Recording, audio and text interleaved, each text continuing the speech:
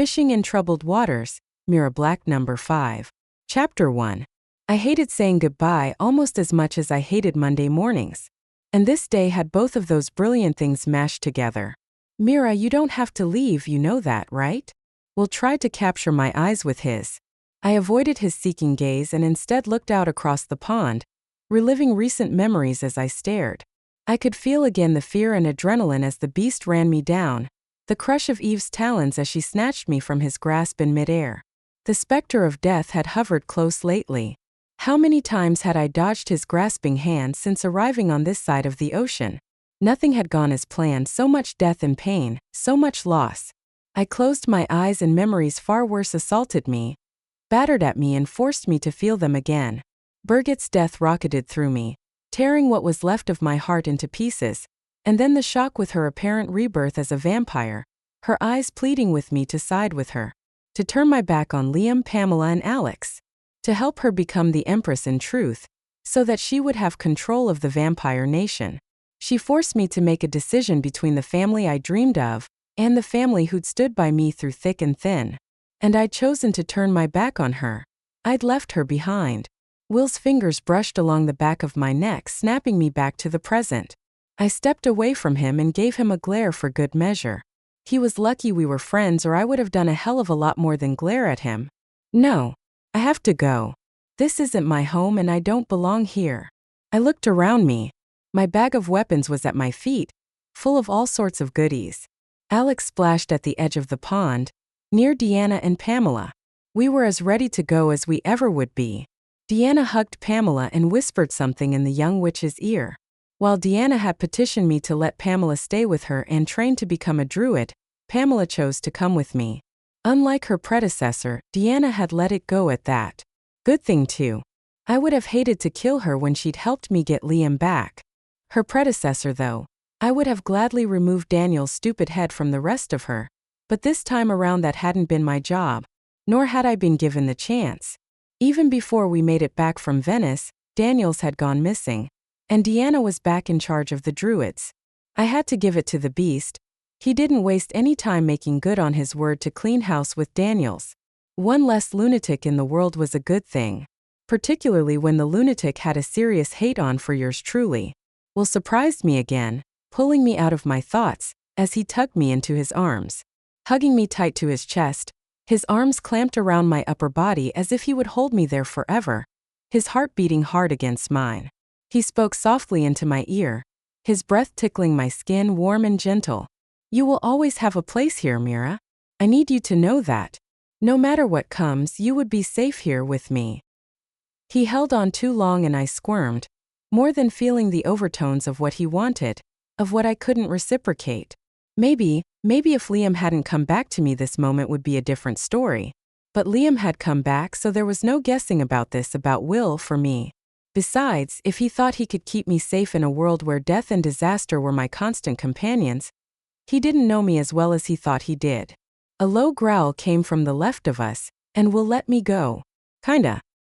He still hung onto my forearms as he glared over at Liam, letting out a low rumbling kitty cat growl of his own. I jerked my arms out of Will's hands, but it didn't help. The testosterone and tension in the air grew heavy, broken up only by sheer luck. Alex bolted in between us, slammed into me, and then Will like a freaking ping-pong game gone awry, and then knocked us both to our knees. Home. His howl quivered in the air, dissipating the two alphas' staring match. His timing was perfect, and I let out a quiet sigh of relief. I didn't want to play referee between the two alphas. I had enough on my hands just trying to keep us all alive. In the 2 days since Liam had been back, this was the third time the two alpha shifters had started to lock horns. And it was the third time Alex had interrupted them, essentially keeping them from each other's throats. Sensitive as the submissive werewolf was, I wondered if he picked up on the combative vibes, didn't like them, and had realized he had the ability to stop the fights before they even occurred. But was he really that intuitive? As if to confirm my thoughts, he rolled his eyes up to mine as I stood. One long slow wink and he put his index claw to his muzzle. Smiling, I reached down and scratched him behind his ears. Alex, you are the best. His tongue lolled out, flipping spit as he nodded vigorously. Alex knows that. With a laugh, I stepped away from Will, putting Liam between us, and headed to the car, acting like nothing had happened. One thing I'd learned with supernaturals: you just moved on. No need to point out what could have been unless you were spoiling for a fight. Particularly with alphas. A part of me wished Eve was still here, that I could hop on her back and fly the hell away from all of this. But Eve had already left, choosing to hopscotch across Iceland and down the east coast of Canada before banking to the west to North Dakota. The trip would take her a few days, maybe a week depending on her wings, and she'd probably get home not long after us. She knew to take it slow, but even with that I worried. She was young and wanted to prove herself. I knew what that did to people. The need to prove oneself could make you stupid and encourage stupid decisions. I, of all people, should know that better than most. Will cleared his throat, maybe started to say something, but was cut off. I turned around in time to see Liam lift his hand, his light golden eyes narrowing. Enough. She isn't yours and she isn't staying here. Let it go, Cat, before this gets ugly. Wow. I swallowed hard, a part of me bucking under his assertion that I was his, as in belonging to him, as in not my own person. I took a deep breath, opened my mouth and then shut it with a click. Maybe I'd matured, probably not, but whatever the case, I let that bucking part of me settle down, calmed it with the simple truth. Liam was right, but it went both ways. I was his and he was mine through and through. Will needed to understand that. He drew himself up, his brown eyes bleeding to the kitty cat green that preceded a shift to his panther form, and irises contracting as the feline in him rose up. Why don't you let her decide that for herself? Damn wolves, you think you rule the whole bloody world. Liam tensed, fists clenching. At his feet, Alex let out a whimper. Looked like it was my turn to break things up. Yippee. Seriously. I put my hands on my hips. Grow up, Will. Untwist your balls from the knot they're in and chill the hell out. Pamela joined us, her face clearly showing her confusion, as she glanced from Will to me to Liam. What's wrong? Nothing. Say goodbye to Will. We're leaving. I pointed at him and she shyly stepped close to him to give him a hug, her face pinking up, lashes lowered over her bright blue eyes. He spoke to Pamela, but his eyes never left mine, the intensity in them undeniable, even though there was no return of emotion on my part. Stay clear of wolves, they will pull you apart. Damn, he was going to push this with every second we had left here. Liam flexed his muscles and growled under his breath, and I had no doubt we were as close to a fight between the two of them as we'd ever been. We needed to leave now, or there was going to be a mangled body that had once belonged to a friend. Someone would get hurt badly or worse, killed. And I knew it wouldn't be Liam dying, not with the guardian blood flowing through him. No matter how much Alex might interfere, the two men were going to come to blows very soon. And I really didn't want to stitch either of them up. Will was a friend and an ally, but I would always stand with Liam. Always. I flicked a hand beckoning to Alex, who scampered to my side. He whispered out the corner of his mouth. Boss is Maddie mad. Yeah, but he'll chill out once we get home. Gods, I hoped that would be the case. A quiver ran along my shoulders, a solid feeling of being watched rolling through me.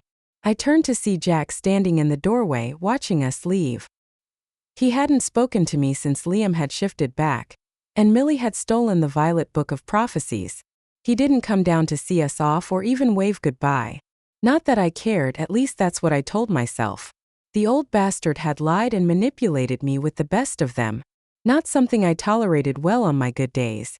But a part of me felt sorry for him, and I fought the urge to go and tell him he could come with us, that he didn't have to die alone. In that Jack was right. I had to start putting my foot down. No more charity cases, no more wards to take care of. I had enough trouble keeping those I cared about alive as it was. The sound of tires on gravel brought my head around. Our ride was already here. Who the hell was it now? A black, sleek sedan rolled to a stop, blocking off the driveway. Liam's former boss, and my one-time boss, Agent Valley, pulled his short stubby body out of the car with some effort. Black, he said, straightening his suit coat over his portly frame, which didn't really help. Why is it that I had to learn through the rumor mill that you'd found Agent O'Shea? I pursed my lips. Sorry, my secretary must have lost that memo. Alex, why didn't you tell Agent Valley we'd found Liam? Alex did an exaggerated point at himself, his lips twisting comically. Mira said no tells. Right, that's why. I lifted an eyebrow at Agent Valley. Liam moved up beside me. He had shaved off the beard, but had left his hair long. Black as the night sky, it brushed the top of his shoulders, very definitely not FBI agent styled. There would be no more short-cropped brush cut for him. I liked it. Agent O'Shea. Good to see you. Agent Valley held out his hand and Liam took it. Just Liam now, sir. Agent Valley blinked several times. What does just Liam now mean exactly? Liam took a slow breath, but never looked away from his boss. I'm not coming back to the office. Things have changed. Frowning, Agent Valley shook his head. No, I won't accept that. You are one of our best agents, O'Shea. My understanding is you are a werewolf now. Is that correct? We can find ways to work around this disability. I have no doubt of that. Liam stiffened, his whole body seeming to freeze up. I stepped in between them, stuck my face in Agent Valley's, about as pissed off as I'd ever been. But I did manage to control myself. Damn, I didn't even pull a blade on him. Go me. Take your disability and shove it up your ass, Agent Valley. We're leaving. Alex and Pamela made their way to the cab without being told and slid into the back seat. I scooped up my bag of weapons and followed them. Liam, though, stood there unmoving. Shit, the last thing I needed was for him to be unsure about this. We'd talked about it already, and Liam had agreed that the FBI put too many stipulations on its agents that worked with the supernatural. There was no way either of us could truly work for the FBI and still get the job done. They just didn't understand what it took to get a job done, and they weren't willing to bend. Not to mention, Agent Valley had tried to throw me under the bus when I'd worked with him last. Not cool at all. And it wasn't something I was about to forget. Liam reached out and shook Agent Valley's hand. Thank you, sir. But we'll both pass. Agent Valley, king of dramatic reveals, waited until Liam was at the cab, his hand on the door. Of course, if that's your decision, then I can respect that. But tell me just one thing. What do you know about a demon named Orion? Chapter 2. My back stiffened and I clenched my jaw shut to keep from giving anything away. I turned ever so slightly and caught Liam's eyes as they widened a fraction before he, too, caught himself. Nothing, sir, Liam said, his voice even and smooth. Perfectly believable, I thought. Yet Agent Valley didn't look convinced. Not a bit. His eyes narrowed and he clasped his hands in front of his belly. You're telling me you don't know anything about a demon named Orion? Or some prophecy that goes like this. The heart of the mountains he will prick, and the land will know Orion's fury for being condemned to the seventh veil. He shall cleanse the land with fire for his coming. Agent Valley's eyebrows shot up over his muddy brown eyes. Liam shook his head and I mimicked him, as did Pamela and Alex. All together now, kiddos, and maybe Agent Valley would believe us. Though how he had this information intrigued me, it wasn't enough to make me ask. Will and Deanna withdrew. Though they didn't know the particulars, they did know that I'd stuffed the black-skin demon book into my weapons bag, which happened to speak a great deal about Orion. Not that Jack knew I'd taken it. No, we'd left a dummy book in its place. I shrugged, going for casual. Nope, not a single thing. Nor did I want to know what Agent Valley had going on with his intelligence gathering. Humans were notorious for reading into things that weren't there and missing the things that did exist.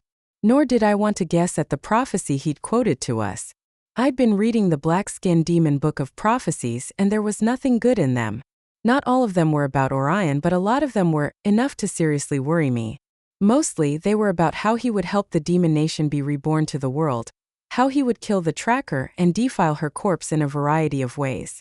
Yeah, not exactly bedtime reading material. Giselle had always told me prophecies were not to be ignored. But honestly, they were all so freaking contradictory, particularly when it came to comparing the demon's prophecies to any other supernaturals. Black and white. So how could they both come to pass? That's right, they couldn't. I had to believe that. Giselle's teachings, her words, floated in my head. Different branches of possibilities. You know that. Don't delude yourself. Either side of a prophecy can come true dependent on people's decisions. Yeah, I did know it. I just didn't want to think about any of the demon prophecies as being even remotely possible, or of people being stupid enough to help the dark branches of prophecy along. I slid into my seat beside Pamela in the back of the cab and shut the door. Or tried to. Agent Valley stuck his hand out and caught the door before I could shut it completely. Black, this is serious.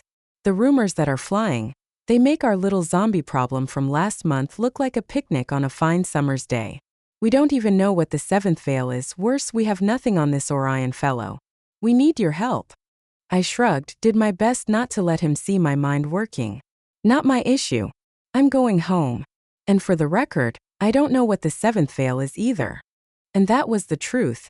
Whatever the veil fully encompassed, I didn't know. Liam slid into the passenger seat next to the cabbie. Agent Valley took his hand off the door. We think someone is trying to bring Orion through to our side, and with everything I've heard about how very bad this demon is, I would think you wouldn't want that. How the hell did he know all this? He'd gone from all but begging me to help him in his arcane arts division, to now knowing shit about the supernatural that we didn't? The only answer was that he'd found someone to help him. Someone who knew the supernatural. Maybe a reader like Giselle, that was my guess. Not that it mattered. If he got the information he wanted and didn't need us, all the better. I glared at him. Guilt trips aside, who the hell would want a demon on our side of the veil, you moron? Find somebody else to do your dirty work. I find kids, I don't go after demons. I don't have what it takes to be some ***king superwoman. Liam gave the cabbie a nod and the driver turned over the key. Nothing, the engine didn't even sputter once. Fuck me sideways, it looked like Monday had struck again. I looked over Pamela's head at Liam. Too many of us. He gave a quick nod and then opened the door. Alex and I will meet you there. In other words, he would shift, and the two boys would run all the way to the point out in the bush where the cabbie would drop us off. Pamela slid closer to me. Will we have to wait for them? I snorted. Not likely, they'll probably beat us there, going as the crow flies. Liam and Alex disappeared around the side of the house. Agent Valley followed them, close on their heels. Shit. Liam would have to just deal with his boss without me. Ma'am, are you ready to go now? Yes. I slammed the door shut and leaned back in my seat. The cabbie had no problem with the engine this time, and he maneuvered around Agent Valley's black sedan. Not a word was said, not one word. But my gut was rolling. Without a doubt, this news about Orion was bad, very, very bad. But I was being honest with Agent Valley. Demons were not my forte.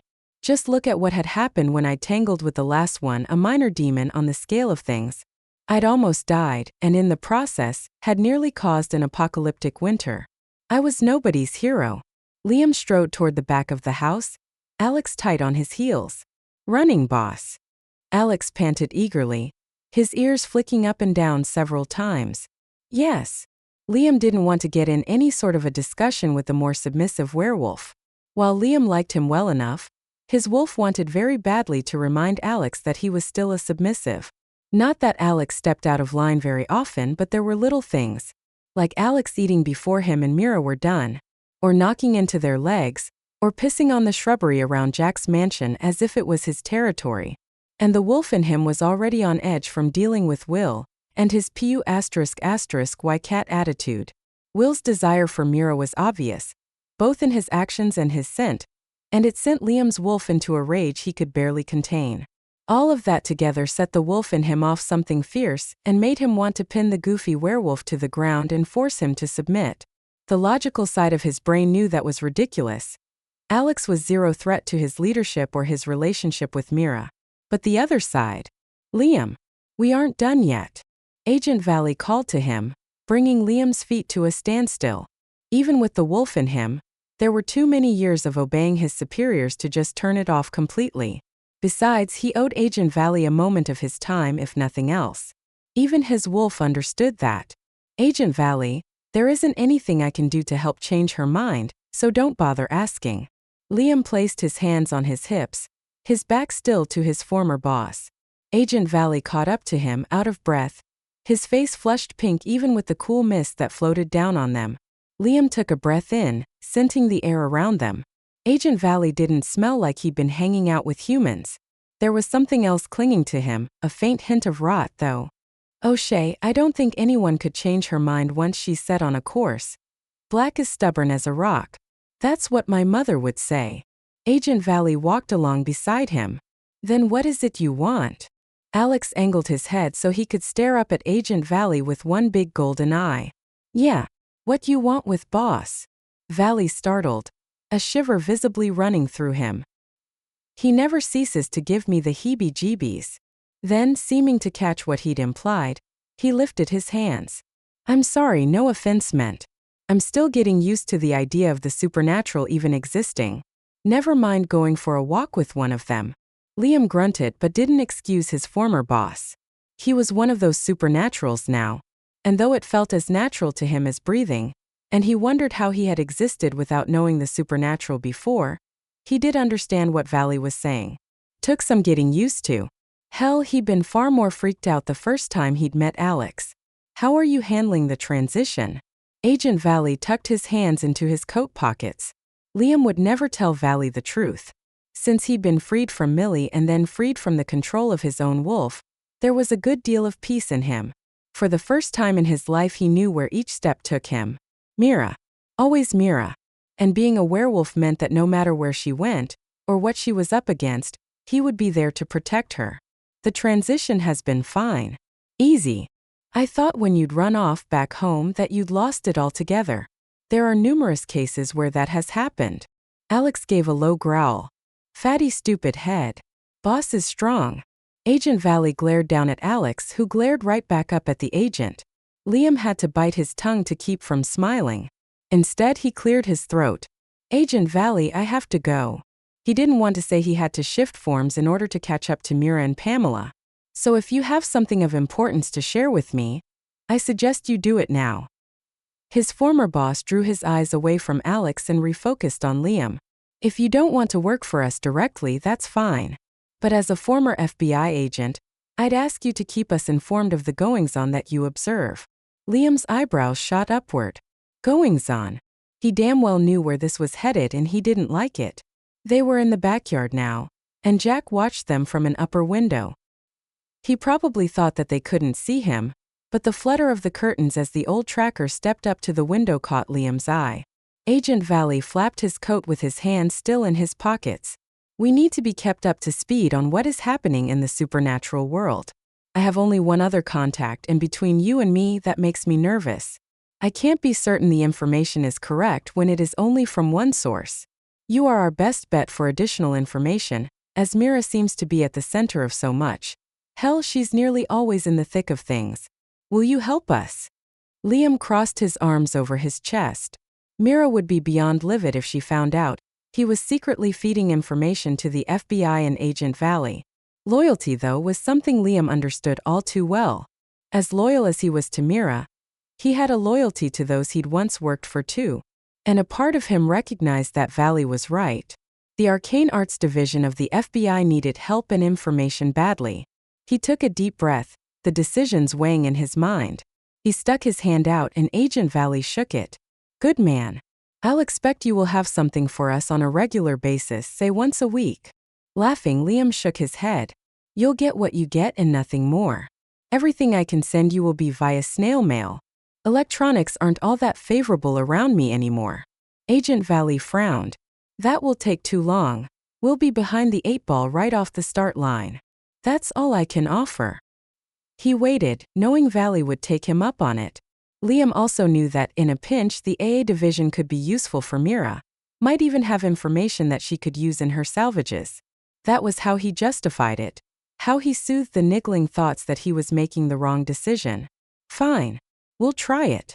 Maybe it was some perverse pleasure he took in making his old boss uncomfortable, but he didn't look away from him as he shifted. The wolf in him clamored up, eager to break free of the bonds of the human flesh that held him. Agent Valley's eyes widened and his face drained of color. Mother of God, have mercy, he whispered as he stumbled backward. Alex looked from Liam to Agent Valley and snorted. Pussy. In the back of the cab, Pamela hummed a song under her breath, her toes tapping the floor. She was obviously restless, and though my body was still, I wasn't much better. I pushed Agent Valley and his request for help with Orion aside in favor of other things. My mind swirled back to my conversation with Doran, just before he left for the States. A conversation I hadn't even shared with Liam. Mira, I need to speak with you. Doran put a hand to my elbow, quickly dropping it when I glared at him. He wasn't cowed by me, but I'd saved his ass by breaking the bond between him and Birgit, and he wasn't likely to forget that. That gained me some leverage that I would use whenever I had to. He owed me and I would use that to benefit the salvages I would go after. We knew where we stood with each other, which was as it should be. He led the way to the rooftop, the night sky clear of clouds for what had to be the first time since I'd been in London. The bite of the wind reminded me of home, and a longing to be away from this place shot through me. I knew that it had less to do with sleeping in my own bed than it did with all that had happened here. All that I'd had to fight through and the secrets that had been uncovered, even the questions that had yet to be answered. Eve slept deeply off to one side, her head tucked under her wing, feathers ruffling in the breeze.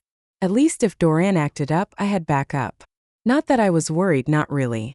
More than once Doran had the chance to kill me, or at least the chances had presented themselves on a number of occasions. I kept my voice low, so as not to disturb the harpy. She didn't do well being startled awake. You want to tell me what this is about? I think you need to understand what happened with the vampires, how Birgit became what she is. I can give you everything I know, which is a lot in some ways and not near enough in others.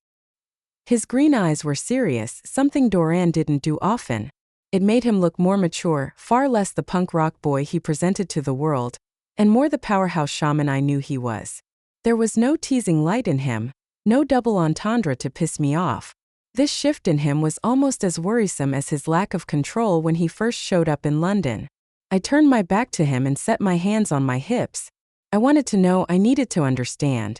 But I had a feeling that knowing wasn't going to make me feel any better about Birgit in this current situation. I blew out a sharp breath between my teeth and turned back to Doran. Tell me. I dove tin? You understand that Birgit was initially taken because of her blood, that she was one of those our kind can't resist? He lifted an eyebrow at me. I nodded. Louisa told me that, the first time I visited her. Doran clasped his hands in front of him and pursed his lips. She was taken to be a gift to the Emperor and the Empress. A blood gift to secure the favor of Ferris' old master. That is why he was sent to steal her away. I grit my teeth. I was angry with Ferris, but even angrier with myself that I'd let myself trust him, let myself believe that a vampire could be trusted. He was the start of all my troubles, the one who'd stolen Birgit away and had set me on the path I'd walked since then. Regardless of who had ordered it, in my mind this all fell squarely on him. Are you telling me it wasn't his fault? Eyes narrowed, I glared at Doran. He shrugged, unperturbed. Most of those that are Fang do not have the luxury of doing what we want. Depending on who holds the reins of power, we can be used as they see fit. I could blame Ferris for his lies, that was straightforward. But maybe I couldn't blame him for taking Birgit. I shook myself and pushed away that thought. No, I'd seen Ferris there. Seen the light of hunger in his eyes. He'd been hoping for a taste of her too. Doran's eyes slid to half-mast as he spoke. When they got her back to Venice for the Emperor and Empress, it was apparent that the Empress was taken with her youthful beauty and sweet disposition.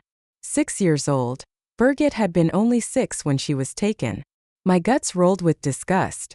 What do you mean by taken? The daywalker shook his head. Not like that. He took a breath and shook his head again before he went on. Vampires can't procreate. They can't have children unless they steal them. It was immediate, the bond the Empress had with Birgit. I knew the Empress. She was my master before Birgit. It was more than a bond of mother and child. It was almost like the Empress saw a future for Birgit. Which wouldn't surprise me since the Empress was a reader long before she was a vampire. In the end, she chose to keep and raise Birgit rather than. His eyes opened and he stared into mine, the air between us chilling. It would have been better if they'd killed her. If there had been nothing more than a meal in your sister's future. I clenched my fists so hard my nails dug into the palms of my hands, the minor pain welcome and easier to focus on. It didn't matter that I knew Doran was right. I just hated to hear him say it. Hated that the truth sucks so badly. Keep going. They kept her secluded, let her feed off them. That is the start of becoming. The first memory Ferris had shown me, I'd seen tiny bite marks all over the Empress body. Now I knew them for what they were. Birgit's bite marks. Nausea rolled up, hot and acrid as it coated the back of my tongue. I clamped my mouth shut, clenching my teeth until they ached. Doran waited for me, letting me absorb his words at my own pace. My heart rate slowed back down and I waved him to go on, afraid that if I opened my mouth, I'd spew chunks all over the roof. I cannot tell you the ritual of how a vampire is created, but he unclasped his hands to set them on his hips. You will have to trust me that what I'm telling you is the truth, as far as I am able to share it with you. Becoming a vampire, it takes time. There is no instant creation, a one-night blood exchange, as some would have you believe. Birgit, the Birgit you knew, became buried under the blood she was taking, of what she was becoming. Glimpses of her showed from time to time. A child full of love and compassion. I had hoped that things would be better with her as a leader. But then, he shook his head. I was there when Ferris killed her parents. I snorted and he lifted a hand to stall me. They were the only parents she recalled at that point. They'd made sure of it. And she saw Ferris and his 3 brothers take on her parents. His brothers were killed, but he survived, barely, and finished the job, taking the Empress head and heart. Birgit saw it all. She was 14 at the time. I managed to speak around gut-churning nausea. That doesn't explain everything. She knows me still. It's not like her memories are all gone. Doran stepped closer to me, almost as if he would give me a hug. I didn't step back, and he didn't encircle me with his arms. When the Empress and Emperor died, they spilled their auras to her, giving her their abilities, their powers, the bonds they held over those that called them master, as well as their memories. She did not lose her own memories, but they are faint with the past staining them, and those older memories coating them. She is a child carrying the power of 2 ancient vampires and all that they know. She does not have the strength of mind to handle this, very few would. She is going mad. Slowly but very surely. And I suppose you want me to do something about it? Kill her and end her reign of madness. Fuck, everyone thought I could be this supposed demon slayer or whatever the hell the prophecies were spouting. Why not be a slayer of psychotic vampires too? The thing was, a large part of me did want to save her, to bring back the little sister I so wanted to believe was buried inside. What if she could be separated from those memories and all that power? Could she possibly be brought back to some semblance of the Birgit who was my sister? He dipped his head so that we were cheek to cheek. Intimate, yet I wasn't getting that take me baby vibe from him. No, this is information. Information you need so that if the chance comes you don't hold back. She is not your sister. What is left of her soul is not gone but missing. All that is left is what they were. If there is a way to free her, I do not know it. His breath was cool against my skin as he breathed each word into me. Tyrants, that's what lives inside her. Mad, power-hungry tyrants who want to rule the world, both the humans and the supernaturals. That cannot happen. I closed my eyes, grief spilling up through me. You'd think that after all these years of hurting, of saying goodbye to her over and over in my head, that this moment would be easier. Yet it wasn't, because for a few brief weeks, I'd thought I'd be able to have my little sister back, that I could heal up some of the gaping wounds in my soul. I'd pasted over with brash words and a hard exterior. It just wasn't to be, and the wounds haunting me cracked and bled with a pain I didn't know how to stem as Doran's words sunk in. The hope I'd clung to faded to a feeble whisper as it died inside of me. His hand skimmed up my arms, fingers light against my damp bare skin. I'm sorry, Mira. I truly am. I just stood there, eyes closed, waiting for more. His hand slid off my arms as the distant rumble of thunder rolled toward us, bringing another storm. Even with my eyes closed, I could tell we were getting close to our drop-off. The road got rough, bumps and drops jarring me from any semblance of rest. My brain wouldn't let go of what Doran had told me. He hadn't answered all the questions I had, but I wasn't ready to ask them yet either, so that was fine by me. Like what he knew of the blood that both Birgit and Ferris wanted me to find for them to secure their leadership. Why didn't we just have Will take us? He has a car that would fit us all. Pamela's voice pulled me out of my reverie. I turned to her, an eyebrow arching up. Really? You have to ask that. She blushed. Yeah, she just wanted one more glimpse of Will. You don't think they'd really fight, do you? The upside was she didn't know why Will and Liam didn't like each other. And I certainly wasn't going to tell her that the man she had a crush on had a bit of a thing for me.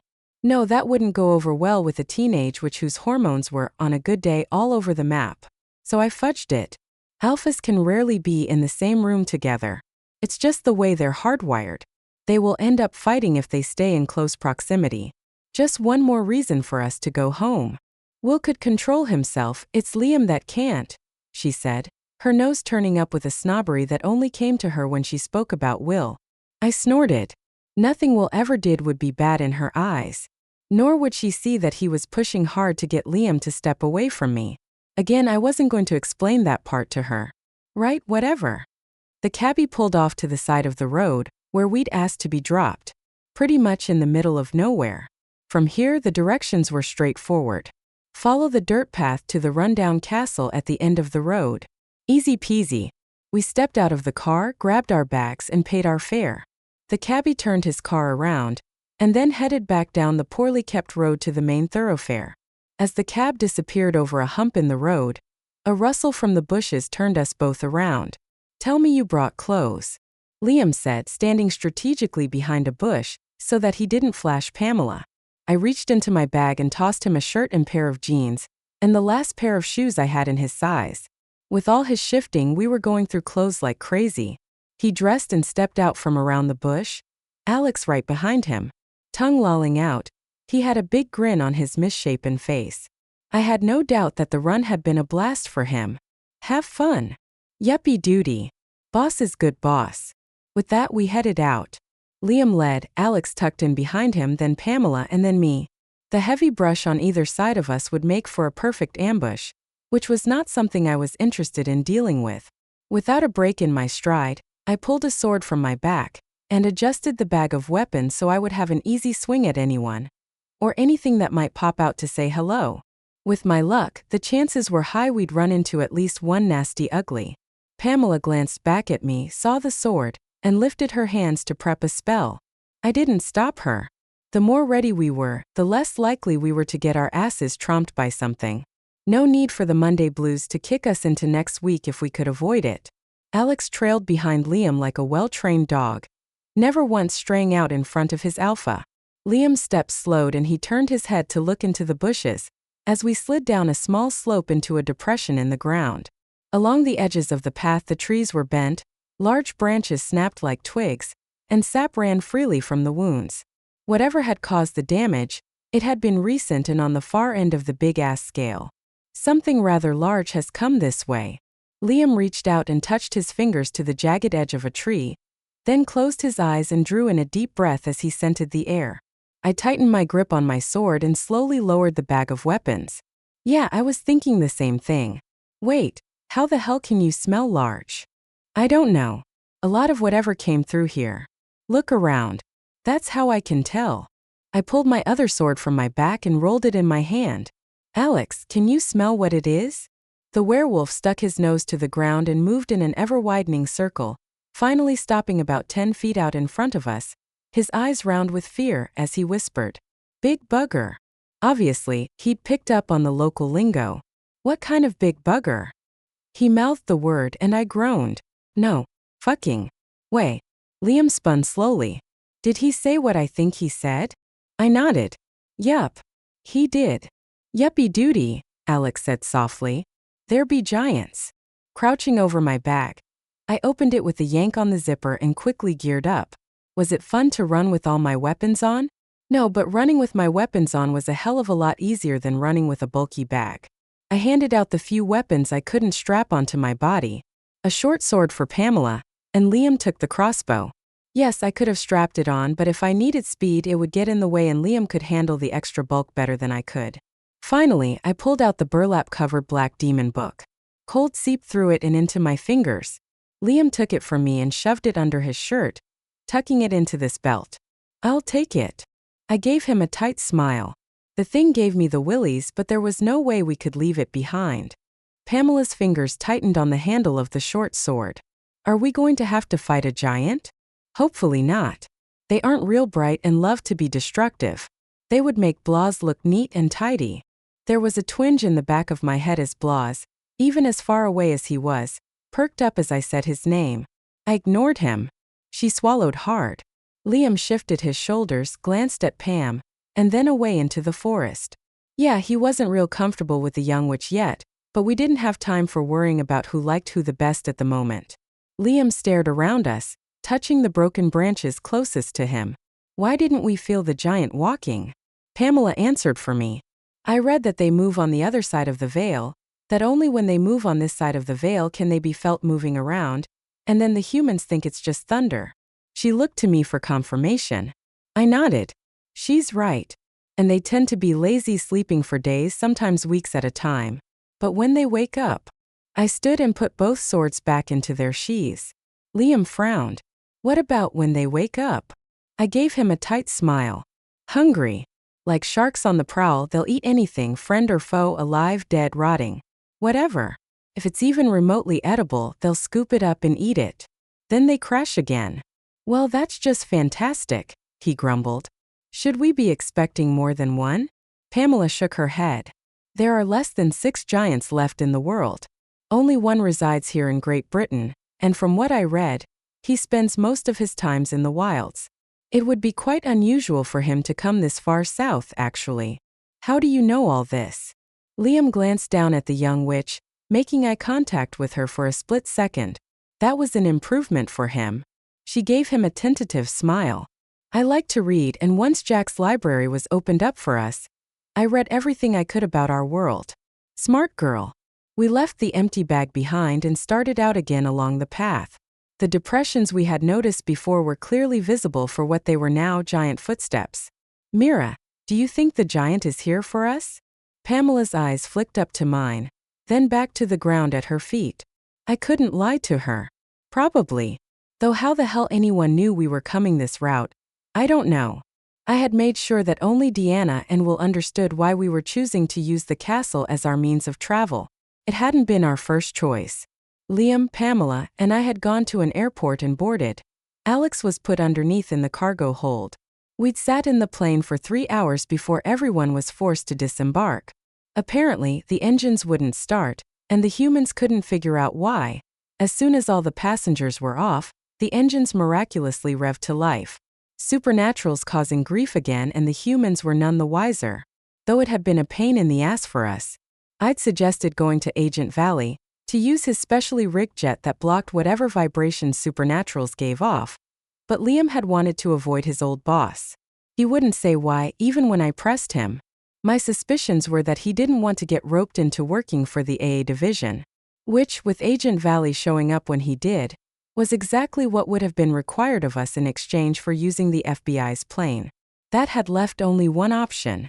In order to get us all home together, this was the only route we had left to us. Even if I knew how to jump the veil like that ****glue Ferris, Liam couldn't cross the veil like that. It had to be a physical crossing like the way he'd come with Millie. A pain in the ass, but it was what we had to deal with unless we wanted to take a boat across the Atlantic in the dead of winter. Not something I was interested in, thank you very much. The path wound through the forest, and as we walked, a light drizzle started. Alex grumbled up ahead about the fucking wet. Liam chuckled softly, and even Pamela laughed. Me not so much. All I could think about was why the hell this giant showed up here. Now, right in our way. And how the hell we were going to get by it. I had a sudden terrible feeling that someone didn't want us going home. Unfortunately, I didn't think it would be Will popping out to stop us from leaving. Not this time. Chapter 3. The castle stood on an outcropping of rock that overlooked the channel, but calling it a castle was a bit of stretch. A pile of crumbled rocks, which maybe at some point had been a castle, were strewn about for at least a quarter mile. Maybe 1,000 years ago it had been a fortress, a stronghold on the edge of the island. But not anymore. Holy shit, Liam whispered. I pulled up my second sight and sucked in a gasp of air.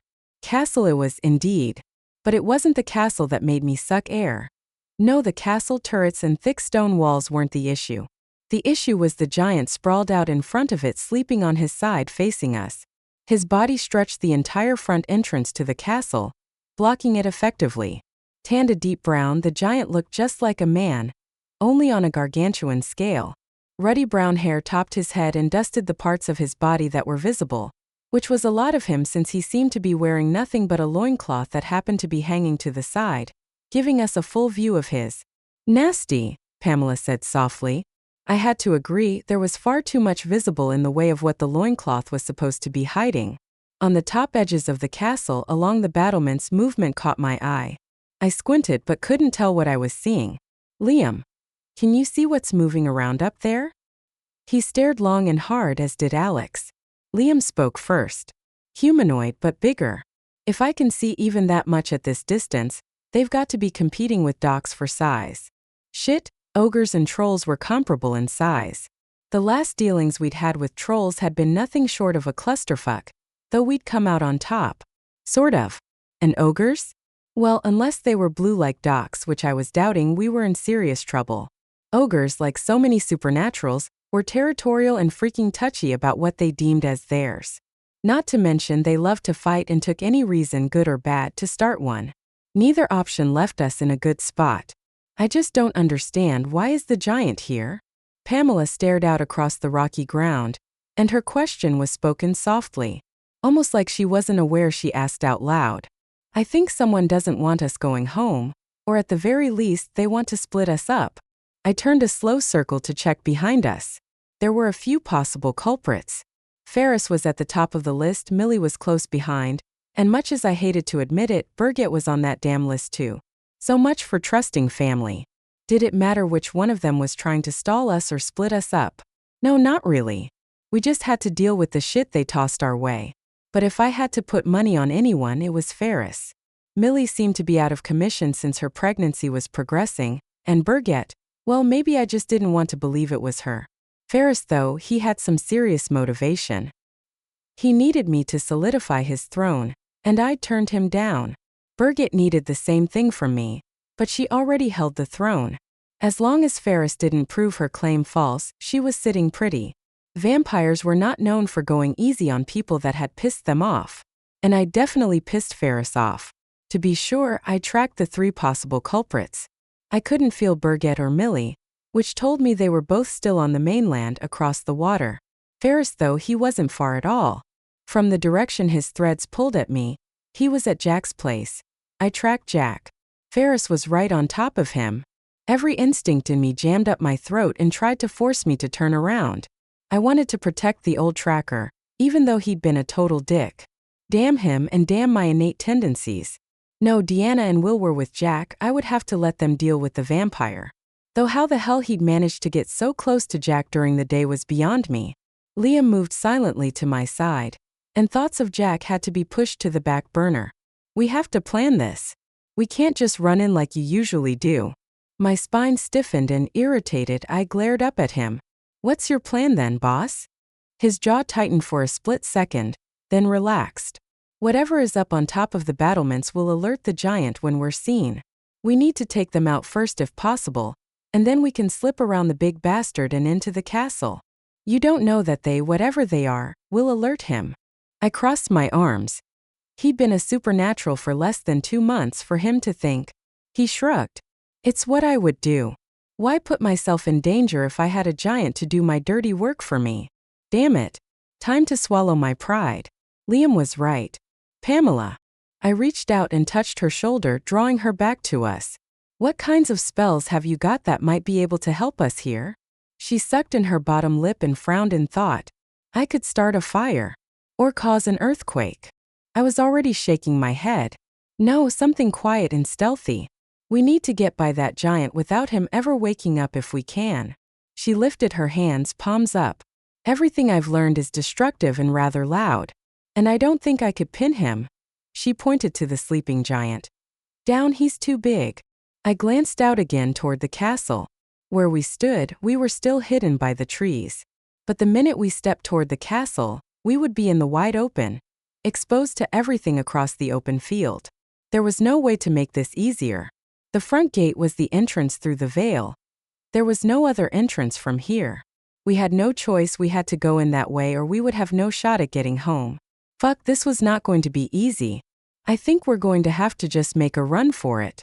Liam snorted. What happened to having a plan? This is a plan, not a great one, but do you see any other way? 'Cause if you do, let's hear it. The 3 of them were silent.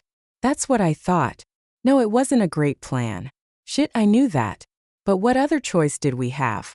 I fingered the handle of my sword. It looked to be about a mile between us and the castle.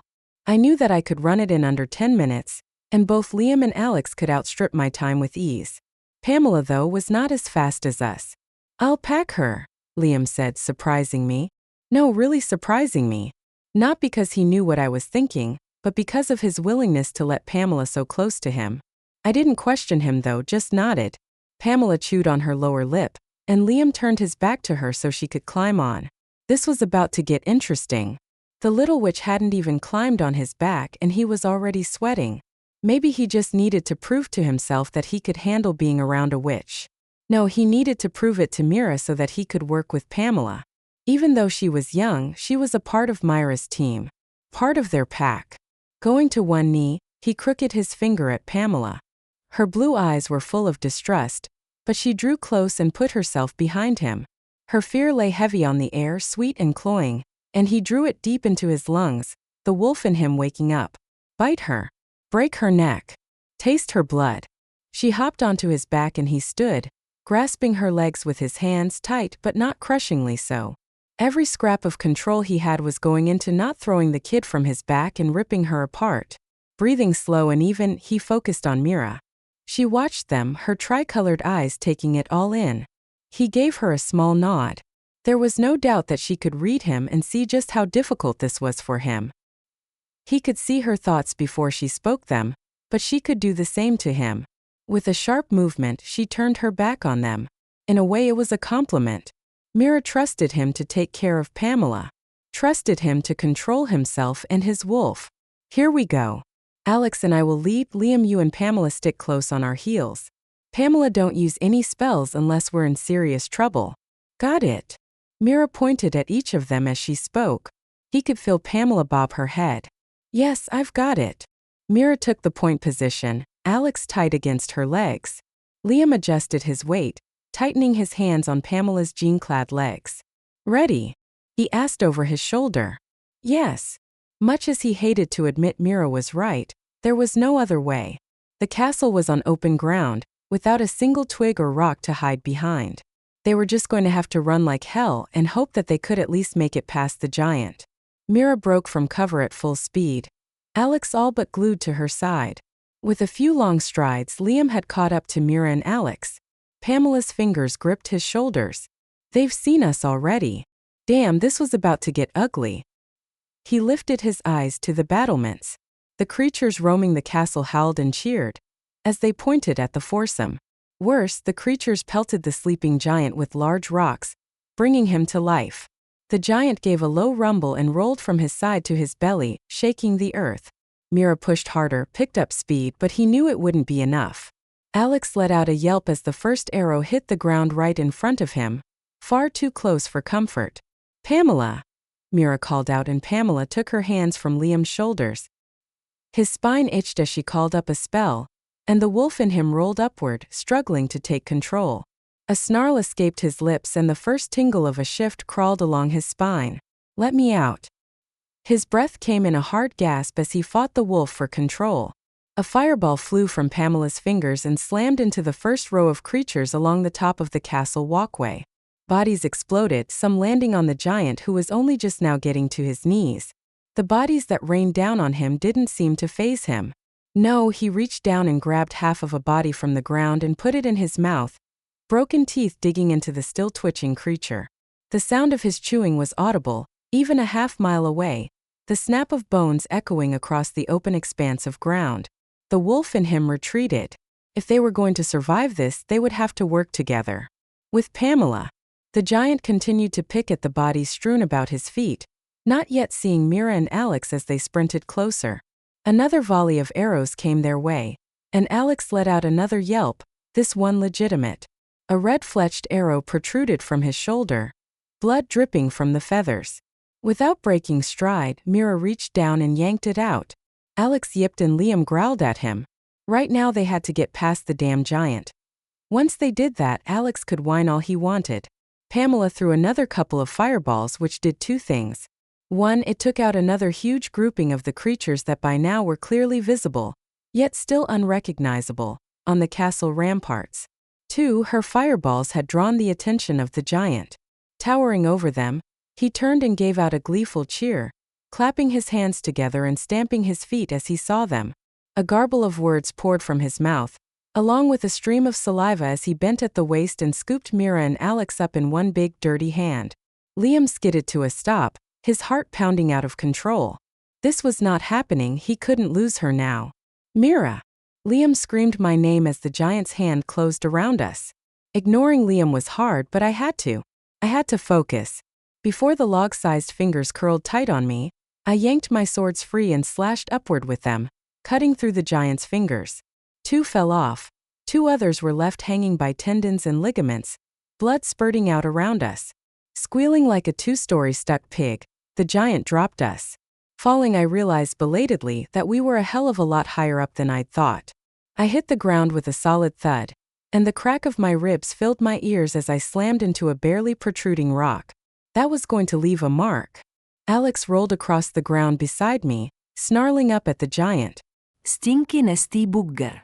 No touching, Mira. Hands jerked me to my feet. Mira. Liam was trying to help, I know he was. But I couldn't breathe and pain shot through my middle. A band of red-hot knives jabbing into me with each tiny bit of movement. I forced myself to shove him away, to stand on my own. If he knew how badly I was hurt, he'd try to carry me too. Go. We have to go. I managed to gasp out. Far too slowly for my taste. Liam led now.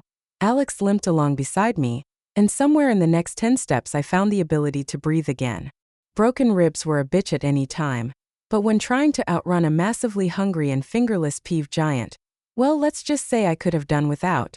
The slam of the giant's foot into the ground scooted us forward faster yet, and my ribs protested yet again, stealing my ability to breathe. We were just 20 feet from the open arch of the castle entranceway. Pamela pushed herself off Liam's back and turned to face the giant. The look on her face was one I was beginning to know all too well. Eyes narrowed, chin tipped up. She lifted her hands and flung them toward the giant. 2 fireballs erupted from her fingertips, hitting the giant in the chest. Damn, I wish I'd thought about that. Nope, never mind. The giant patted the fire out almost calmly and then snarled at us. His jagged teeth had hunks of flesh and armor clinging to them, and from between them protruded a thick, long tongue that he used to clean his own face with in single lick. Fuck, that is nasty. I spit out along with a gob of blood. Move it, Pam. Your fireballs are just pissing him off. Just get inside. I don't think he can follow. What? Why not? Giants aren't real smart, and as soon as we're out of sight, we're out of mind. Gods, I hope that my memory was right. Grabbing her by the arm, I ran as fast as my labored breathing would allow into what I hoped would be the safety of the castle. Right, I'd forgotten for a moment about the creatures we'd not been able to identify, a part of me hoping Pamela had taken them all out. The creatures that had been firing on us were not trolls or ogres. They were godsbe-damned big-ass red caps. I did a fast count. There were at least 20 red caps. 2 arms, 2 legs, built like a man, but their faces looked as if they had been smashed with a shovel, flat with just slits for noses and no lips to cover their blocky square teeth. Each of them was close to 7 feet tall, carried a wicked iron pike, had heavy iron boots, and then there was their namesake. On each of their heads was a cap made of some sort of viscera. Blood from the organ poured down the sides of their heads, and stained their skin a rusty brown. We can't outrun them, I said as I slowed to a stop. Liam grabbed my arm. Yes, we can. No, we can't, I snapped. They can't be outrun, not on their own turf at least. The red caps started pounding the butt of their pikes into the ground at their feet, each thump bringing them a step closer. They had ringed us. From what I knew of them, which wasn't a lot, we were in for a fight. Trained warriors who bathed themselves in the blood of their victims. Yeah, not really how I wanted to start my week. Freaking stupid Mondays. Pamela to my back. Thank the gods I'd been training her. She responded without question, pressing her back into mine. Alex tucked his butt in next to mine. Liam didn't question, just slid his back against ours. Headshots, people, I said, my words calmer than I felt. 20 red caps was no small feat to take on at the best of times. As if in response, as I steadied my stance, something shifted inside of me, and one of my ribs pressed against my right lung. Shit, this was about to get tough. Their pikes still thumping into the ground. The red caps were 20 feet away in all their blood and viscera glory. This close they looked like docs on steroids, all muscle and small beady black eyes, blood-stained skin, with armor stretched taut over their bodies. My guts churned. Injured, I was going to be more of a liability than a help in this particular situation. As if to drive the point home, pain rippled sharp and intense through my chest. 4 redcaps engaged us and I spun my swords out, crisscrossing them to catch the downward blow of a pike. The redcap forced me to my knees, the stone biting through my jeans. Alex leapt forward, snagging the redcap's belt and yanking him off balance. The redcap spun toward Alex, giving me his back. Thinking I was the weaker of the two of us. Perfect.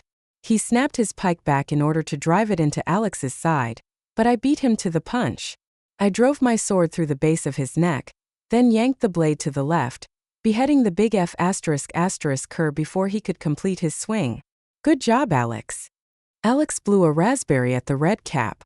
Bloody stupid messy bugger. Yeah, he definitely picked up the local lingo. A roar came from outside. The giant was still stomping around and pissed as all get out. He gave me an idea. A bad idea maybe, but it might be the only chance we had. Pamela, knock out that arch.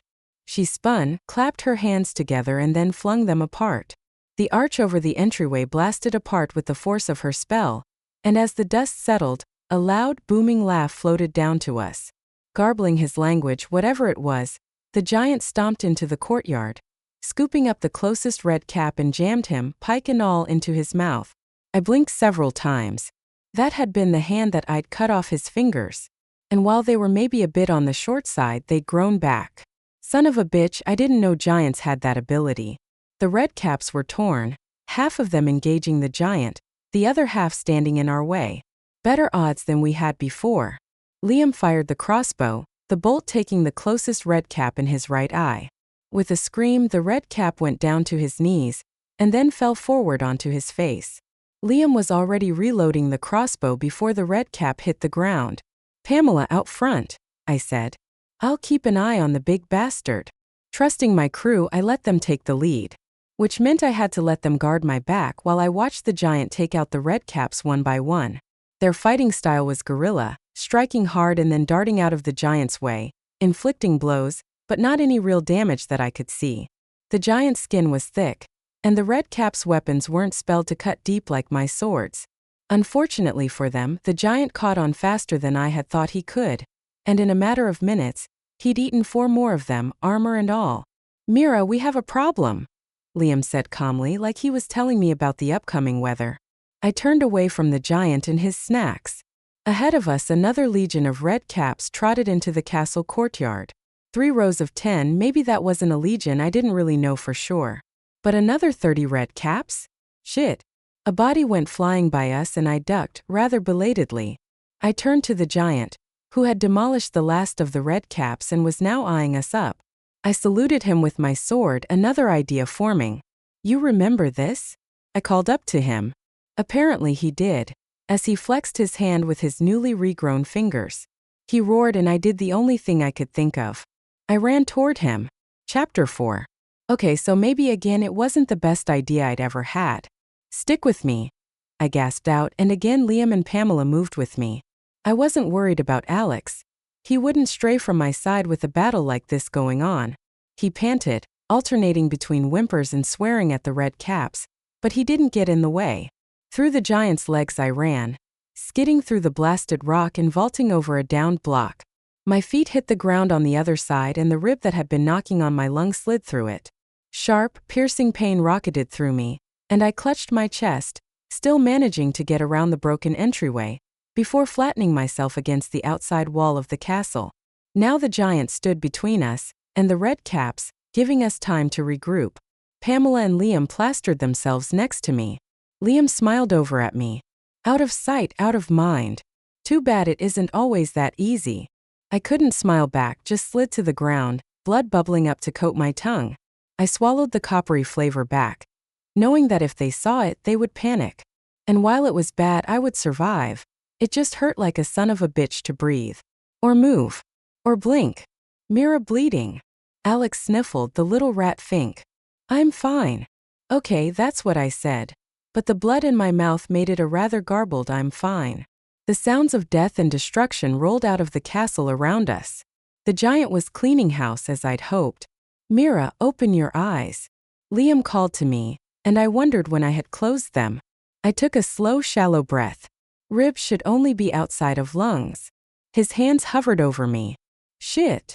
I can carry her if you can clear the way, Pamela said, and I started to protest that I could walk. And while my legs weren't injured with each breath, the rib pushed further in and it felt like it was aiming for my heart. The traitorous little bastard. It didn't matter how tough of a supernatural you were, heart shots tended to be deal breakers, and I was no exception to that rule. Alex helps. Yes, Alex, you guard Pamela against anything that shows up, Liam said, and my eyelids fluttered. Gods, this hurt. The pain and lack of oxygen was beyond mind-numbing. Pamela, you take Mira to the dungeons. Just keep heading down. I wanted to protest, point out that the exit in the dungeons would take us to New Mexico, not North Dakota. Why would we be going to New Mexico? I can't lift her. Pamela cried, and I did open my eyes then. This was one of those rare times that my immunity was a real bitch, and peeling it back over my whole body, well, I didn't think I could do that. Liam's arms went around me, and I had to bite back a whimper as he lifted me up, doing his best not to jostle my body. Mira. Liam brought his face close to mine so I could clearly see his pale gold eyes. We have to turn back. We need to get you help. We do that, and then whoever is doing this will have time to plan something new to stop us. We don't have a choice, we can't go back. He let out a breath, his nostrils flaring. I thought he would argue, would try and force me to do what he thought was best. Then that means you're up to bat, Pamela, Liam said, his voice deadly serious. I can do this.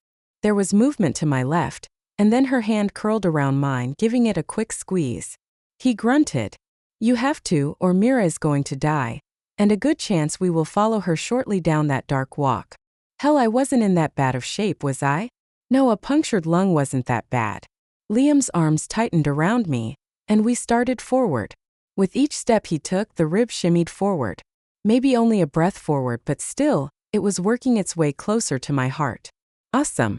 A whoosh of something, and then there was a chorus of high-pitched screaming. My eyes were closed, and I drifted in and out of consciousness, the pain making me black out. I saw Birgit somewhere in my in-and-out state, my mind playing tricks on me, no doubt. The Birgit I remembered, yet not. She was older, but she wasn't the bitch vampire I'd met in Venice. No, this was the girl I had called my sister. Blonde hair, blue eyes, a sweetness that she'd had in all of her early years. She reached for me, her hand brushing mine, fingertips resting on my pulse. Mira, you'll save me. I know you will. Don't give up. Please. Her fingers stroked down the length of my cheek. You're gone. No, I'm not. There is a way to untangle this monster that I've become. I didn't want to hope for this, not again. Each time I believed her salvageable, her life was snatched away from me. Maybe she sensed that. She leaned close and put her lip to my ear. You will find the way to release me from the bonds they placed on my heart, soul, and body. I believe in you. You are my hero still. I turned my face from her, unable to say anything. And then we were below ground, and Liam lowered me to sit against a wall. Stay here and don't move. Right, that was not high on my priority list. Alex curled up beside me. Bij me het. My eyes shot open and I tracked her, felt her threads above me, and though they were strong, she was hurt, and her last emotion before she blacked out was a fear so strong it could still be felt along her threads. With the last of my strength, I pushed myself to my feet, using the wall as a brace, and I started up the stairs. 2 steps up and Liam was rushing down, Pamela in his arms. Blood, lots and lots of blood. Liam was covered in it, but I knew through the thread I tracked Pamela with that she was the one hurt, not him. I tried to speak, but that required a deeper breath, so I had to settle for snapping my fingers at Alex. He moved to my side and I buried my hands into his thick coat. Damn it all, to hell and back. How was I going to walk when each step sent waves of pain and darkness my way? Liam blocked my way. Wait here, I'll take her through, and then I'll come back for you. I shook my head, swayed on my feet, and managed to whisper. That's what they want. Can't split up. So in the most painstakingly slow parade, we inched through the dungeon. No redcaps showed up, so I assumed that Pamela had taken care of them all. The girl was one hell of a witch. I used the wall and Alex to brace myself, pain darkening my vision twice before we reached the exit through to New Mexico. At the last second, I remembered that the exit had been blocked, and I cursed under my breath. Gods help us, let it be open now. With the last of my strength, and with the gods apparently looking out for us, I stumbled through, crossing the veil into the icy blast of the New Mexico winter. There the morning had only just started. A hint of the night still clung to the edges of the land. Though the fact that we had come out in a cave probably wasn't helping any with the light. Stumbling forward, I didn't see him until he grabbed me. Big blue gentle hands caught me, shocking the hell out of me. Docs. Hey Mira. Heard you were coming my way and might be in some trouble. Distantly, I knew that there was no way Docs could have known where we were going to come out, or that we'd need help. So how had he found us? Who had told him? Don't try to talk, Mira, Doc said, his face coming into view as he carefully scooped me into his arms. We need to get you two out of here. Liam and Docs carried Pamela and me out to Docs's oversized bright red pickup truck. The back seat was big enough for a twin bed and had leather seats that matched the exterior paint, which would at least make for an easy cleanup. Pamela came around as Liam laid her on the seat. She sat up fast, her eyes wide and hands up in prep for a spell, aiming straight for Liam. I reached over and grabbed her hands, my wayward rib wriggling closer to my heart. Stop, I gasped out, blood trickling down the edge of my mouth. Crap, if she let loose on Liam, there was no guarantee I could convince him not to take her out. There was a split second where I wasn't sure she heard me, and then she lowered her hands. Sorry, I thought we were still in the castle. She turned to look at me. A large gash over her right eye seemed to be the cause of all the blood. Docs leaned in and pressed a wad of cloth against her wound. He introduced himself to her, and when he stepped out to get into the driver's side, her eyes widened even more. I've never met an ogre. I didn't answer her, just focused on sitting still. Liam slid into the passenger side of the truck, and the engine choked, then died. Just brilliant. What else could go wrong? Alex and I will run, we'll meet you there, Liam said, and before I could protest, he'd stepped out of the truck and slammed the door. Docs turned the key in the ignition and the engine rolled over without a hiccup. Docs didn't take us back to his place but to Louise's. He pulled in as the sun climbed the rest of the way up over the edge of the horizon. Her house, built in a classic Southwest style, hadn't changed since we'd last been there. Docs parked the truck and then slid out, reaching for Pamela first. She turned her head to me and I gave her a nod. If I couldn't trust her with Docs, I couldn't trust her with anyone. Louisa met Docs on the front porch and ran her hand over Pamela's head, then pointed into the house. Without waiting for the ogre to come and get me, she instead climbed into the back seat of the truck beside me. Her hair was cropped short, still growing back after her time spent with a daywalker who'd used her as bait for me. Mira, do you want to call in your favor to me? Heal us both, I said, the rib digging in hard. I wanted to cough, fought the urge and held my breath against it. She put her hands to my rib cage, clucking her tongue as her fingers prodded at me. The girl I can heal. You are going to need more help than I can give. I will need to call in another shaman. Do it. They all owed me a favor, so if I had to cash in 2 favors to save both our lives, I would do it. Would I heal on my own without her help? Possibly. But with my ribs so far out of place, I wasn't 100% sure. Even supernaturals healed wrong if the bones were broken too badly, or too displaced. Made for some seriously ugly and misshaped bodies. She left me there, her beaded necklace and bracelets jangling with each step as she walked away. I leaned my head back. Right there, in that position, I didn't hurt too badly. The pain still hummed under my skin, but with my eyes closed, I could believe that I was suffering from nothing more than a bad fall. A whisper of wolf musk curled into the truck, and then Liam was there, staring up at me. He didn't shift back into human form, which worried me. I reached out to him. Liam. He whined and licked my fingers, shaking his head afterward. Louisa came out and shooed him away as if he were a wayward mutt, and then she stilled, her eyes widening as she took him in. I'd heard a rumor that a great wolf had been born, but I didn't truly believe it. Later, I whispered. She pointed at me. You stay there. We aren't moving you again. The rib is too close to your heart. But you knew that, didn't you? Her shrewd eyes snared mine and I couldn't look away. I also couldn't get enough breath to answer her, so I just nodded. And you continued on anyway? Her hands were working fast now, a sharp knife in one as she cut away my shirt. I wanted to slap her hands away, but even if I could have lifted my arms, I knew she was helping me. She peeled off my shirt and cut through my sports bra to reveal not only my shattered rib cage, which had some really interesting points pushing up against my skin from the inside, but the black snowflake that had been permanently etched into my breastbone. "Well, if you can survive a hoarfrost demon, you can survive this," she said. The cool air ghosted across my skin and an involuntary shiver grabbed me. Locking my jaw, I could only just stop myself from arching my back against the pain. Louisa shouted for Docs and the rib shifted, slicing through what was left of my lung, and my world went black. He was inside the shaman's house shifting when Louisa shouted for Docs. The fear in her voice reverberated through him. With a growl, he forced his body to hurry.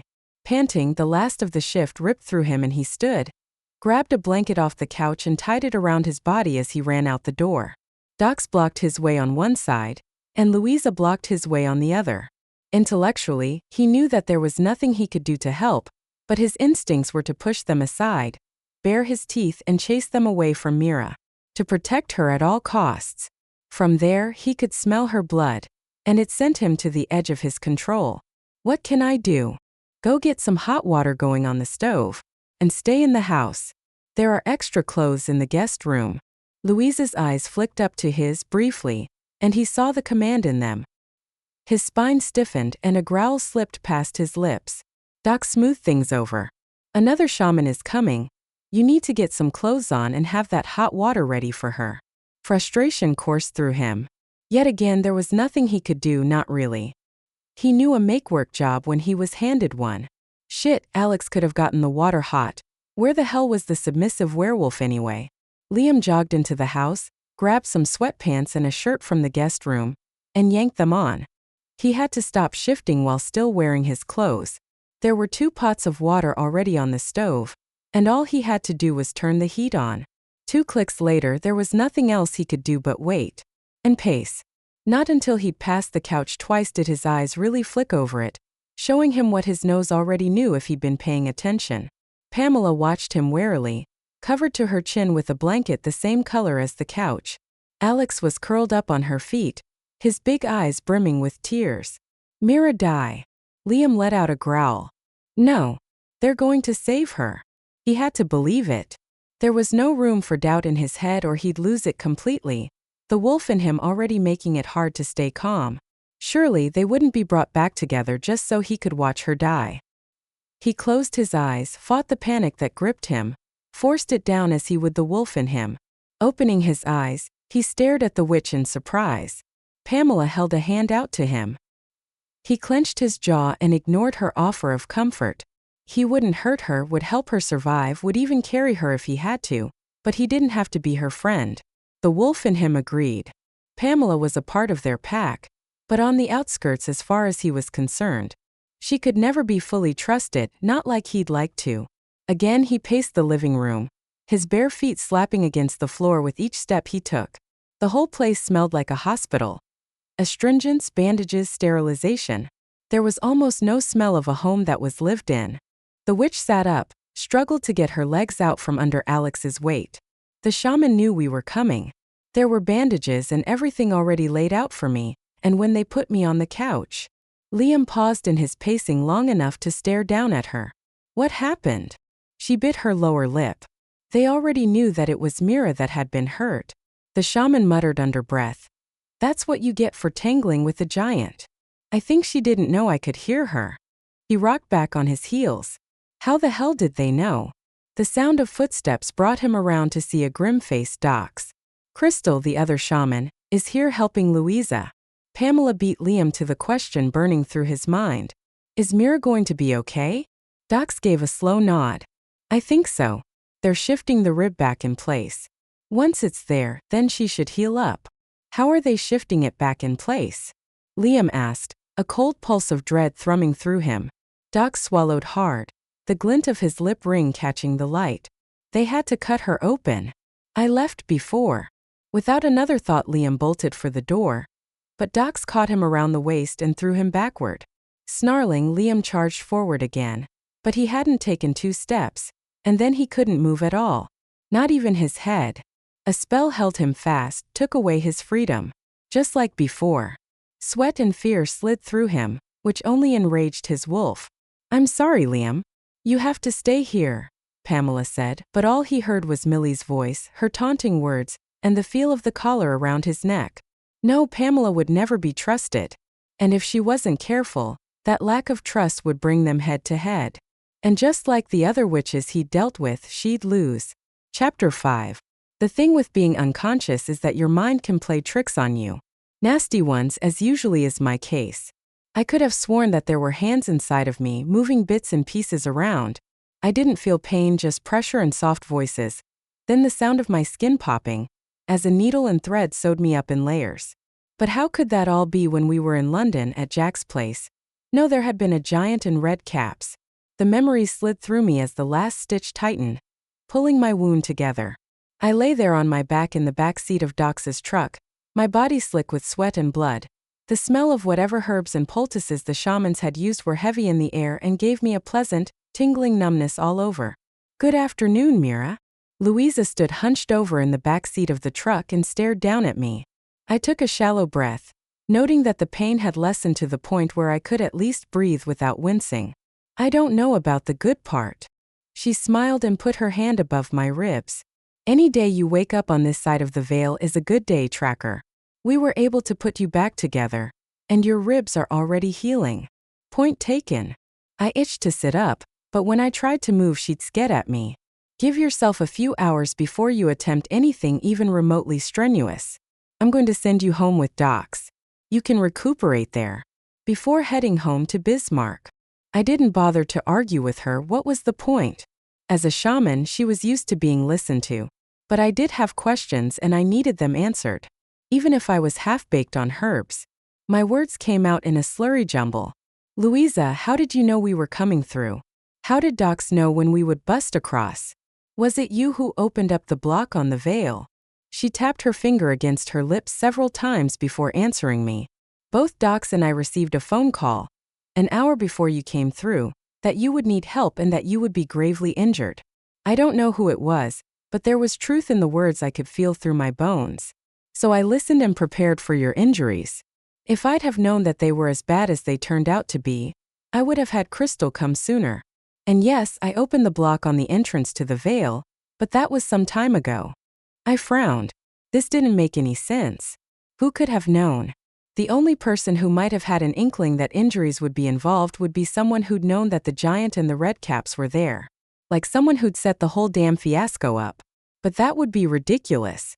Unless whoever set it up had a henchman who wasn't kosher with the plan to take us out. Was it a man or a woman?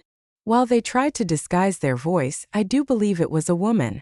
Now rest, for whomever it was that made the call surely saved your life. Well, shit.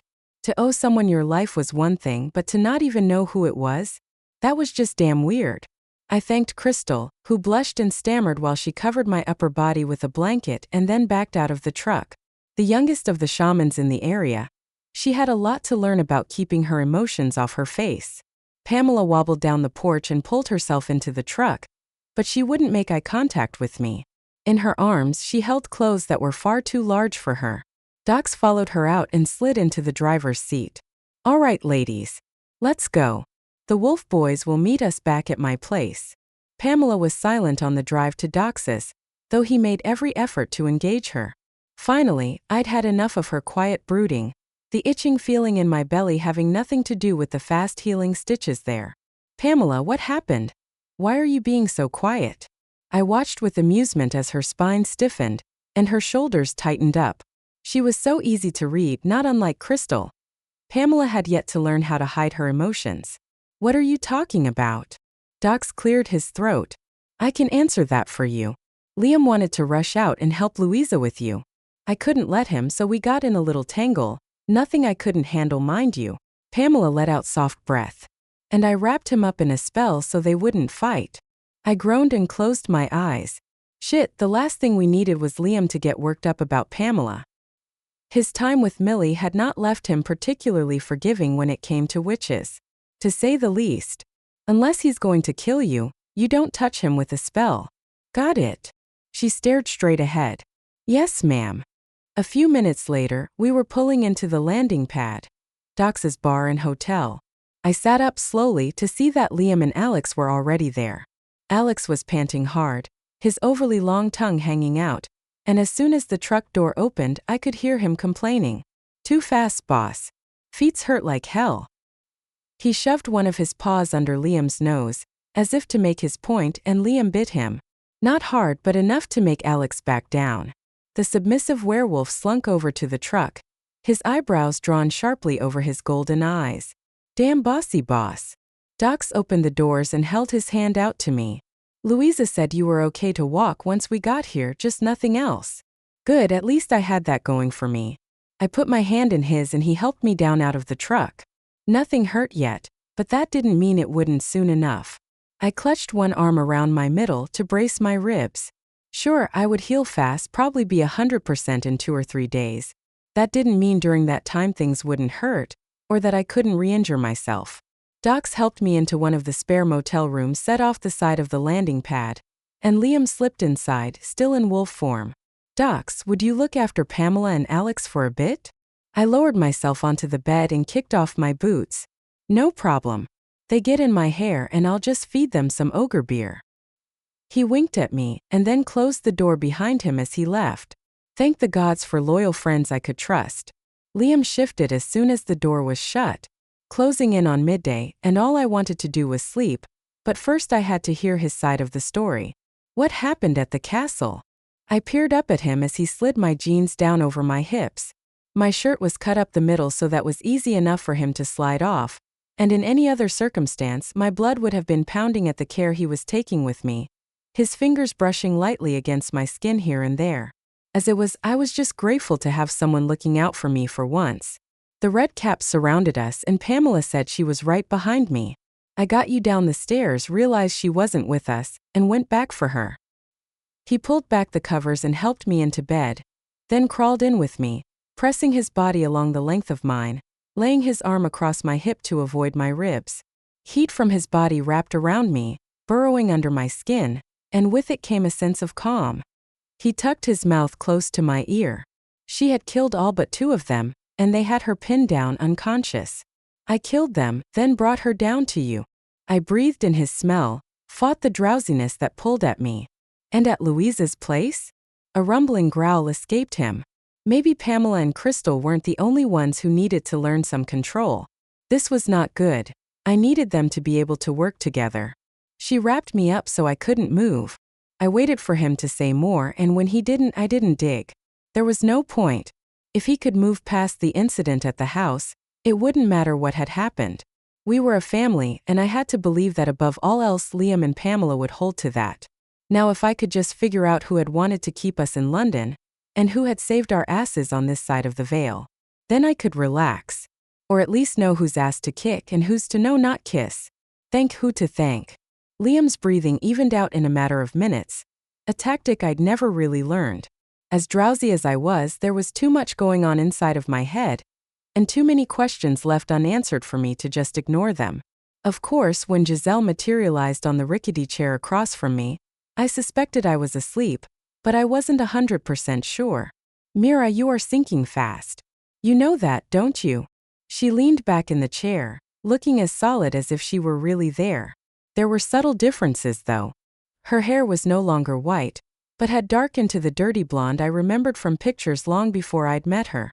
More than that, her eyes were clear of the madness she'd suffered from for so long. She laced her fingers, tucking them under her chin. "You cannot run from what you are." "Are you a ghost or am I sleeping?" I asked softly, not wanting to wake Liam. Giselle smiled. "You are awake. I heard your call for me when your heart broke, but I couldn't cross the water. It is a barrier to much of the supernatural." I wanted to get up to reach out to her, but I knew that as a ghost she would be immaterial. A tear slipped from my eye and I scrubbed it away. Probably just a result of the herbs Louisa stuffed into me. "I thought you'd abandoned me." Her smile faded at the edges. "I will do my best to stay with you as long as I can, but each time I come to you, I am pulled a little further through the veil. I have a duty on my side of the veil, one that I cannot ignore." "Then you thought I needed something, that it was worth it to let me see you?" She nodded. "I am forbidden from telling you all I've learned since I crossed over. But I can tell you that what your eyes see, and your ears hear, they can be deceived. Those that you love, They can always be saved. Giselle grimaced and clucked her tongue. I cannot say more than that. Do you know who saved us? Or who set us up? Leaning forward, she locked her eyes onto mine. They are the same person. Well, I'll be screwed sideways into next week. Her eyes softened with sorrow. I must go now, Mira. Do not fight your destiny so hard. You are meant to stand between our world and the darkness that would swallow it. This moment, these dark days are what I trained you for. Though the madness carried much of my understanding of the prophecies away. Believe in yourself, you are strong enough to carry this burden. And when the time comes, I will be there. Her voice faded along with her body, but I continued to stare at the spot where she'd sat. Dead, she was more lucid than she'd ever been in life. Yet her words still swirled like a deadly, mind-numbing fog in my head. She'd trained me to stand between the world and the darkness? Had she known the prophecies all along? Had I been just a tool to her? No, I couldn't believe that. But why hadn't she told me? Chills swept through my body, and I rolled so that I could bury my face against Liam's chest. At least with Liam I knew he loved me for nothing more than who I was. He didn't want to use me, or make me face demons. He didn't want to put me in the line of fire. No, Liam was the one place I would always be safe. And with that thought I finally drifted off to sleep. We woke hours later. Darkness had fallen, and the clock on the side table blinked a lazy one in the morning. Liam was already awake, his breathing faster and less regular than when he slept. I sat up, grimaced at the twinge across my ribs, then traced my fingers along the stitches that went from the bottom of my sternum almost to my belly button. Good thing Crystal had small hands, or I had no doubt that line would be even bigger. Liam swung his legs over the edge of the bed. You hungry? I smiled in the darkness, wondered if he could see my lips curve upward. He hadn't asked if I was okay, or how I was feeling. Damn, each time I thought he might not know me as well as I thought, he showed me how wrong I was. Good man. Yeah, let's get something to eat. At some point while we'd slept, Docs must have brought in clothes. My jeans had been washed and dried, and there was a fresh button-down shirt for me. Jeans and a long-sleeved shirt for Liam. Even as a werewolf, the early December weather was cold for him. You never even twitched when he came in, Liam said as he stepped into his jeans. I frowned. That wasn't like me. Then again, I was safe with Liam. Maybe that was it. I buttoned up the shirt and slid the jeans on, then looked around for my weapons. Docs has them. Am I that easy to read? I pulled on my leather coat. As much as I'd missed this clean cold snow while in London, now that I was home I was back to hating it. And while it wasn't raining or snowing at the moment, the New Mexico winter was in full swing. He opened the door and gave me a cocky grin. For me, yes. Anyone else, probably not. With a snort I headed out, pleased to note that while my ribs ached, they were indeed already healing well. More than halfway healed from what I could feel with each step I took. We headed to the bar that thumped with loud music and had strobe lights on the roof, as if to call down some alien spaceships as per its name. What can we expect? Liam moved to my side but didn't take my hand. No, we weren't really the hand-holding type of couple. More the kick your ass if you look at us wrong type of couple. The thought made me smile. I don't know. I've never been to the landing pad when it was open and full of patrons. You can't get jostled. We stopped outside the door. I put my hands on my hips. Your point is what? He mimicked me. Let me go in and get Docs, or at least make sure that I can clear a path. Irritation flared along every synapse I had. A small part of me knew that he was just doing his job as the guy and as the alpha, but it bothered me. I was no shrinking violet to be handled with F****king kid gloves. Before he could say anything else, I turned and kicked the door open. Patrons scattered away from the door and a path opened up straight to the bar. I raised an eyebrow at a seriously frowning Liam. Thanks, but I think I've got it. Okay, so it was brassy and maybe stupid, as my ribs reminded me with a sharp twinge that they weren't fully healed. But I just couldn't let him take care of me in public like I did in private. I just didn't have it in me to be that girl. Growling under his breath, he followed me in. No one even stepped close to us. The crowd there was mostly humans, but I caught sight of a few supernaturals trying to blend in. A leprechaun in the far corner chatting up a pretty red-headed girl, a water nymph sitting on a table surrounded by men, and Doran, his arms slung over the shoulders of Crystal, the young shaman who'd helped save my life. His eyes tracked me as he whispered in her ear. I just shook my head and moved to the bar. Docs gave me a big grin and shouted over the music, "Your girl is a natural bartender." He pointed to the far end of the bar where, to my shock, Pamela was slinging drinks. And I mean slinging them. Spinning the glasses across the bar, she flipped them into the air at the same time as she grabbed a bottle of booze from under the table. I squinted, watched the half pause of the bottle and the glass in mid-air. The patrons cheered as she poured drinks with a flair that most bartenders took years to learn. If they ever managed at all. Well, I suppose that's one way to practice being subtle with her spells, I said softly. Liam didn't laugh, didn't answer. He just closed the distance between us. "Docs, you got any food in this joint?" Docs raised his eyebrows, silver rings glinting in the light. "Don't go insulting me, Agent. You remember what happened last time?" "No, never mind, you wouldn't remember much of that." I laughed, grimaced as my stomach muscles clenched, and slid onto a bar stool. Liam sat beside me, but turned sideways so he could keep an eye on me, no doubt. I stifled the urge to tell him to chill. Alpha, I had to remember he was an alpha to the core and every urge he had to protect was in overdrive because I was hurt. Still, I struggled not to tell him to back off. Doc slid a stack of chicken wings and carrot sticks in front of us. I dug in, sucking the meat off the bones as fast as Liam did. My belly grumbled. No, that wasn't my belly. I looked down to see Alex staring up at me, pointing with one claw to his mouth. He mouthed hungry pleas at me and scooted closer. I grabbed a chicken wing, intending to give it to him, when Liam's hand covered mine, stopping me. "He eats after us." Shock filtered through me and I turned to stare at Liam. "What did you say?" Liam didn't even twitch, his eyes not giving me any indication that he was joking. "He can eat after us." Okay, so shit, I knew this was going to happen, maybe not this exactly, but something where the alpha in him would show up and start a pissing contest. But did it have to be right now with me and Alex? Liam let go of my hand and I flipped the chicken wing to Alex. Submissive he might be, but I would be damned if I treated him like a second-class citizen. Liam snarled and stood. I followed him and put myself between him and Alex. "This isn't a pack. Not like your wolf wants it to be. I won't have you treating Alex like shit." Liam closed the distance between us so that we were nose to nose, taking me right back to our early days with him as my nemesis instead of my lover and mate. "I don't treat him like shit. I treat him like the submissive he is." Liam's whole body quivered with suppressed emotion. I was putting my money on pissed. "Not around me you won't." I stepped back and Alex wrapped his paws around my calves. "Sorry boss, Alex waits." He pushed the chicken wing across the floor to Liam's feet. Well shit. I hadn't expected Alex to side with Liam on this. Before I could say anything else, Docs wrapped his knuckles on the bar. "Mira, you've got a phone call. You can take it in my office." "Who the hell knows we're here?" I snapped. The bar patrons closest to us backed away. Yeah, I was being a bitch, but I didn't like seeing Alex get treated like he wasn't good enough. Especially not by Liam. Both werewolves followed me, Alex at my heels and Liam moving up to my side. Not that anyone was standing in my way. I strode through the bar and down the short hallway to Docs's office, all the while doing my best to ignore the growing ache in my ribcage.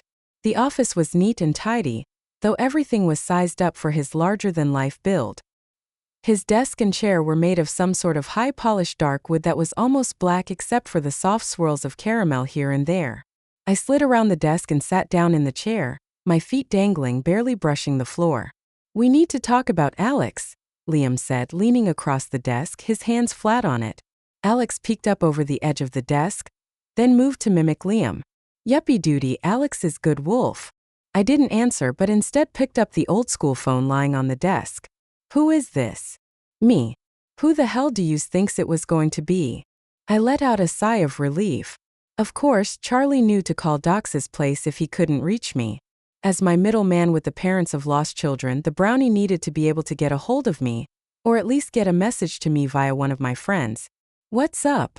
You's going to be at the Big Blue Ox's place for a bits?" "Yes, at least another day." "Good. I be sending a parent to yous. I've done me best to puts them off, but now that yous be back, yous can deal with them." I closed my eyes and leaned back in the chair. "What are the particulars of the salvage?" "Nope, I can't tell yous. They said that yous need to be hearing it straight from the father. His voice sobered. And I'd be making sure that yous and me do rights by them. I think they be holding your bird hostage. My jaw dropped and I scooted forward in my chair. Liam leaned over the desk, eyebrows furrowing. Right, of course he could hear everything. I licked my lips. Eve? They have Eve. She must have flown straight across again, instead of hopscotching like she'd said she would. Damn it, she just had to prove herself no matter the cost. Charlie let out a sigh. Yes, theys don't be calling it hostage per se, but they does be saying they will be caring for her until yous bring their kidlet backs to them. Damn it all to hell and back. Charlie, are they threatening her? He clicked his tongue several times. I think they would kill her if yous don't be bringing the kidlet back to them. I'll do what I can, but all I can do is stay with your bird. Right now she's in your barn, so easy enough for me to keeps me eyes on hers. Much as I appreciated what he was willing to do, Charlie staying with her wouldn't work, not on Eve. Charlie, give me second. I have to think this through. I put the phone down on the desk and relayed what Charlie had told me to Liam. Though he didn't need me to, I needed to say it to clear it in my own head. I couldn't believe that someone would hold Eve ransom, or that they'd be able to for that matter. Liam went directly into agent mode, which was what I needed. Blackmail? Have you run into it before? No, I shook my head. I have to say this is a first. And Charlie can't tell you anything about the kid or the parents? Charlie squawked through the phone. Not if yous want your bird kept off the rotisserie. My instructions were clearer than a midsummer's night sky. No telling yous nothing. Liam and I stared at each other. We had no choice but to go along or Eve was done. And if they, whoever they were, could take out Eve so easily, I wasn't so sure that we weren't in for a wild ***king ride of a salvage. Send Pamela and Alex back to keep her calm. You can't go if the parents are coming this way, and you can't save Eve and the kid if you go to Eve, Liam said, his voice calm, casual as if it was the logical solution. You're just trying to get rid of Pamela. I countered, irritation flaring in my guts. You have to learn to deal with her. She's a part of this family pack, whatever you want to call it, as much as you or I am. He ground his teeth, and when he answered me, he did so without acknowledging my words. This time around you need her to help, but not at your side. She can keep Eve calm, and if necessary, she can probably get Eve out of there if the shit hits the fan. Damn, he was right, that was the sticky part. Not that I couldn't let someone else be right, but that he was neatly avoiding Pamela, without actually having to avoid her. I picked the phone up, but my eyes never left Liam's. Charlie, I'm going to send Pamela and Alex to you. Tell Eve that they are coming, that should help. Tell her that I will find this kid, where he is. It be a girl, I can tell yous that much. Fine, I'll find this kid wherever she is and bring her home. Okays. Be quick about it, Mira. He hung up the phone, the line going dead in my ear. Chapter 6. Pamela was eager to go save Eve. Maybe a little too eager. Are you sure you want me to just go and sit with her? I can get her away from them, I know I can. Before she'd even finished speaking, I was shaking my head. No, I don't know what these people have, but if they can hang on to a harpy, they aren't to be messed with. Just keep her calm. That's your job. Only an hour since the phone call from Charlie.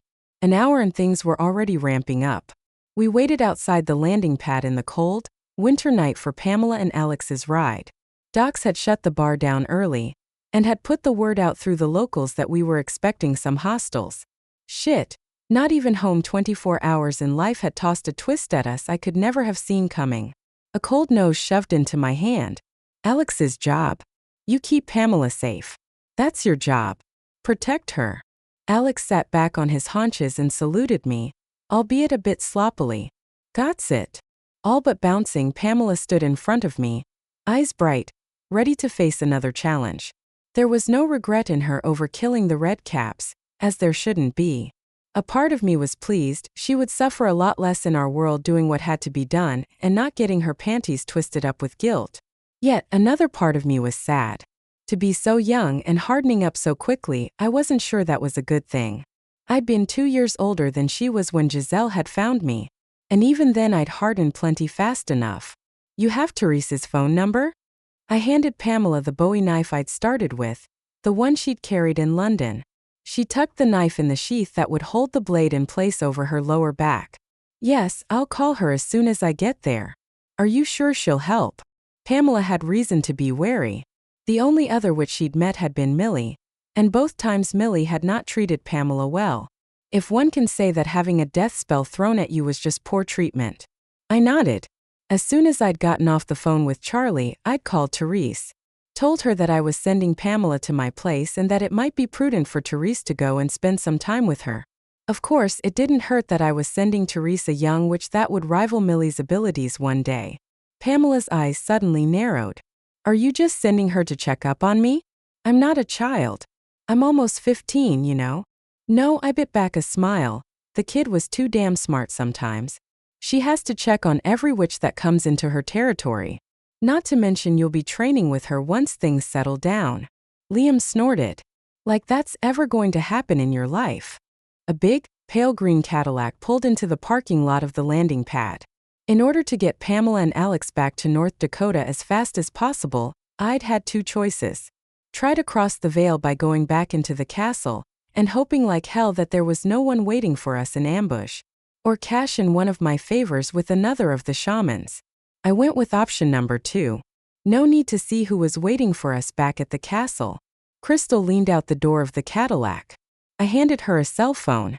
If something goes sideways, I'll call and you bring them back here to Doc's, got it? The young shaman's eyes were somber. You think there might be problems? Liam snorted softly, but I ignored him and leaned in close so Pamela couldn't hear me. You are taking them out of the firing range here. I don't want them to be around this psycho parent that's going to show up. If I call, it's because I think it's a trap on the other end.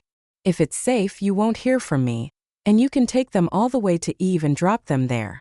Got it. She gave me a tight smile. I can't stay with them. Louisa needs me back here. I said nothing else, just stepped back. She understood what I was trying to do. Keep Pamela and Alex safe while not showing them my hand. Keeping Eve safe was important too, but if this parent was the psycho I was counting on. I tracked Eve, felt a current of fear but no pain and no terror. More worried than anything. That was a good sign. Maybe this salvage wouldn't be the mess I had already assumed it would come to. Crystal waved out the window to Alex and Pamela. You two ready? Even though she'd helped save my life, I managed to talk her into throwing in a ride for Pamela and Alex too since she'd been helping Louisa, and I hadn't directly asked her for help. Bonus. Didn't hurt that she was young, and new to her profession as shaman, making her easier to persuade. Pamela gave me a hug, Alex followed suit, and then they were running toward the long, slightly anemic-looking car. Like kids off to summer camp, I said, crossing my arms to block the snap of cold wind. Crystal backed the caddy out, and Pamela and Alex waved to us. Shit, it felt like we were sending babies off into danger to save another baby. I had to force myself not to run out and stop the car to call them back. In my head, I knew Eve needed them, and that I needed to be here to deal with the psycho father Charlie sent our way. Motherfucker was going to get a piece of my mind, and maybe even a piece of my sword before this was all said and done. Splitting my team up was not something I wanted to do. Just felt wrong. Yet there was really no other choice for me at this point. Liam was right, we had to do things this way at least this time. Liam moved up beside me, his chest so close to my back I could feel the heat radiate off him, but he didn't touch me. Summer camp in the dead of winter with werewolves, witches and harpies. Sounds like fun to me. I didn't fire anything back. Just watched the caddy disappear into the frosty cold night. With no one around, Liam slipped his arm over my shoulders, and I turned and slid mine around his waist. They'll be fine, he said, squeezing me gently to his side. I pushed away from him, the moment of solidarity gone in an instant. Don't say shit like that, you don't know they'll be fine. That's not how it works in our world. People die all the time. This isn't a movie where the good guys always miraculously pull through. He growled low and under his breath. What, do you want me to say that they're going to get themselves killed? My feet stilled, the loose gravel underfoot shifting even though I'd stopped moving. You know what, just don't say anything. Can you manage that? The main door to the bar slammed, and Docs took a single step toward us, then froze. I thought you two were getting along now. We are, we said at the same time. I drew in a sharp lungful of cold air, the bite of it along the back of my throat cooling my anger a little. I'm just being a bitch, I grumbled. Docs laughed. You worry like a mother hen. It's kinda cute. I punched him on the arm as I passed and headed into the bar. I'm not ***king cute. Liam followed me in and as he passed Docs said, Mother hen. Docs shrugged. Well, I didn't want to go with the more obvious mother bear. No need to encourage her bad behavior. The two men laughed together and I kept my back to them so they couldn't see the smile that crept across my lips. No need to encourage them ganging up on me. I stepped up to the bar and slumped onto one of the stools. Doran emerged from the shadows and slid into the seat beside me. Good to see you've kept your humor intact. I lifted an eyebrow at him. Docs, I thought you said you cleared this place out? The ogre grunted as he stepped behind the bar. Daywalkers, they're like every other species of vermin. You think you got them all, but you always miss one. Doran pressed a hand to his heart, batting his eyes. You wound me. But even if you had tried, I would have stayed. I have a message for you, Mira. His green eyes darted away from mine, unable to make contact. Crap, we'd done this dance before. Everything in me tensed. It seemed that lately, Doran was my messenger boy, and none of the news he had for me was good. I didn't like it. She sent you something for me? She being my little sister turned psycho-vampire, Birgit. I was just guessing that she was the one with the message for me. Who else would Doran have contact with? Louisa and the other shamans would just contact me through Docs. They wouldn't use Doran. I really didn't want any messages from Birgit. Like as in pretty please leave me the hell alone. I did not see her, but yes, she sent one of her messengers to me. She wants to make peace between you and her. He did make eye contact with me then, and in them I could see the fear that I would take her up on her offer. Not likely after everything he'd told me. I snorted. Let the interior tumbling of my emotions continue while I did my best to keep my face smooth. You mean after she tried to have us killed and didn't succeed she wants to make nice? Play in the sandbox together like one big happy messed up family. Doran shrugged and slid closer. I put a hand on his chest, keeping him at arm's length, my eyes flicking to Liam. Doran was a touchy-feely kind of guy. Though I didn't actually care, Liam would. That's close enough, thanks. She wants to hire you to track for her. The money is considerable. You probably would never have to work again. Could go pro bono for every other salvage for the rest of your life. I drummed my fingers along the wooden bar, not really contemplating. I already knew my answer. Would you do it for her if you could? His eyes were as serious as I'd ever seen them. Not even for the redemption of my soul would I do this for her. It will solidify her as the Empress if you do what she wants, and that is something the world cannot have. He paused and gave me a wink. In my humble opinion. Humble. Yeah. I took the glass of orange juice Doc slid across to me and took a sip before saying anything else. What is it that she wants me to track, do you know? He shook his head. No, I don't know. I was to give you the message that she wishes peace and wants to hire you. That's it. Doc snorted.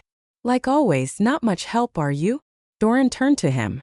Tell me, how is it that you came to be here, in this ogre-less place anyway? Did you leave to see the world? No, wait, that's right, you were kicked out, banished by your own kind because of how weak you are. Doc smacked the flat of his hand on the bar, startling the hell out of me and stopping Doran mid-sentence.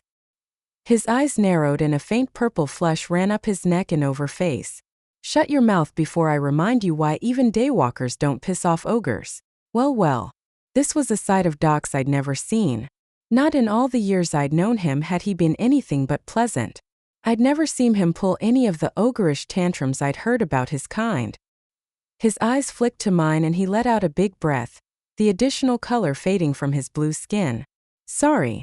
Fatigue washed through me, and as much as I wanted to wait up for the less that had a missing kid and thought blackmailing me was a good idea, I also knew I needed to sleep if my body was going to be even close to healed for this salvage. Doran, tell the messenger no. I won't do it. I won't help her. He nodded and let out a sigh of relief. She won't give up.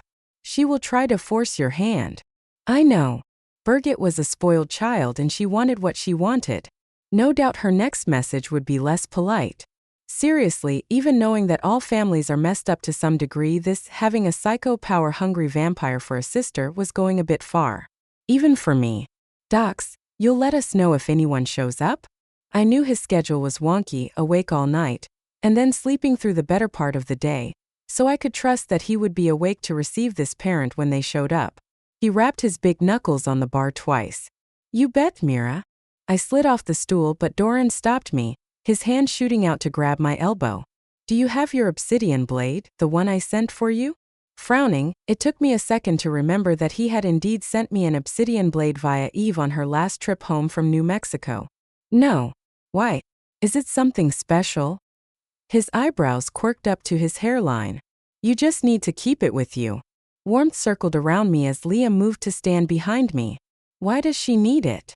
Doran let out an exasperated sigh. Listen, getting a read on Mira is impossible, you know that, right? Neither of us moved, and Doran seemed to take that for encouragement. So when I have a niggling suspicion that you need something, tracker, I follow through. I don't know why you need the damn blade with all the other ones you have. Just that you need it. Maybe not now, maybe not tomorrow, but at some point you will need it. I shook my head. There was nothing I could do about it. The blade was at home in North Dakota. I'll get it when we're home next. For right now, I'm going to bed. As we walked across the parking lot, Liam took my hand. We still need to talk about Alex. I stopped walking. Seriously now? He glared at me, his jaw working for a moment before he answered. No, that discussion can wait until after the salvage. But this can't be ignored. Fine, after the salvage, once we're home, we can talk about Alex. Yeah, not like I was going to for 1 second let Liam pull the alpha card. Just because he was an alpha, it didn't mean he had to act like one all the time. Okay, shit, I knew that was naive on my part. Maybe I just dealt with too many glue alphas, and there was a large part of me that was worried Liam would take that route. Our room was cool and the sheets downright frosty, but with Liam wrapped around me, I warmed up fast. And that was the beautiful part of him and me. Only moments before we'd been glaring at each other, and he wasn't happy with me. But there was no way we'd let that get between us. Not after everything we'd fought through. Again, Liam passed out before me, but I wasn't far behind. This time there was no Birgit, no Giselle. Nothing but a blissful deep sleep that was interrupted by a loud banging on our door. Mira, you'd better get your ass out here, Dox called, his voice only slightly muffled by the thick door. I groaned and rolled over in bed, reaching for a pillow to cover my head before I remembered the night before. Eve, the missing kid, the psycho father showing up. As I flipped off the covers, my skin danced with goosebumps, the cold air waking me faster than anything else could have. I slid into my clothes, my ribs feeling like they were about 98%. Good, I wanted to be able to run this ass hat through if he gave me even a tiny bit of grief. Liam was dressed, and he handed me my swords as I slid the straps of my shoulder holsters on. I took the swords from him and slid them home, then strapped on my whip so that it hung low on my hip. Ready? He asked. Yeah, let's get this over with and get this psycho's kid home. Liam led the way, and I slammed the door behind me. Dox waited for us, his eyes wide. The father is in the courtyard, behind the bar. Is it that bad? He just shook his head. Not what I was expecting, that's all. And don't ask me to tell you, you wouldn't believe me if I did. Well, that's just awesome, I muttered. This was one of those times that I wanted to remind people how much I hated surprises. They never turned out well in my world. Never. Liam put his hand out, blocking me. A plan would be good here. Damn, he was like a broken record lately. My fist clenched involuntarily and I forced myself to relax. I'm just going to talk to them. No fighting today. Unless they piss you off. Yeah, I thought that was obvious. Of course, if I'd known what was waiting for me in the courtyard, I wouldn't have been worried about getting pissed off. I would have been more worried about me being run through. Chapter 7. Is that what I think it is? Liam breathed out beside me. There was no way to answer that without sounding like a condescending bitch. It's a freaking unicorn, what do you think it is? Just doesn't have a polite ring to it. And there it was, a gods-be-damned unicorn, standing in the middle of Dox's courtyard.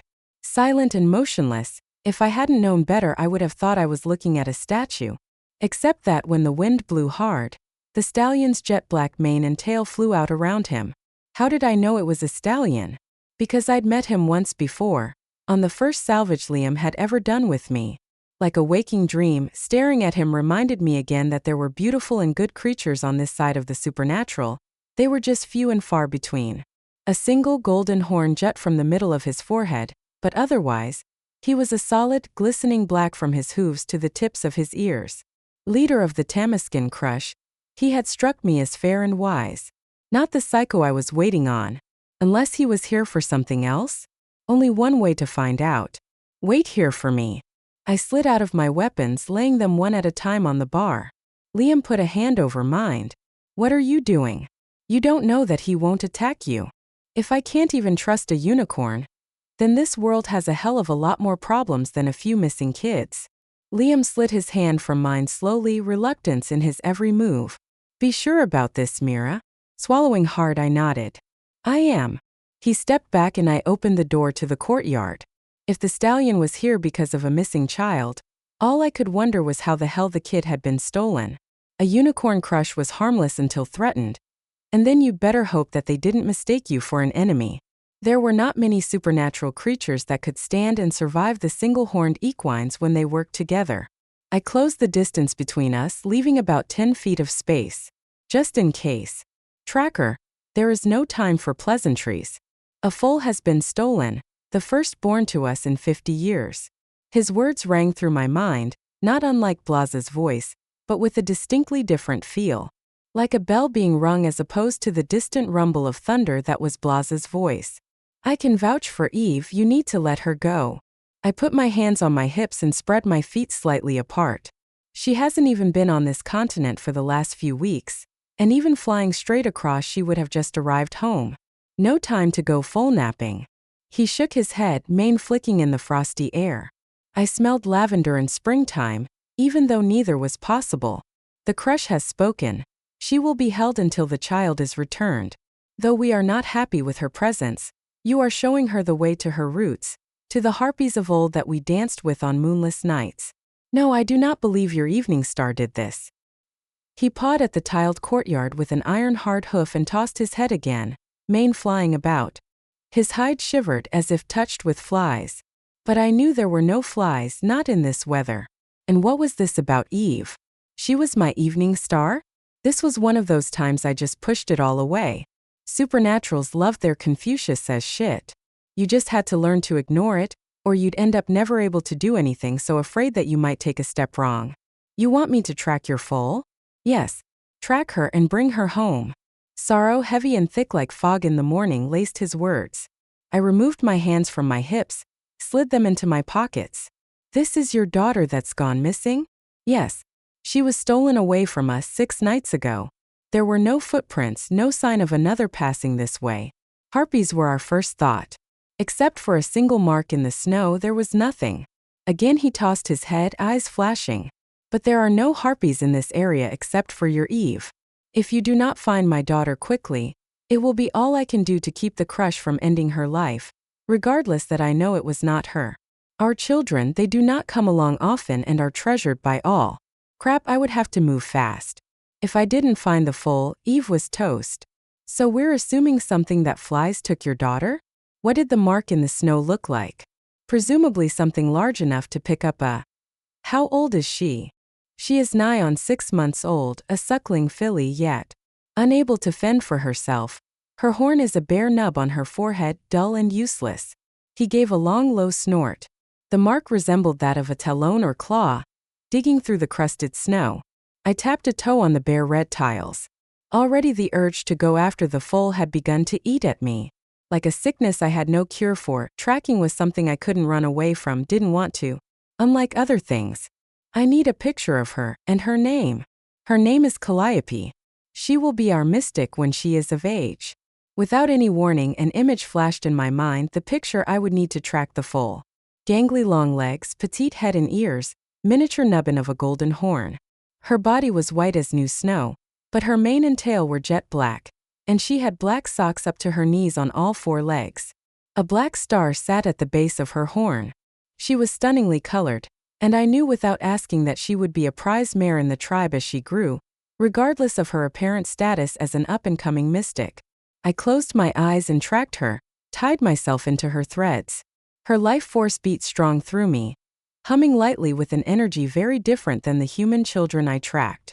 For lack of a better term, her threads vibrated, dancing and jumping about as if they were a true electrical pulse. Her name suits her. Is there anything else I should know? If I had more information, I would give it. Bring her home, tracker, and you will have our loyalty past the day that you die. Well, thanks. I frowned. She may not be alive when I bring her to you, you need to know that. And that cannot affect the outcome of Eve's life. Just bring her home, and all will be as it was. There was no threat, no or else.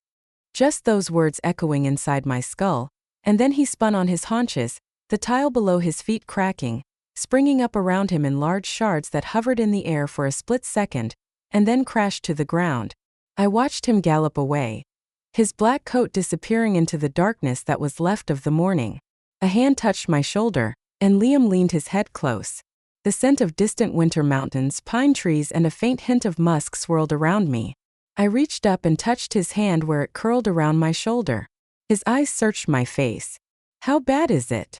I stared at the place where the stallion had stood, the possibilities swirling through my mind. Maybe not as bad as I thought. A simple salvage and Eve will be safe. I glanced over my shoulder at him.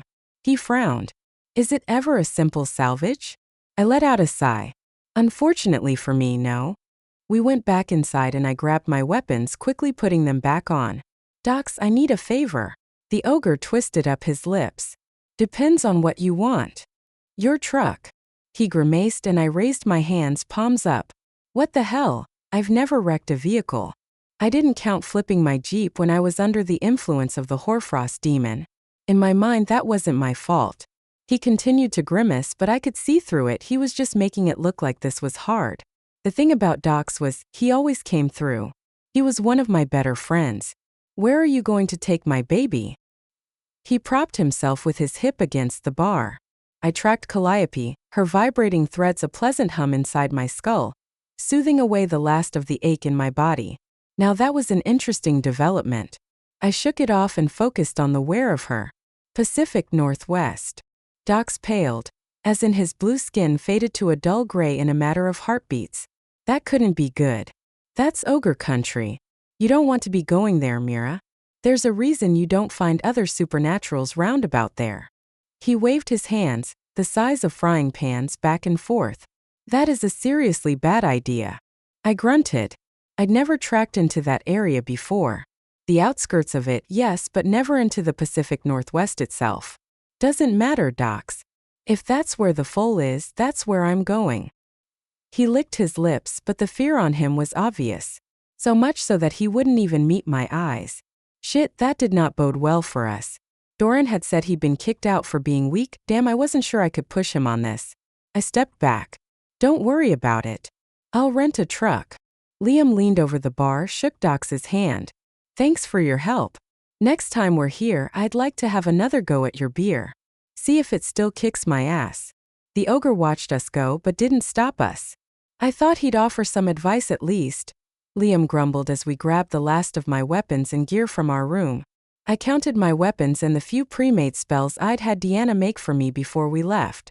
Doesn't matter if he was kicked out at a young age. He won't be much help. My training with Giselle covered ogres. I probably know more than he does. Liam tried to phone a car rental company and promptly handed me the receiver. All I got was static, and then as Liam stepped away, the static faded and I could hear the ringing line.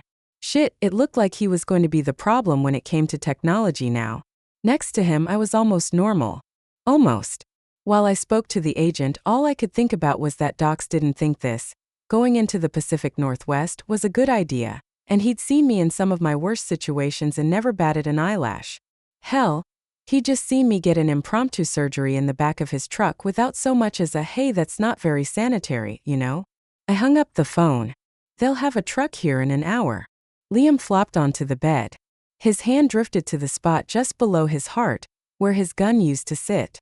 I knew what it was to be without a weapon when you were so used to it. You want something to fill that spot?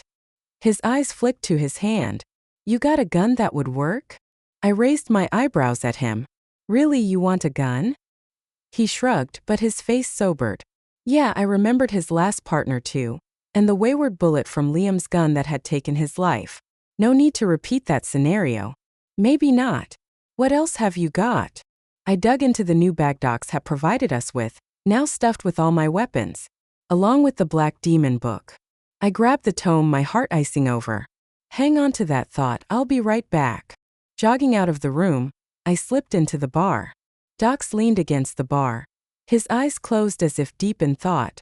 I cleared my throat. Docs, can you stick this in your safe? He reached for it and took the burlap sack, his fingers barely touching it before his eyes flew open. Do I want to know what it is? I can feel it through this. Something very dark and very ugly. No, I shook my head. You don't want to know what it is. Just lock it up. Without any more questions, Docs disappeared down the hall, holding the covered book just with his fingertips. I knew he had a safe, I just didn't know where it was. Which was fine by me. I didn't have time to read that thing yet, but my gut feeling was that I would need it, and soon. I left him there and headed back to the room. Docs seemed torn up by the fact that we were headed into ogre territory.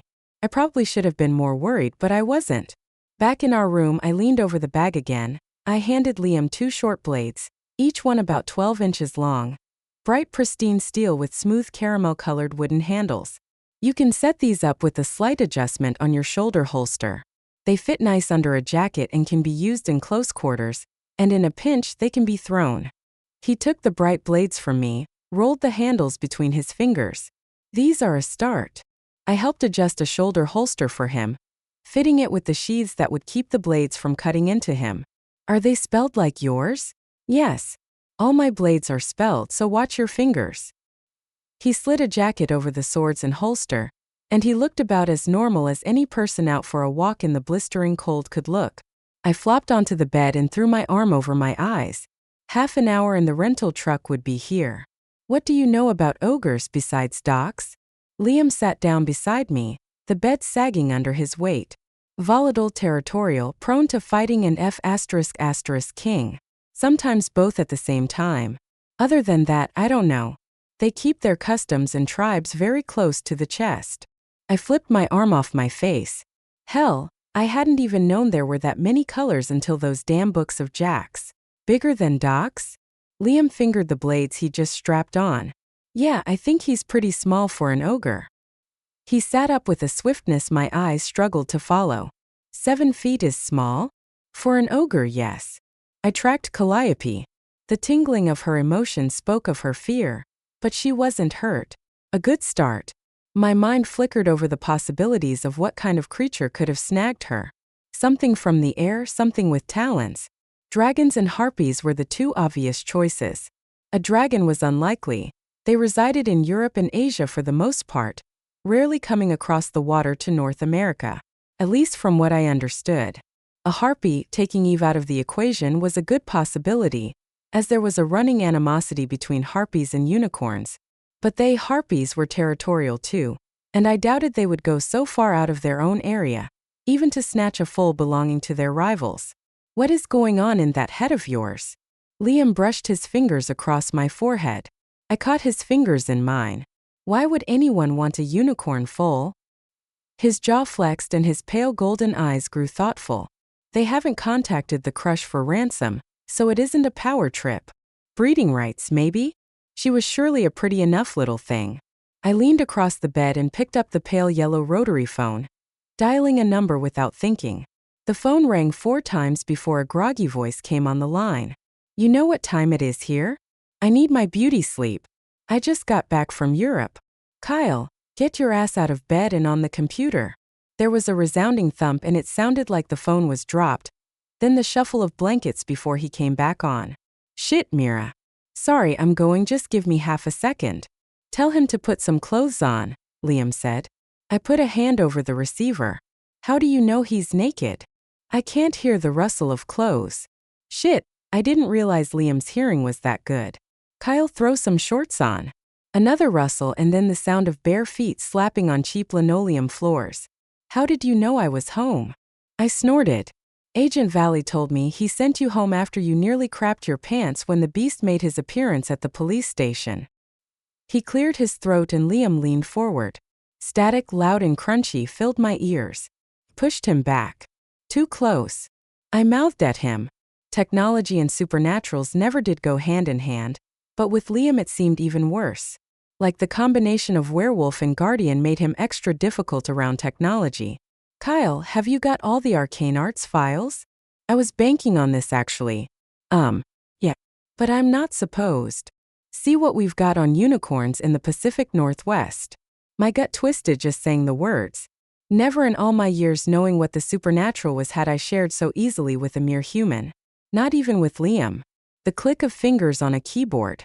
No, nothing in the Pacific Northwest. Wow, but would you look at? No, don't look at anything else or you'll be nothing more than a smear of shit on the wall if Valley catches you. Wait, I thought you were working with him? Kyle's voice rose in pitch until it was a mere squeak. No, I'm not. But your ass belongs to me, not him. His swallow was audible. Right. Anything else? Can you look up subspecies? Like, if I ask for anything with wings. Liam nodded in approval, and then stood and went to the door, opening it. As Kyle searched for me, I turned to see Doc standing in the doorway, a glower on his face, the silver piercings in his lip, eyebrow, and ears standing out even more in the morning light. Two things happened at once. With a grumble, Doc tossed me his truck keys. I can't damn well let you go on your own. But you have to listen to me when we get there. You have to trust me when it comes to my own kind. I gave him a sharp nod and Kyle spoke softly in my ear. Mira, you aren't going to believe this. Contrary to what Kyle thought, I knew that I would believe it. And knowing how the world was when it came to me and mine, whatever it was wouldn't be good. I was right. It wasn't good, not by a long F*** king shot. Chapter 8. I hung up the phone, plans already whirling through my mind. As difficult as it might be, there were going to be no surprises this time around. Just a simple, straightforward salvage. Before I could tell Doc and Liam what Kyle had shared, the phone rang. I scooped it up, thinking the kid had forgotten something. What did you forget? A low chuckle whispered through the line and I recognized Doran's charming tones. Mira, I need you to swing by my place before you leave on this blind salvage of yours. Doran? What are you talking about? The salvage is on this side of the veil. I don't need extra help. He laughed again, any reluctance he'd shown earlier in the bar completely gone, and more than a hint of his old confidence rolling through the phone line. Mira, you need to come see me. Because I just found out something rather interesting about you. Something you are going to want to know. Yeah, like what? The bastard hung up on me. Damn him, he knew me too well for my liking. I hung up the phone and turned to see Doc and Liam waiting on me. Liam spoke first. You think he's bluffing? I shook my head. No, I don't. We'll go to him, but we'll make it quick. Doc let me drive since I was the one tracking and could make adjustments as we went. That, and he didn't look to be doing all that well. Much as he'd agreed to come with us, to act as a guide and help, I was pretty sure he'd rather be anywhere else. I glanced over at him, took in the pale tones of his blue skin, not the bright vibrant blue that I was used to at all. Yeah, something was going on with him for sure, and I couldn't help but think about what Doran had said. That Doc had been kicked out for being weak. If that was the case, Doc might be more of a liability than an asset. Doc stared out the window and scrubbed a hand over his head. What took the foal, do you know? Kyle said that the only thing with wings big enough to carry the foal, and actually identified as using the Pacific Northwest, would be a rock. I took the turn onto Shawnee Road. The ogre sucked in a sharp breath and turned his face to me, eyes wide with alarm. Seriously?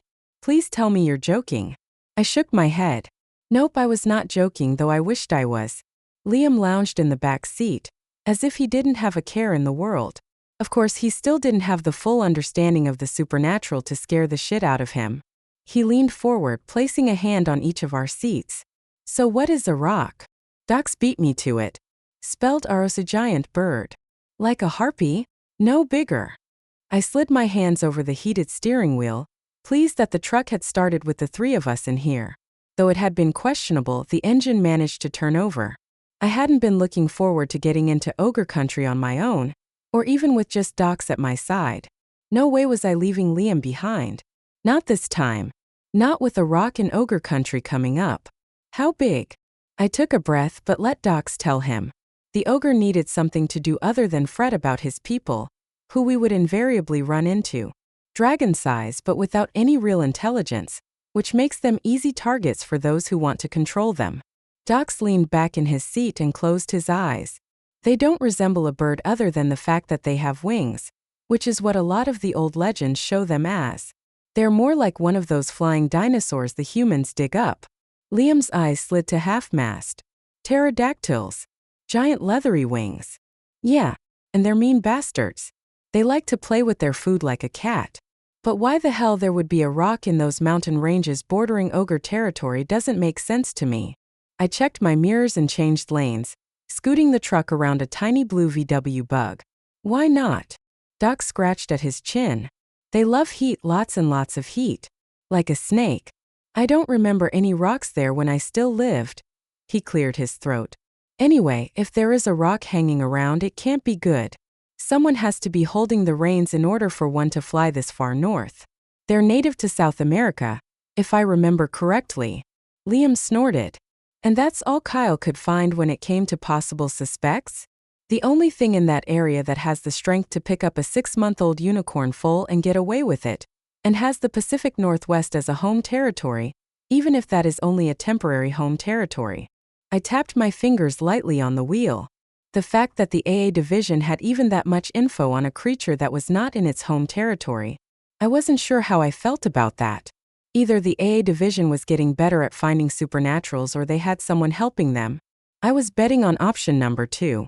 Not that it pertained to me in this particular case, but it was a good piece of info to tuck away. For later. I tracked the young foal as we drove to Doran's place. Still alive, her vibrant threads soothed the darkness that had begun to cling to me. The fears that were being dredged up, the uncertainties, and all that fate had been throwing at me lately. A vacation, that's what I needed after this. Maybe Liam and I could get away somewhere. Use the veil to make a jump somewhere warm and cozy. I snorted softly to myself. Yeah, I could hope for that all I wanted, but I had a sinking feeling that trials and tribulation were going to be my middle name for a while. Calliope's threads hummed through me, stronger now, spreading peace over my worries. A peace that previously I'd only ever found in Liam's arms. Holding her threads lightly, I tracked Pamela and then Alex and then Eve. Pamela and Alex were in high spirits, laughter dancing along the threads of their lives. I smiled and Liam caught the reflection of it in the rear-view mirror. No words were needed. He gave me a wink and smiled back. I didn't let him see my face as I tracked Eve. She was terrified, fear coursing through her threads strong enough to bring tears to my eyes. At least she wasn't hurt.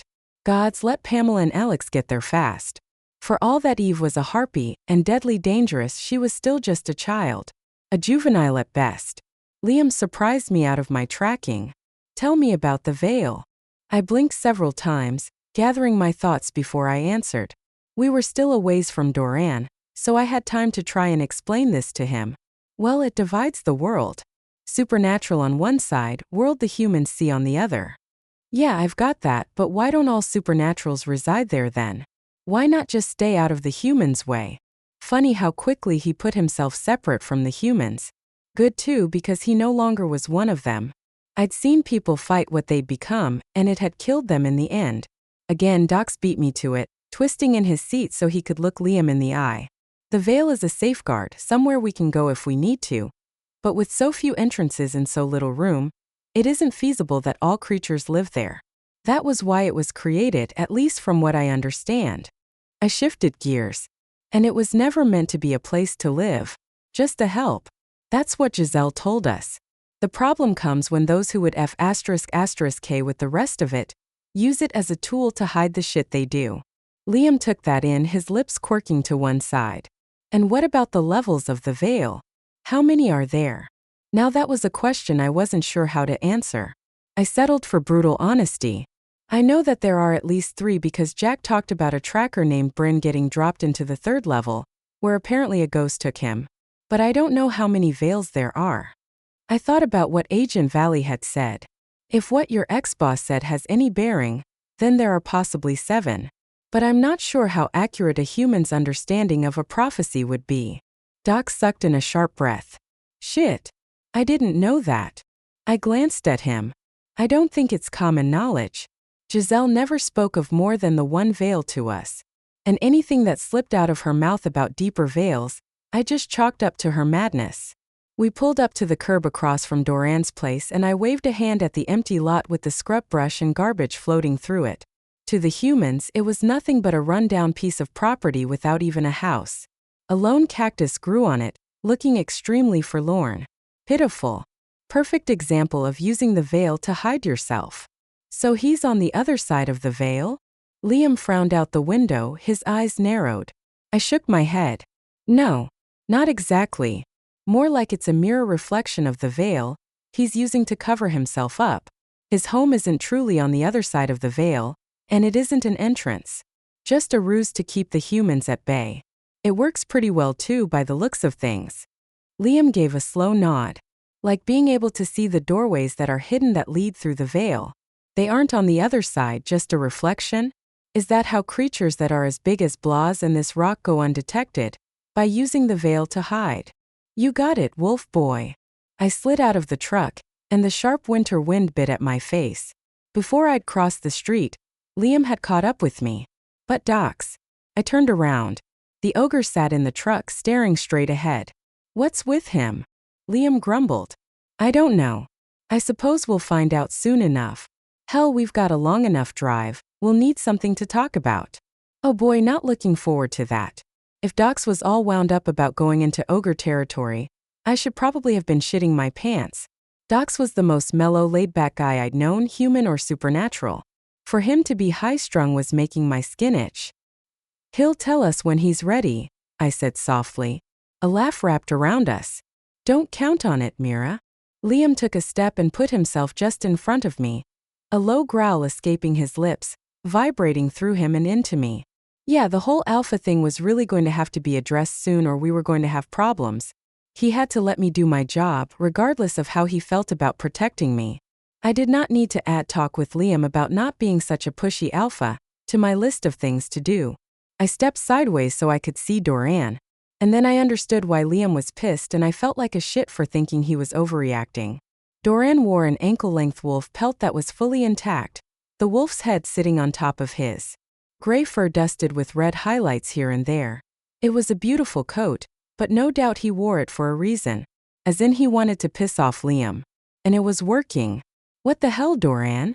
I shook my head at him. You asked me to come here and then you pull this shit? He grinned widely at me, flashing his fangs. Whatever do you mean? It's cold out. I thought I'd wear something toasty and warm. You of all people should know how warm it is to be wrapped up with a wolf. He gave me a long slow wink and blew a kiss at Liam. Yeah, welcome back, Doran. Whatever help he'd be in, whatever changes I'd thought I'd seen in him, this was the Doran I'd first met. The shit disturber. Liam vibrated beside me. You blood-sucking piece of shit. You might have helped in the past, but we don't need your scrawny ass. Liam grabbed my arm and started to drag me back toward the Jeep. I knew what Doran was up to, and I shouldn't have been surprised that it was working. Liam just wasn't used to this sort of manipulation. To be fair, the Daywalker had a talent for sure, and he could get me riled up with the best of them. Liam, let me go. He kept dragging me. Damn Doran for this, for forcing this issue. I pried Liam's fingers off my arm and jerked away from him. I said, let me go. Eyes narrowing, Liam glared at me. Yeah, here we go, revert to past tendencies in 3, 2, 1. I lifted my hands in the air in mock surrender. Go sit with Docs, I'll deal with Doran because apparently you are going to get sucked into his stupid games. His face twisted up in a snarl. Are you dismissing me? Short and sweet. Yes. I turned my back on him and walked toward an openly gloating Doran. Watching her walk away from him, damn, it took everything he had not to grab her and throw her into the truck. Doran wasn't a physical threat to Mira. No, that wasn't the problem. What bothered his wolf was that Doran liked Mira. The smell the Daywalker gave off wasn't quite lust, but close. Like a strong affection that could be more than what it was. And it reminded him of Ferris. Which pissed him off and made controlling his wolf very, very hard. It took everything he had to turn his back on them and stand there, breathing in the sharp cold air, clearing his nose of the scent of the Daywalker. He glanced over his shoulder once and caught Doran smiling at him, his eyes glittering with mirth. He turned away again. Shit, he hated that his rational mind claimed one thing. And their footsteps crunched on the dirt as they walked away from him. With a growl he couldn't stop escaping his lips, he forced himself to walk normally to the truck, open the door without wrenching it off its hinges, and slide in the back seat. "She'll be okay," Doc said. The ogre turned in his seat to look at him. Liam's jaw twitched, but he managed to keep his response civil, which was more difficult than it sounded. "I know." He slumped into his seat and passed a hand over his face. Never in his life had he felt so protective of someone. Sure, he'd always wanted to be the guy that people could depend on, but not like this. "You've got to find a way to relax," Doc said, his seat creaking as he shifted his weight. "Or you're going to push her away. She's too damn strong to be with someone who can't let her be who and what she is. And she is one tough woman, used to taking care of herself." That was exactly what he was afraid of. Mira helped ground him and his wolf. Losing her was the last thing he wanted.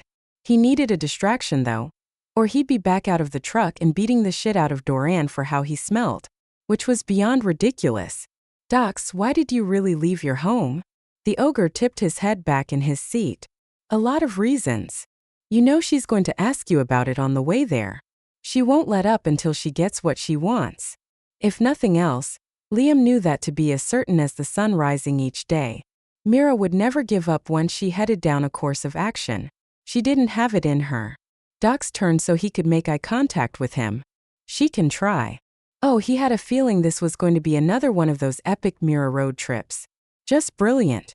"I knew you'd pick me over the wolf."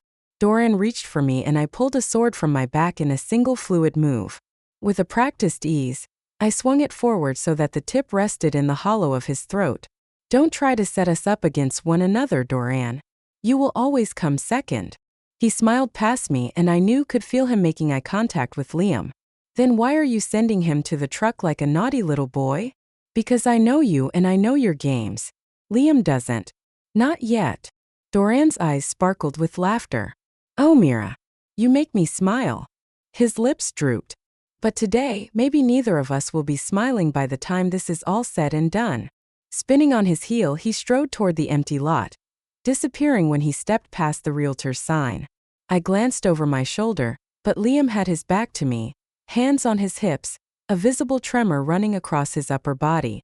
Saying he was not happy would be a ridiculous understatement, but how did I get him to understand that there were times he needed to listen and times that I would need him to lead, and that today just wasn't one of those days? Not easy, not with the wolf in him clamoring to be a true alpha. I followed Doran, stepping across the shimmer of the veil's reflection into the unseen. His house was a 2-story adobe structure, multiple fountains, herb garden, and in general quite nice. Swanky even, if I was recalling my first impression of the place right. The koi weren't swimming in the fountains, too cold was my guess. Another gust of wind whipped my hair out around my face, obscuring my vision for a split second. Through the auburn strands I saw Doran slip the wolf cloak from his shoulders, revealing a much more demure outfit of trousers tucked into knee-high leather boots and a loose-fitting white shirt that was open at the throat. Very pirate of him. Doran snapped his fingers over the fire pit and flames curled up toward his hand. Orange and red, there was a flicker of blue, and then a shimmer of all the colors in the rainbow before the fire went back to a normal setting of orange and yellow. "Have a seat." He indicated to a bench carved out of what looked like the shoulder blade of some ginormous-ass animal. "What is it?" He glanced over, green eyes tracing the seat as if just seeing it for the first time. But his words had nothing to do with the seat. "Mira, there has been a development with my ability to read you. I can see flickers of what is coming your way." I sat on the bench and rested my hands on my knees. How is this even possible? To say that I doubted him would be an understatement. Though I was beginning to trust him, I knew he had his own agenda. Anything even remotely vampiric always did. As an immune, magic couldn't touch me, and those who could read couldn't see anything about me, not my future, not my past, nothing. He shrugged and then shook his head. "I think it has to do with taking your blood. Ferris was able to give you some of his powers from what you've said, and it looks like your blood gives me a glimpse into what is coming your way. If I'd known that was a possibility, I would have tried to read you sooner." I didn't say anything right away, the crackle of the flames the only sound. The scent of sage drifted over to me as the wind shifted. Glimpses of my future. Only Giselle had done that for me in the past, reading my palms.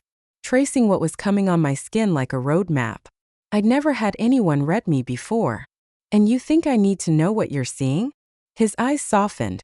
Yes, this has happened for a reason. But understand that what I can see doesn't really make sense. I'm not getting the full picture, just glimpses here and there. I think it's because it has been some time since I took blood from you. I rubbed my hands on my legs, thinking fast. The thing was, any sort of heads up of what I might face would be of help. Tell me what you see. It might not make sense to you, but it could to me. He nodded and strode around the fire pit, the flames seeming to reach out to him as he passed. Crouching down right in front of me, he rested the backs of his hands on my knees and beckoned with his fingers. I put my palms against his, a whisper of electricity passing between us, as if I'd plugged directly into a wall socket. Not unpleasant, but not real comfortable either. The tips of his fingers pressed up against the pulse in my wrists, but he didn't grab me. His eyes slid shut and his head dropped forward almost between my knees. Your life will not be without trials. Ever. What is left for you is battle after battle. This will never change. A shiver ran through his body and seemed to course up through mine, sending gooseflesh up and along my arms. Fan-freaking-tastic. Just what I wanted to hear. The darkness is rising around you, surrounding you.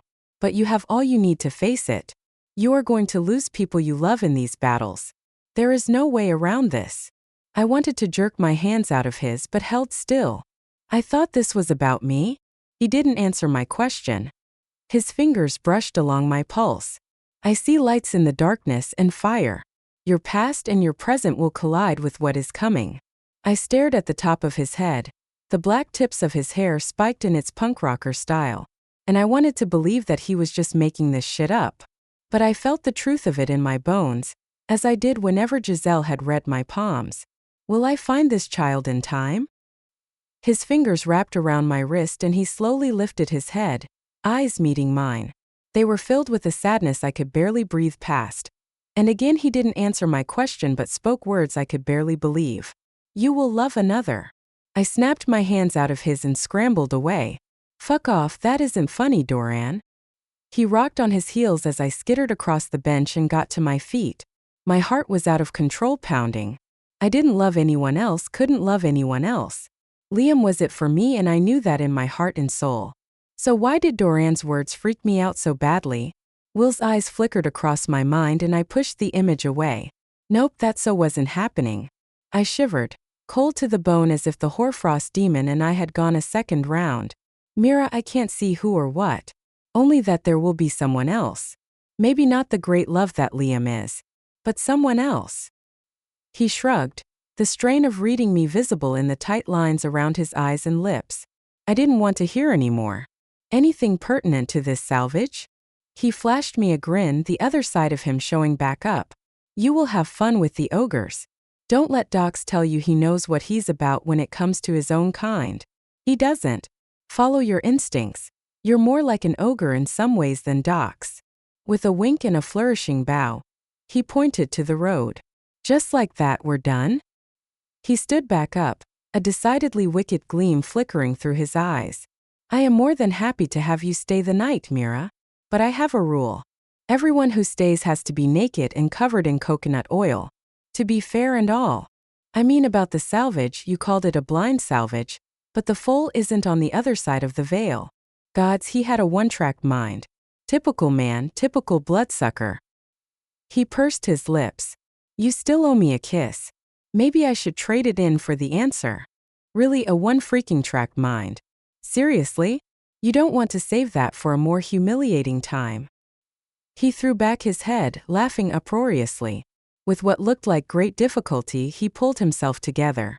You're right, I'll save it. Maybe for when Liam is on the brink of snapping. Fuck, and he would do it too. Back to the point at hand, though. Blind salvage, spill your guts. He walked toward me, stopping only when we were a bare inch apart. Just like on the rooftop. He was only a little taller than me, so he couldn't pull off looking down his nose at me like Liam did. This salvage is not what you think it is. That's what I can feel.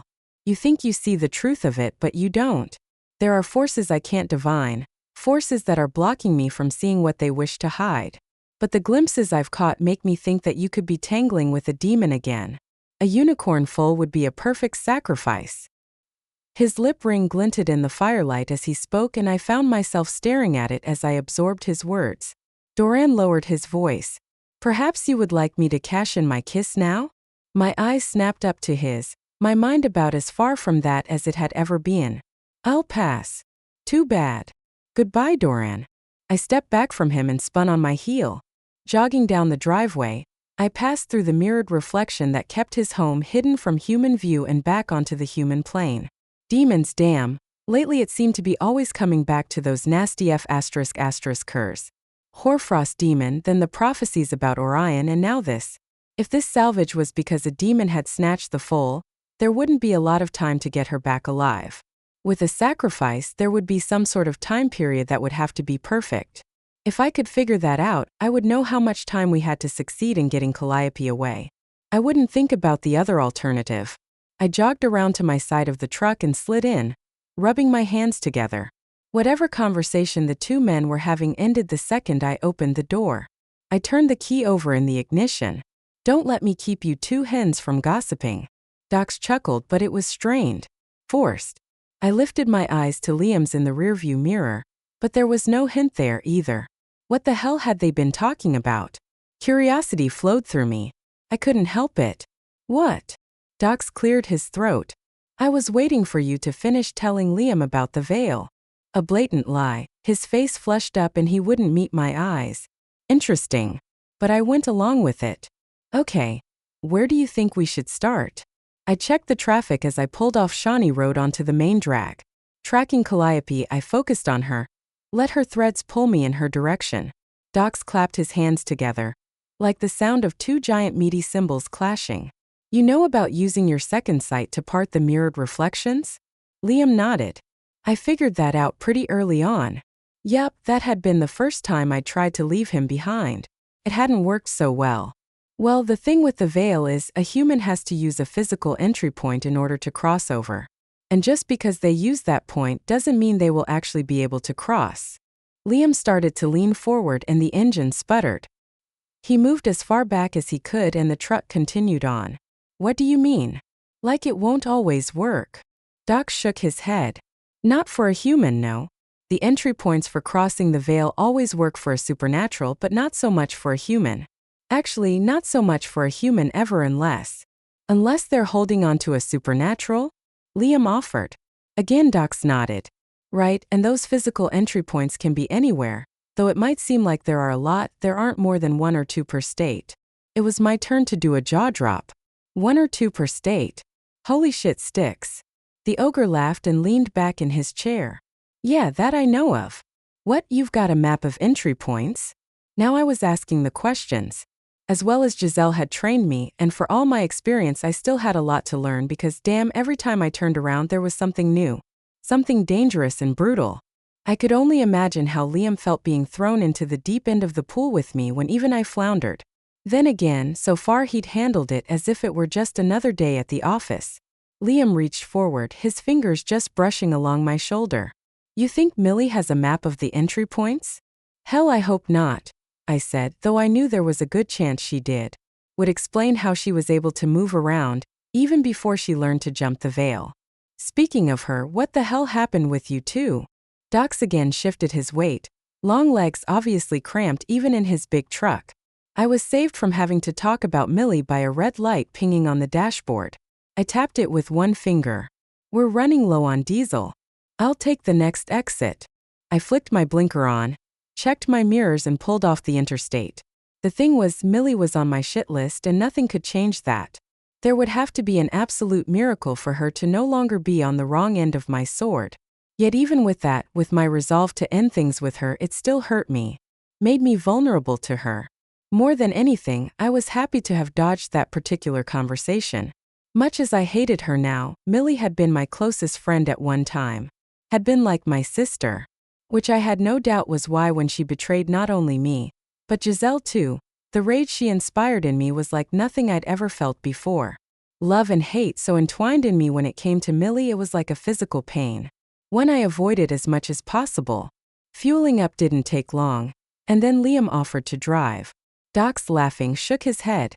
Don't think that's a good idea, man. You need to ride in the back seat, as far from the engine as possible. With a frown, Liam climbed back in, but he didn't argue. I stretched my back and legs before getting into the truck on the passenger side, feeling my vertebrae pop and my muscles protest the movement. My body was pretty much all healed up, but sitting for so long made me stiff. Doc started the truck, the engine turning over twice before it coughed to life. Now, you were about to tell me what happened with Millie? Shit. I don't want to talk about it. I slumped in my seat like a sullen child and closed my eyes. I didn't ask if you wanted to talk about it. I asked what happened. Liam made a choking sound in the back seat, and I whipped around to see him looking at me all too innocently. I narrowed my eyes at him, but he just smiled. I shifted in my seat so that I could stare out the windshield. She tried to kill Alex, Eve, and Liam and succeeded in killing Giselle. Doc's hands tightened on the steering wheel. Giselle's gone. I lifted my feet and set them on the dash. Yeah, just before I headed to London. Shit. Mira, I didn't know. How is it that Millie's still alive then? He knew me well enough, apparently. She's pregnant, I said softly. Oh, that one word encompassed it all.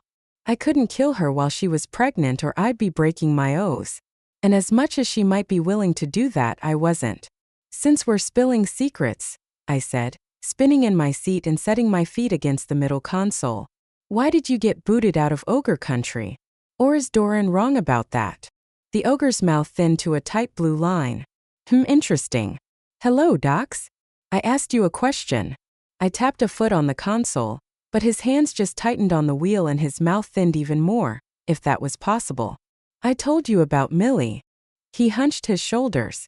This is different. Really, why? Because it is. God's childish much? Is it going to affect this salvage, the reason you were booted out? I needed to know at least that much.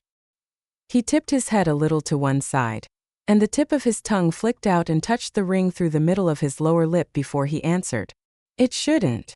Well, as long as he was right, I couldn't get too pissy. I let him be. I could see that there was going to be no convincing him at this point to say anything more than he already had. Maybe later. Though if what Doran had said was true, and Docs had been kicked out because of some perceived weakness, we could actually have more difficulty with him along for the ride than if we were going in alone. Liam chilled in the back seat, his hand resting on the console next to mine. Not touching me, just being there.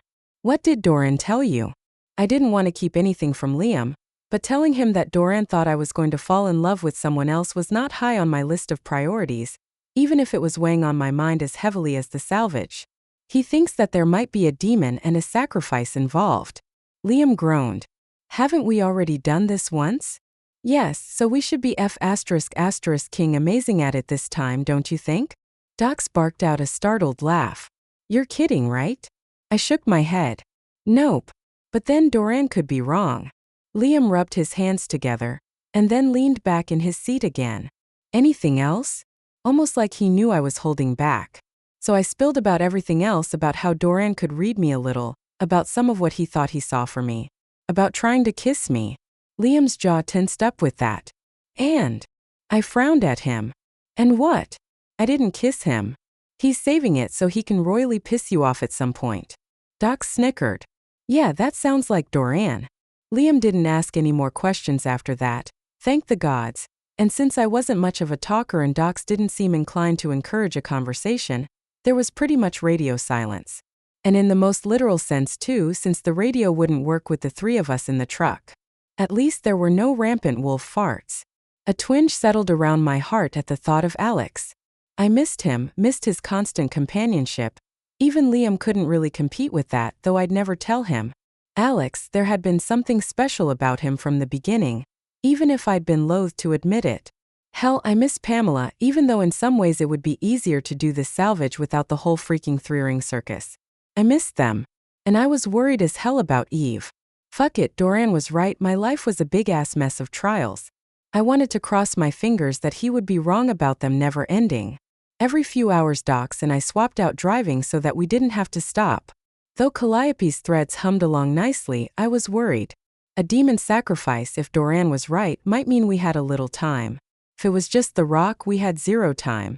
And if there was something in between that had taken the rock over and was trying to raise a demon, we were royally screwed. For some reason, I was betting on the last scenario. It was just a matter of who was controlling the rock, and who was trying to make a sacrifice to a demon and why. Easy. Right. I dozed off and on, and when I was awake, I watched Liam in the reflection of the windows. I could see he was bothered by what I'd told him about Doran. Or maybe he sensed that I'd held back from him. Hell, maybe I should tell him. Then again, if I did and he had a meltdown, I would be the one dealing with it. And for all I knew, Doran was just dicking around with me, which wouldn't totally surprise me. And the last thing I needed was Liam in meltdown mode in the middle of a salvage that likely involved a demon. No, this was one secret I was keeping to myself. A full 24 hours we drove, and with no major catastrophes. Of course, I was expecting something. After the car chases in Europe, I couldn't help but keep checking behind, waiting for someone to throw a spell at us from a passing vehicle. The fact that nothing happened made me, at best, suspicious. Docs pulled off the interstate at the border range of the Cascades. This is where ogre territory starts. From here on in, there are a few rules you both need to follow. He turned the engine off and turned in his seat to face us. This was a lecture I hadn't been expecting. Don't challenge anyone. No matter how much you want to. Challenges can be taken up by a whole gang. Meaning if you challenge one, you are challenging all of them. Fabulous, I muttered. He glared at me. Don't lip off. Respect is earned here. Though I doubt you'd get it even if you wiped out an entire gang.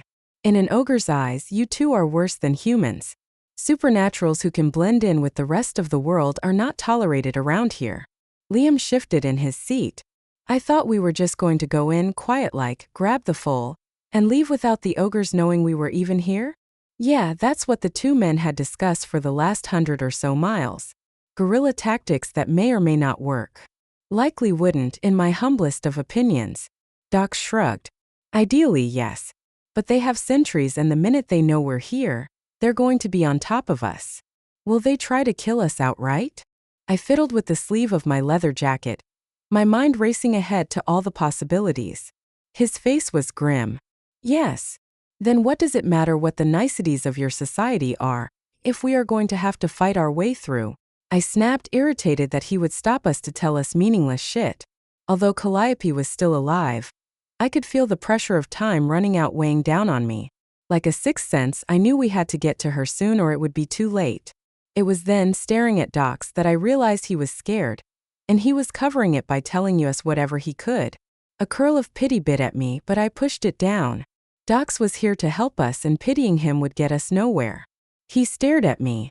Because if you can earn their respect, they'll help us. And if we really are dealing with a rock and a demon sacrifice, we are going to need their help. All that we can get. That's a mighty big if, Liam said, his tone dry. Doc slammed his hand on the steering wheel. If a rock took the foal, we are going to need their help. Besides, the rock will live on the highest peak around here. If my memory serves me right about the beasts, which would mean it is on Mt. Hood. It was my turn to get snarky. If it's that damn simple, then let's just go to Mt. Hood. What's with all this posturing shit? Docs glared at me. At the base of Mt. Hood is where the different gangs meet to fight and mate on every full moon. I didn't have to ask him if it was a full moon. I knew it without even looking it up. How? Because that's just the way my life went. Docs took a deep breath, maybe seeing me get the implications of what we were dealing with. Which means we will have to go through all of them to get even close to Mt. Hood. And a full moon, when else would be a good time for a sacrifice? I let out a groan. I kinda been hoping I was wrong. This was fantastic, just what we needed. I tracked Calliope to be sure she was still with us. The fact that she was still alive told me the rock was certainly not working on its own ideas. A steady hum of uncertainty had started up in the foal, making my skin crawl with her growing fear. Whatever was happening, it likely wasn't all that good. On an impulse, I tracked the rock as a species, felt the threads of them tangle around Calliope, and then tracked ogres as a species, ignoring Docs beside me. The threads of the three types of supernaturals intersected with a precision that made me want to puke. Liam held up his hand. Wait, how can a rock go unseen if it's so damn big? I know Blas has his own magic, is the rock the same? Doc spoke before I could. Likely whoever is running the show has folded the veil, like at Doran's house. The humans just won't see it. Nice and simple. Time to get this conversation back on track. Docs, you're telling me there's no back door? No way in that you could find for us. He scrubbed his hands over his head, rubbing vigorously. I might be able to get some help. Maybe. But the triplets are a long shot. As in betting on them will either be a windfall or will wipe us out. Liam's eyes met mine and I nodded. There was no other choice. I knew when we were outnumbered and outmanned. I knew I was no freaking superwoman who would swoop in and save the day. Docs, whatever help you can find for us, do it. It isn't just the foal's life on the line but Eve's too. And if there really is a demon involved, maybe more than that. Not to mention all three of our lives. But that was our choice, to be here and put our lives on the line for the sake of two children who needed us. He gave a sharp nod, started the truck, pulled an illegal U-turn, and got back on the interstate. Portland it is, then. With each mile marker we passed, the tension in the truck grew until I choked on it. I rolled the window down, breathing in the deep sharp bite of the West Coast winter. Humid, not unlike London. Rain spattered down and I lifted my face to it. Roll the window up, Doc snapped. Chill out, I snapped back, leaving the window down. Roll it the F***K up. If we're anywhere close, an ogre can smell the difference between human and supernatural. They don't have to see us to know that we are trespassing on their territory. I rolled the window up. You could have just said that. No need to get your extra large panties in a twist.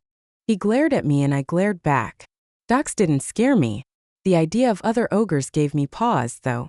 There was a hell of a lot I didn't know about that species, despite having Docs as a friend, despite having read everything I could find about them, which wasn't much, after meeting Docs for the first time. Despite everything that Giselle had taught me. So we drove with the windows up in recycled air that very quickly smelled like corn chips and sweat socks. Liam's nose wrinkled up and his mouth clamped shut. Hell, how much worse was it for him with his extra sensitive nose? Mid-afternoon and we were in the city proper. Clean and picturesque, overcast and dreary. Portland had a relaxed feel to it. Maybe it was the West Coast. Maybe it was the weather keeping everyone mellow. Maybe everyone was taking an afternoon drag. But whatever it was, I could feel it under my skin as we drove. Doc's eyes softened and his breathing, which I hadn't realized had been hitched and shallow, evened out. Apparently it wasn't just me feeling the vibe the area was giving off. Liam, though, I checked him out in the mirror. If anything, he was on high alert. No relaxing there. Hey, you smoking something over there that we can't see? I punched Doc lightly in the arm. He shook his head, his eyes never leaving the road. It's the smell of home. As if that said it all. Maybe it did. I couldn't wait to get back to the farmhouse, to my own bed and my own space. But I surely didn't look stoned when I was jonesing for my own bed. But if it was the smell of home, why was I picking up on it? It's a ruse. Doc glanced over at me. Something to keep other supernaturals calm and mellow before they get slaughtered? He nodded and I took a deep breath. Clever, very clever. Doc parked the truck at a pay parking lot, slid out of his side and looked around, like a 7-foot-tall trying to be subtle FBI agent. I slid out, checked my weapons and Liam followed, checking his 2 blades and straightening his clothes. Around us were red brick buildings, each one no lower than 3 stories.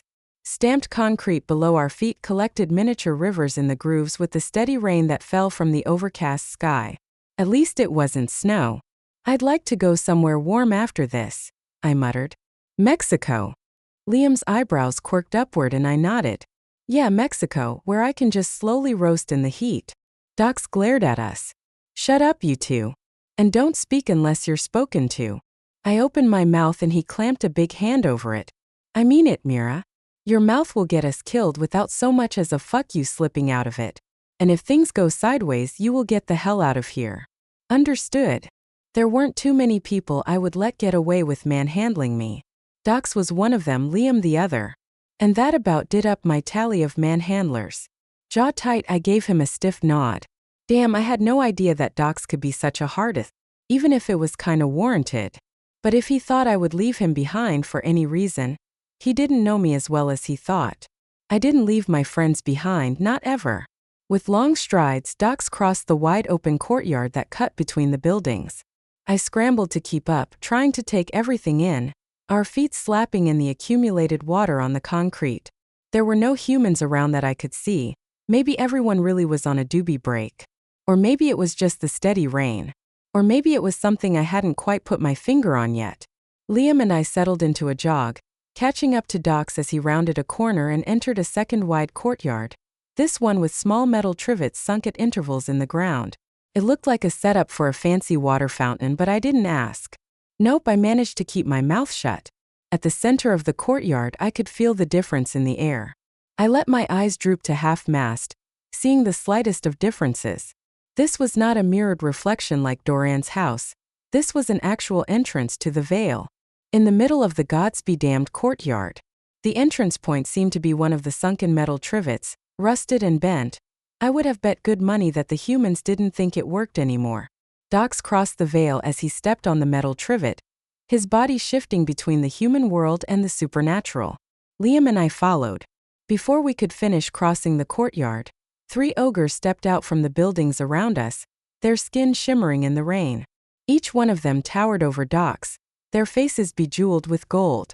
Bright gemstones pierced not only in their eyebrows, lips and ears, but were set in their cheeks and chins too.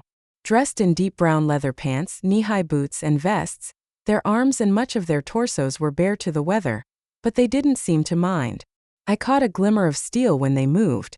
Weapons of what kind I couldn't be sure, but they were packing. And they were big boys.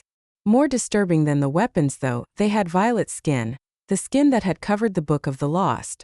The book Millie had stolen. A chill swept over me that had nothing to do with the inclement weather. Coincidence? I think not. Motherfucking puss monkey, will you look who it is? The largest of the ogres crowed, his hands on his hips, violet eyes dancing with laughter. I took that as a good sign. An ogre who was quick to laugh, that had to be good, right? Docs though, he tensed. Maybe I was wrong. My friend shifted his stance and lifted one big blue hand to the other's, palm out. You are hail, Tin? Tin gave a laugh. We don't stand on puke drinking ceremony here, little man. You know that. The second largest boy stepped up, eyes narrowing as he eyed me up. You bring dinner with you? A little tracker with a side of wolf. Not bad. Not the best combination, but I've had worse. Remember those smelly shit waffles that SAS brought home? It took everything I had to stand still, to not tell him where he could stuff his dinner and just how to season it, shit waffles or not. Docs laughed, but I could hear the force in it. Yeah, those were not good. But don't tell SS I said that, she'd skin me alive. And no, these are my friends. Mira and Liam, meet the triplets. Tin, Dev and Lop. The second biggest one was Dev. The smallest one, who still stood at least 9 feet, was Lop. Their eyes widened as Doc spoke, and it was Lop who blurted it out. Listen, dick-nosed douche biscuit you might be, but even you aren't that stupid, are you? You don't bring friends here. Everything in me wanted to let them have it, and it took all my willpower to keep my mouth shut, though I had no doubt Liam could hear my teeth grinding. Doran had said to follow my guts, and my guts were screaming at me to give these 3 a big freaking piece of my mind. The potty mouthpiece. Lop took a step forward, his eyes widening as he took me, and all my barely contained fury in. Ah, look at the little tracker. I think the white trash taint jockey wants a shot at us. I sucked in a sharp breath and then glared at Docs, but it was Liam who stepped forward. Yeah, neither one of us did so well with insults. What did you say? His voice was a bare growl, his lips rippling as they pulled back over teeth that didn't look so human. A swell of appreciation caught me off guard. In my life, there weren't a lot of instances where someone stood up for me. Usually it was the other way around. The triplets started to laugh, slapping their big hands on their thighs, like distant cracks of thunder. Oh, I think the tracker is banging the dog. What a slutty C***K knob she is. I managed to get a hand on Liam before he took another step, but his whole body vibrated with anger. I knew what this was about. They were trying to get us riled up to make us stupid. I dealt with supernaturals long enough to know that Docs was going about this the wrong way, even if it was his species. Again, I looked at Docs, whose eyes were lowered. You think submission is going to gain their respect? Look at them, we're a joke to them. You're a joke to them. I kept my voice as low as I could. You think that they respect you because you won't defend yourself or your friends? Their laughter continued, and I knew then that perhaps, as much as these were his people, Docs didn't understand them. This, in some ways, was more my world than his. He'd lived hiding out and being human for too long. I trusted you. I stepped out in front of Docs. And now you're going to have to trust me. His head snapped up, his eyes uncertain. But he didn't try to stop me. That's what I'd thought. With my boys at my back, I faced the triplets. You three about done with your idiotic F*** carry? Roaring with laughter, Dev actually went to one knee, holding his guts with one hand. Oh gods! What a pompous bitch Nazi she is. I sensed Liam moving without actually seeing it, and I held up my hand, staying him. This was a game one I'd played before. Like a schoolyard standoff. I'd never lost one of those, and I wasn't about to start now. I smiled at them and took a few steps closer. Which one of you is the youngest? Without error, Lop and Dev pointed at Tin. He smiled at me, all big white teeth. I beckoned him with one finger. Mind coming a little closer, ass face? With 3 long strides, he was more than a little closer. He loomed over me, all 10+ feet of him. Close enough for you, pie eating. I swung hard, the height perfect for an uppercut. My fist connected with his oversized man Jules, and he dropped to his knees, where I grabbed the ring, piercing his eyebrows, pulling until blood dripped. I am not a child to follow the rules of your children. You are going to be polite to Docs, and you are going to be polite to me, or I will let my wolf rip your tiny little purple balls off and feed them to the rock. You understand? He groaned, but I saw the flicker in his eyes, the twitch in his muscles. With a roar, he jerked backward, but I didn't let go, the rings tearing out above his eyes. He slapped his hands over the open wounds, covering his eyes as he bled. Whoring slut blossom. His brothers didn't join in the fight, which I was counting on. Instead, Dev rolled on the ground with laughter, while Lop leaned against a building, heaving for breath, tears running down his violet-skinned cheeks. Tin, you're getting roasted by a woman. A pew ***, why is taking you out? Dev shouted, his voice reverberating through the courtyard. Docs moved up beside me. You cannot do this, Mira. You will have to kill him. I looked up at him. I know, but I have no choice. They do not respect you, and I don't want you to have to kill one of your friends. So I will do it. That seemed to get their attention. The 2 ogres stopped laughing, and Tin rubbed the blood from his forehead. What did you say? Lop straightened. I pulled a sword from my back and rolled it in my hand, the weight and feel of it a steady comfort. I'm going to kill him. Will you respect me then? They went very still like statues. Dev shook his head. Nah. We'd have to kill you then. And what the hell kind of fun is that? I frowned at him. Are you 3 always this confusing? They shared a glance, then nodded and spoke in unison.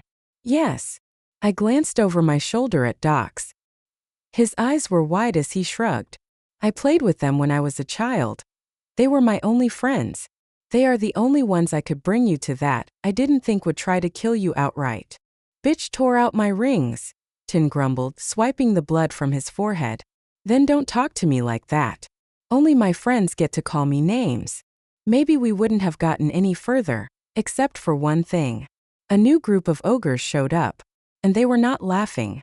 Chapter 9. There were 10 of them, and they had the deepest ebony black skin I had ever seen, and I'd tangled with demons. Their clothing echoed their skin, and it was hard to tell where cloth began and skin ended. Even their eyes were black, the depthless dark of a predator made to kill. The only splash of color, if it could be called that, was their weapons. They carried an array of weapons, but mostly spiked clubs that carried flecks of blood and flesh on them from whatever slaughter they'd come from. There was no time for thought, though, after the initial realization that the courtyard had just filled up with ogres. They spared us and the laughing triplets no words, just launched an eerily silent, brutal attack. 7 went for the triplets and 3 came for us. Docs hesitated. I didn't. I ran forward, ducked under the swing of the closest ogre and drove my swords upward, through his ribs and pierced his heart. As he fell, I spun toward the ogre going after Docs. Liam's snarls ripped the air, and I thought at first he'd shifted again. But no, he stood, dodging blows, using his now seemingly puny blades against the ogre. But he was doing damage, hamstringing the ogre, dropping him and then slicing his throat. Fighters the ogres might be, but they hadn't expected us to fight back or to know how to fight. The 3rd ogre had Docs by the throat and had his back to me, which made killing him swift and easy. I slid my blade through his black hide from the back, again piercing the heart and dropping him instantly. Doc shook him off and scooped up the club the black-skinned ogre had held. A rage I'd never seen before clouded his eyes. Screaming a wordless battle cry, he ran toward his one-time friends and the melee across the courtyard. Apparently, we'd had the weaker ogres come for us, because the 7 that were left were not dying so easily. The triplets had their backs against each other, their roars raised above the clash of the black-skinned ogres' clubs against the finer swords and axes that the triplets carried. 3 more of the black-skinned ogres peeled off and faced us. Close up, I could see the battle scars on their bodies, glimmers of faint silver against their skin. These were the battle-hardened warriors. Whoever we had faced first, I'd bet it was their introduction into raiding. Or whatever the hell this was. Fan-freaking-tastic. A chill of fear swept me and I forced it down. Liam moved up beside me. "Don't let them separate us," he growled. Easier said than done. The ogre closest to Liam had a club with no spikes, just a solid smooth wood made for bashing, and he swung it hard, catching Liam in the stomach and sending him flying into a door on the building closest to us. Which was rather bad because Liam didn't slide to the ground like I'd expected. He disappeared. Damn it. There had to be a doorway through there. And the courtyard was like the castle, a gods-be-damned gateway for traveling through the Vale. But all that passed my mind in a flash, and then I was dodging 2 ogres and had no time to worry about Liam. Liam hit the wall hard, the sounds of the fight ringing in his ears, but as he slid downward the world twisted, and then he was face down on a rocky beach, waves crashing up around him, startling him out of his momentary stupor. What the hell? He pushed himself to his feet. The shoreline stretched for miles on either side of him, the smell of rotting fish and salt water filling his nose. A tittering laugh spun him around. There, just behind him, lay a stunningly beautiful woman. Her blonde hair studded with pearls and curling around her heart-shaped face, with luminescent blue eyes that stared up at him. Her soft curves were bared to the open sky, but there was no shame in her. He blinked a couple of times and she reached for him. "Stay with me, wolf." There was a command in her voice, a spell that stirred his wolf and the strength to deny her more than anything else could have. He snarled, reached out, and grabbed her by the throat, lifting her high. She let out a scream, high-pitched and warbling, the lower half of her body coming clear of where she'd hidden it. From the waist down she was all fish, a pearlescent collision of scales, a rainbow of colors that danced in the lights. "How do I get back?" Fury lit her pretty features, twisting them into something ugly and monstrous. "The darkness will rise and he will swallow you, wolf. I see it even now. You will die. And your death will be meaningless. Tell me or I'll snap your neck." She trembled in his hands, but he didn't care.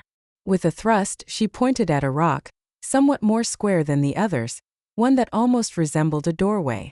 With no ceremony, he dropped her to the jagged rocks and ignored her grunt of pain.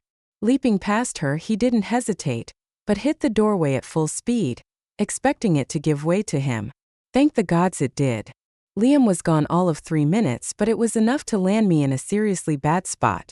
The triplets had dispatched 2 of the interlopers, screaming obscenities at them the whole time. In another place, I would have been laughing at the ridiculous imaginative cursing they came up with. The triplets still faced 2 of the black-skinned ogres, and Dox and I faced 3.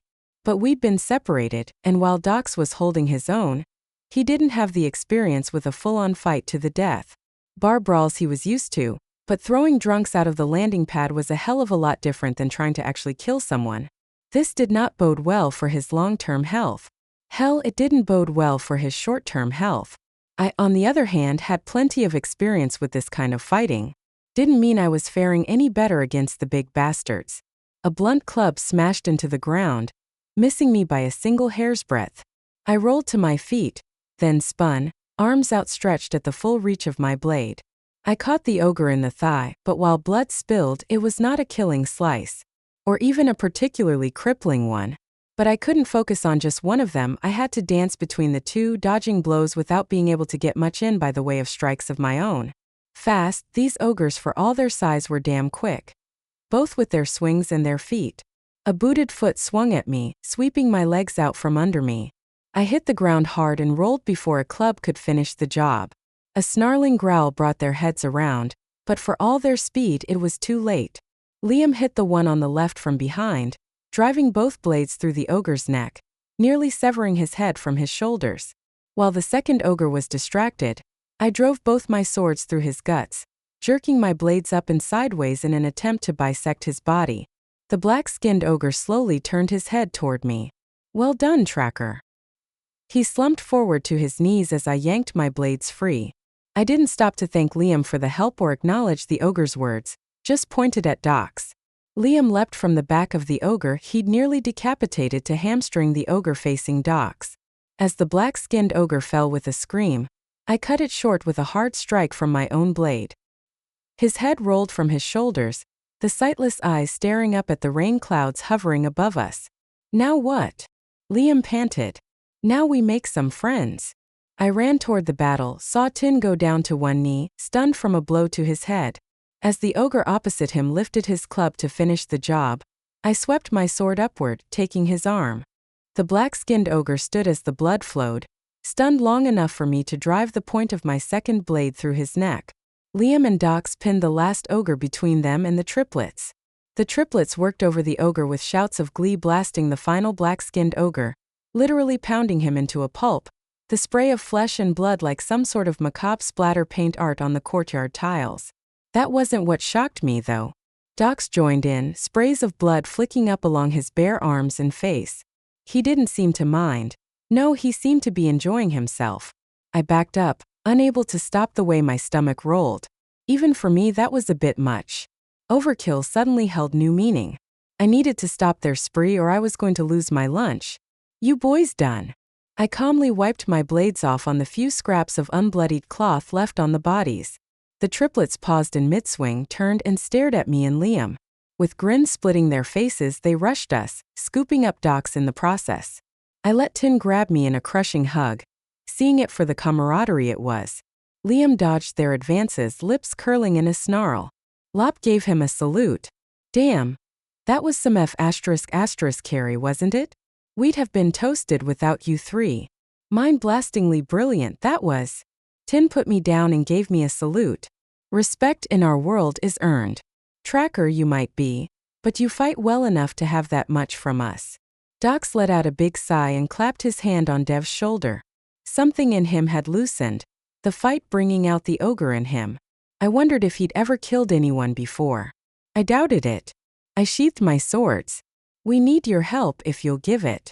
They shared a glance. "Does it involve fighting?" I nodded. Sneaking past a number of gangs and stealing a unicorn full back from a rock. Probably some high-speed chases, knowing my luck. "We need you to help us avoid as much detection as possible." Dox's eyes bugged out, and even Liam lifted an eyebrow at me. They thought me reckless, but I knew when a gamble was weighted in my favor. These three might come off as goons, but if I remembered my recent studies correctly, now that they respected us, there would be no going back. Dev, who turned out to be the oldest, put one hand on his knee. "And if you're wrong?" I shrugged. "We'll find you someone or something to fight. Sound fair?"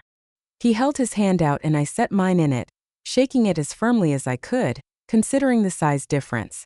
"We need to go now." Lop interrupted me with a swing of his ridiculously large hands. "Tonight, under cover of darkness is best. If your unicorn truly has been taken by the rock, it roosts at night and getting past it will be easier." Before I could answer, things took an unexpected turn. A set of high-heeled footsteps turned us all to the side. What had to be the most striking woman I'd ever seen swayed toward us. In heels, she was well over 6 feet, close to Dox's height. Her curves flowed from the gentle swell of her hips up to the rather large swell of her BR**** as sheathed in a cream-colored low-cut, sleeveless dress. There was a lot of skin showing. Pale violet skin that peaked in a rosy color across her cheeks, and the tops of her ample BR*** seemed to have every male's attention. Even Liam's. Not that I could blame him. She really was stunning, right down to her violet eyes, which were shadowed with silver dusting that only accentuated the color. Crap, I suddenly felt how very tomboyish and unfeminine I was. This felt like standing next to Millie when she was all dolled up. I let out a resigned breath. At least I was used to it. Her hair was done in tiny dreadlocks beaded up with jewels and stones that clinked lightly with each step she took toward us. "You three boys, are you done with the fighting for today?" And more importantly, are you ready to move on with the more interesting activities I have planned? Her voice was husky and sensual, and it curled around the six of us. There was magic in her voice that skittled off me, but I could sense it nonetheless. The three triplets bobbed their heads, the crotch of Tin's pants swiftly tinting. That, along with the way they looked at her, I was guessing they weren't related despite their similar skin color. Her eyes drifted over us, pausing on Doc's. And you brought me a new friend. Who is he? Doc's cleared his throat. Hello, Ss. It's been a long time. Her eyes widened and she put a hand to her throat in an elegant gesture that I never would have applied to an ogre. Then again, I'd never met a female ogre. To say she surprised the shit out of me was an understatement. Docs. She breathed his name, and the triplets let out a collective groan. Doc smiled at her, but it was sad and wistful and full of a past I was pretty sure we didn't have time to dig into. You two break it up. We have a job to do, remember? Docs. I breathed his name out like SAS had. His body shook and he shot a glare my way. Mira, we have to wait until dark, you heard them.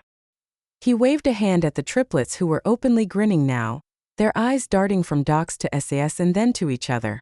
An image of the five of them in bed together flashed through my mind, and I shook my head to clear it. Docs didn't seem the type, then again. Liam spoke in a low whisper that I thought only I could hear. Fighting an F*** king, that's what you said, right? Docs at least had the grace to look chagrined. Apparently he heard Liam too. I can't assess. She sashayed to him and ran a hand over his well-muscled blue shoulder. Docs, tell me you're going to stay a while. Please. Her eyes brimmed with unshed tears. Shit, I would have had a hard time saying no to her. There was a compulsion in her words, and her voice tugged at me. That wasn't magic. That was whatever chemistry she had going on. Liam put a hand on my lower back as if he knew. Doc shook his head. Disappointment etched into his face. I can't. I have to stay with my friends. Now I felt like a godsbe-damned ogre. What he said was the truth, but if the triplets were going to make us wait anyway, there was no reason to make Doc suffer. And suffer was the right word. He looked freaking miserable standing there, denying SAS. With a laugh, Dev darted forward and scooped us up, taking her away from Doc's, her long bare legs dangling over his arms right under Doc's nose. But he never looked away from her face, nor did she look away from his. Shit on a sharp stick. Why did things always have to get complicated? We meet back here in 3 hours' time. You should be fine, no other ogres frequent around here, and if they do, just punch them in the balls, Lop said, giving me a wink. Doc stared after them, a longing in him that was plain as the three colors swirling in my eyes. I was going to regret this. Damn it. Go with them. You can make sure they keep to their word, and then we'll meet you back here. I pushed him after the brothers, and though he paused, he gave me a smile. Hell, SS gave me a smile that made me blush with all it promised. They welcomed him, arms slung over his shoulders, pulling him along with them. But more importantly, SES welcomed him. She grabbed his face and kissed him long and hard and deep. I gave a shiver, the pheromones they were throwing off suddenly making me horny. Not something I was terribly wanting in the middle of a salvage. Liam pressed himself up against my back as the ogres disappeared through one of the metal trivets that led to the gods only knew where. Liam slid his arms around me and nipped the side of my neck, his body hard against mine. Fighting an F*** king, the books weren't kidding. Whatever the ogres had going on, it seemed to be contagious. Let's go get something to eat. Unless you want to follow their example? Liam said, his voice softening even as he gripped me tighter. I spared a glance for the bodies at our feet. Eat? No, not likely. Sex? Yeah, that's what I wanted, the ache in my body a steady thrum. Yeah, let's get something to eat. I stepped away from him and over a puddle of blood and dark gray matter. I chose not to identify even though my own brain did a quick comparison. We slid back through the veil over the metal trivet we'd come in by, and I crouched beside it to get a better look. Anything to distract me from what had just happened. The trivet was indeed not functioning, which was apparent by the sudden spout of water around us from all the other miniature spouts. Clever, very clever.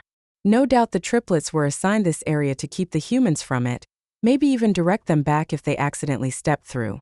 No, I knew that wouldn't be what happened. If a human stepped through, either they'd be killed or sold into some sort of slavery. At least, that is what the books on ogres I'd found had called it. The description, though, had been less like slavery and more like bondage. I shook it all off and headed toward the truck. There were a few humans wandering about now. The rain had slacked off, and apparently that was enough to draw them out into the weather. Back at the truck, we cleaned up, getting the worst of the blood and gore off, meaning it wasn't obvious unless you looked really close. Liam brushed a strand of my hair back and tucked it behind my ear, his eyes lingering on my mouth as if he were hoping I'd change my mind. I shook my head ever so slowly. I wasn't an ogre, and now that whatever pheromones had been floating around had eased off, I could think more clearly. I couldn't go from fighting to sex in the space of a few heartbeats. Do you smell coffee? His eyes widened. You're asking me if I smell coffee? Around the corner was indeed a small coffee shop, and within 10 minutes I had a hot raspberry tea cupped in my hands. Liam had 2 sandwiches and a large coffee. You need to eat, he said between sandwiches. I glared at him and sipped my tea. You don't find this weird? He shrugged and took a bite out of his sandwich, answering around it. You and weird are tight like a fat kid in spandex. I'm getting used to it. I burst out laughing, stunned at the unexpected joke. Yeah, I guess you're right. But even for me, going for tea after a fight like we just had is a bit much. He popped the last of the first sandwich into his mouth and leaned back. I'm not the one to talk about normal, not anymore. Besides, there was another option. His lips tipped upward and his golden eyes began to dilate. Heat flared between us, and the lingering effects of whatever pheromones S had been throwing off reared up. He slid his hand under the table and up my thigh, massaging as he went. I shook my head, took a deep breath, and pushed his hand back. Nope, not going there. At least not today. Ease up, after the salvage. The coffee shop was busy, humming with people, and I'm going to blame our stupidity on that. If you'd asked me, I would have told you that with that many humans around, another supernatural wouldn't have shown up. Certainly not a supernatural we both hated. Not one that I had told on more than one occasion that I would be removing her head from her shoulders ASAP. Millie slid into a chair at the table next to us, a drink in her hand. Frozen, that's what I was, and Liam seemed about as stunned as me, his eyes widening and jaw-dropping. Her brown locks flowed down over her shoulders, the bump on her belly the obvious show of her budding motherhood. Green eyes regarded me with no malice, but with a soft sorrow that ate at me. Damn, she knew my weaknesses. Liam's hands clutched the table, shaking it with the force of his fury. Not good, this was not good at all. 3 seconds. That's how long I was betting she had before he strangled her in front of all these humans. Liam, believe it or not, I am happy that Mira brought you back. What I did because I had no choice. But if I must, I will hold you down with a spell. Please don't make me do that. It will scare the humans, and if you two are truly on a salvage, the last thing you need is human interference by way of a police tale. Or worse, your old boss showing up. I've heard that Agent Valley is hoping to keep tabs on you, perhaps trying to get you to work for him again. Millie took a sip of her drink, and I just sat there and stared at her. Surely I'd drawn a smash to my head in the fight, and this was some semi-conscious waking dream. But no, the tremor in the table, the uncertainty in my gut, the smell of Millie's rose perfume. Too real, this was happening whether I liked it or not. Liam held himself together, but the wolf was strong, and I could feel the rise of it along my skin like a forest fire gathering speed. We had to get out of here. I made a move to stand, and Millie lifted her hand, palm out. Please, I know that you owe me nothing, but give me a moment to explain. Things have changed for me. What are you doing here? I managed to get out, lowering myself back into my seat. There had to be a good reason she was here, putting herself and her baby directly in harm's way.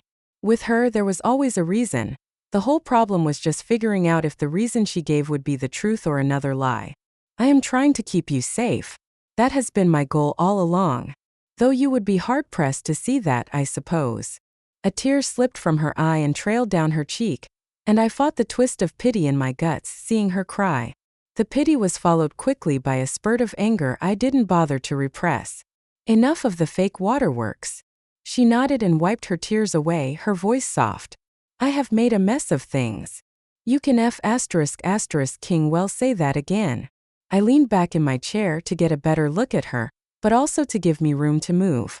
If she made one flinch toward Liam, I was going to tackle her.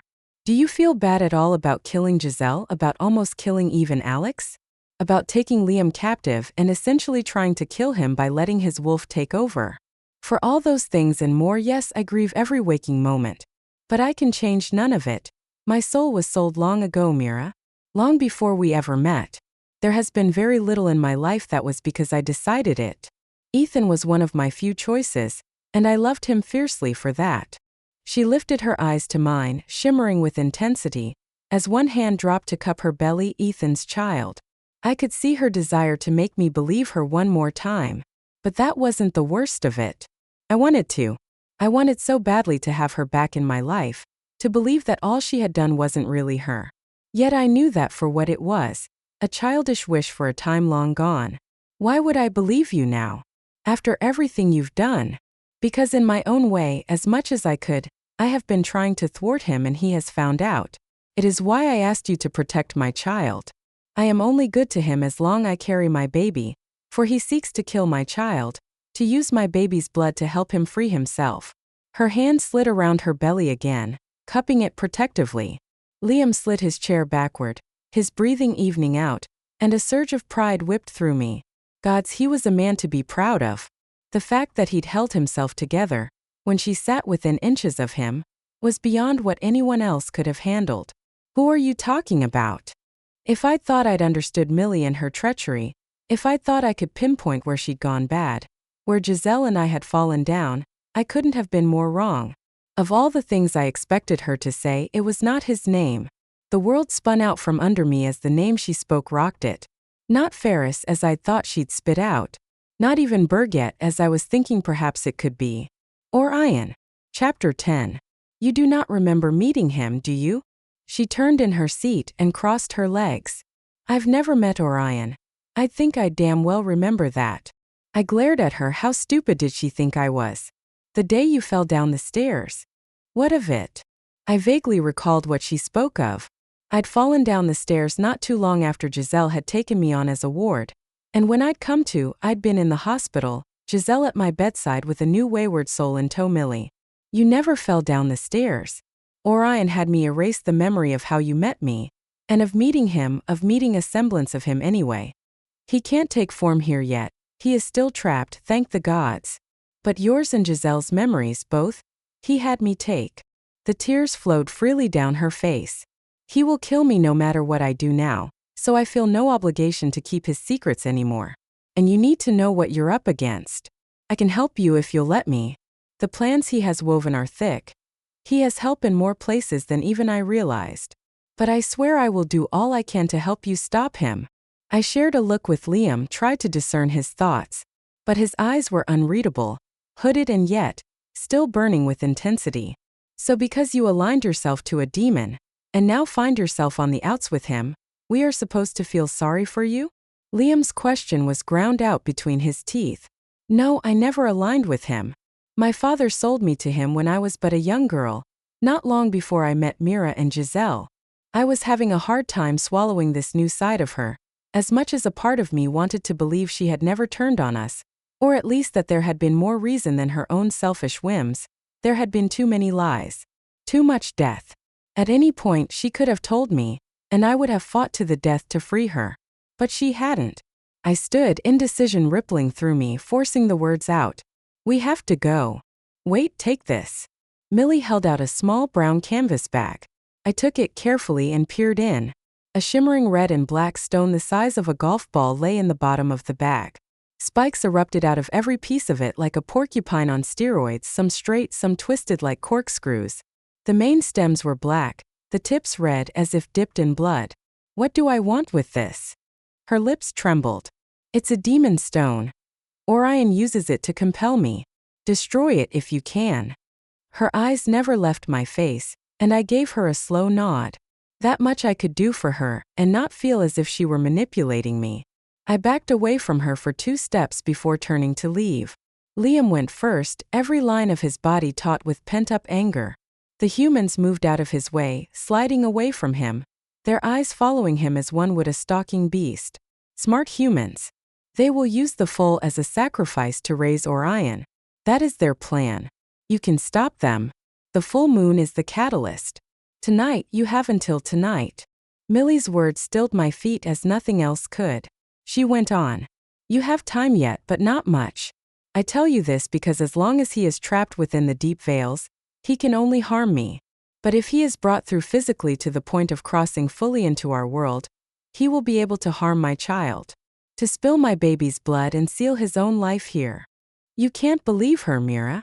Liam grabbed my arm and dragged me out of the coffee shop, the whispers and stares of the humans following us. I let him drag me. I wasn't sure I could have left of my own volition, not with her words ringing in my ears. The thing was, I still wanted to believe her. Her green eyes met mine, pled with me as Liam shoved the swinging door open and pulled me through after him. What she was saying aligned with what Doran had already told me. Only now she gave me the details. Orion was the demon, not some nameless demon like the Hoarfrost, but Orion. The demon included in the prophecies that had me fighting him to the death over the potential end of the world. Even more than before, we had to move our asses. If Millie was right, Calliope had very little time.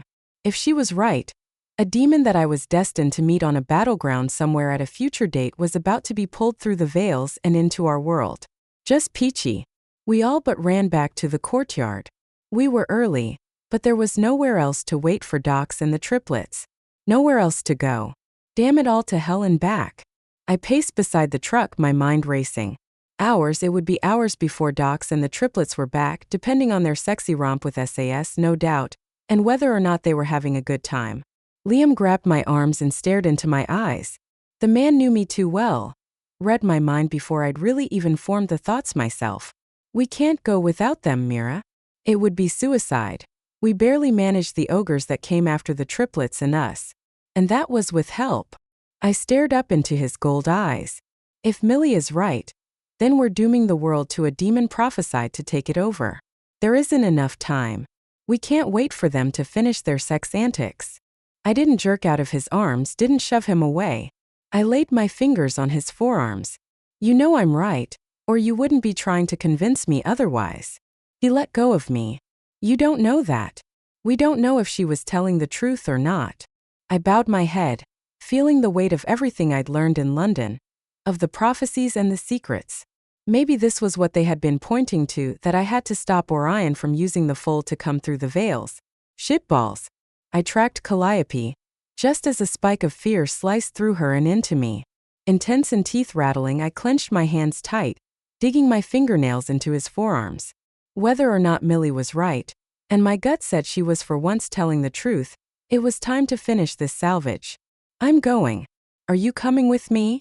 I lifted my head to see Liam shake his head, his eyes full of worry. A flicker of what he could do danced through his eyes. We both knew he could pin me down, hold me to prevent me from moving, and I wouldn't try and kill him. He could stop me if he really wanted to. This is a bad idea. You got a better one? I pulled the truck keys out of my pocket and headed toward Docs's baby.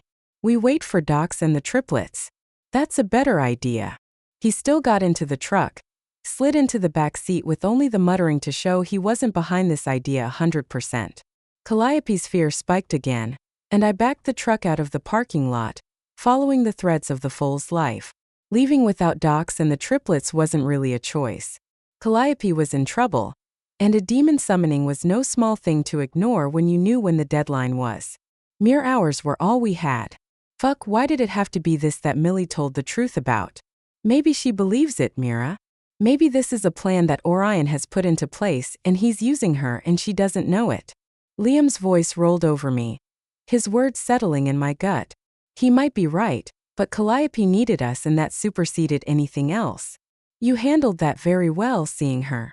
I peered in the rearview mirror at him, traced the lines of his body with my eyes. He snorted. I couldn't kill her in the middle of a coffee shop, surrounded by humans. Even I know that much. Even my wolf knows that much.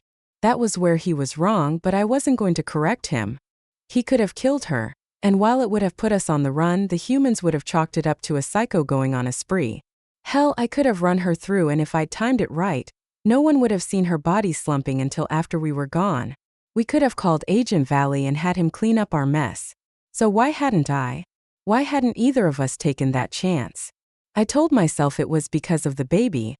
I couldn't hurt an unborn child. But in my heart, I knew that wasn't the only reason. Liam scooted forward and put his chin on the back of my seat. What's the plan, Tracker? And yes, I'm going to keep after you about this. You do have to have one this time.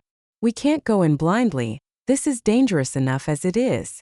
I took the next right-hand turn, felt Calliope's threads settle a little, the fear easing off before thrumming back through me at high speed. Same as always, which is a type of plan. Crash the party and hope we get out alive? I eyed him up in the rearview mirror as he curled back into his seat and tucked both hands behind his head, his eyes thoughtful. There is no way to know how bad it's going to be. Even Docs didn't know, so there is really no way to plan this. After that, he dropped it. Though I could see the worry etched in his face. I was just glad my back was to him and he couldn't see the worry in mine. Damn her. How the hell was he supposed to keep her safe if she continued to walk into situations where her life was perpetually on the line? Leaving the ogres behind had been a bad idea. But if there was even a small chance that Millie had been telling the truth, then they had to act. He knew that, though it soured his gut with acid. His training as an FBI agent kicked in, and he let that take over for now. They had to follow the lead that they'd been given. See it though. It would either vindicate Millie or be the final nail in her coffin. Not that she needed any more nails, but he could see that Mira still wanted to believe that her ex-best friend was under duress. That it wasn't really Millie's fault that she'd caused so much damage. Lounging in the back seat, the wolf in him struggled to rise to the surface, still raging with the proximity of Millie. He closed his eyes, thought about Mira, about holding her tight, smelling the soft, unique scent that was hers alone. Wild and passionate, surprisingly vulnerable, even at times uncertain, which he was quite sure she didn't show many people. The images and memories soothed the beast in him, eased the out-of-control fury that had been building. This was closer to the truth of why he let Mira win this fight so easily.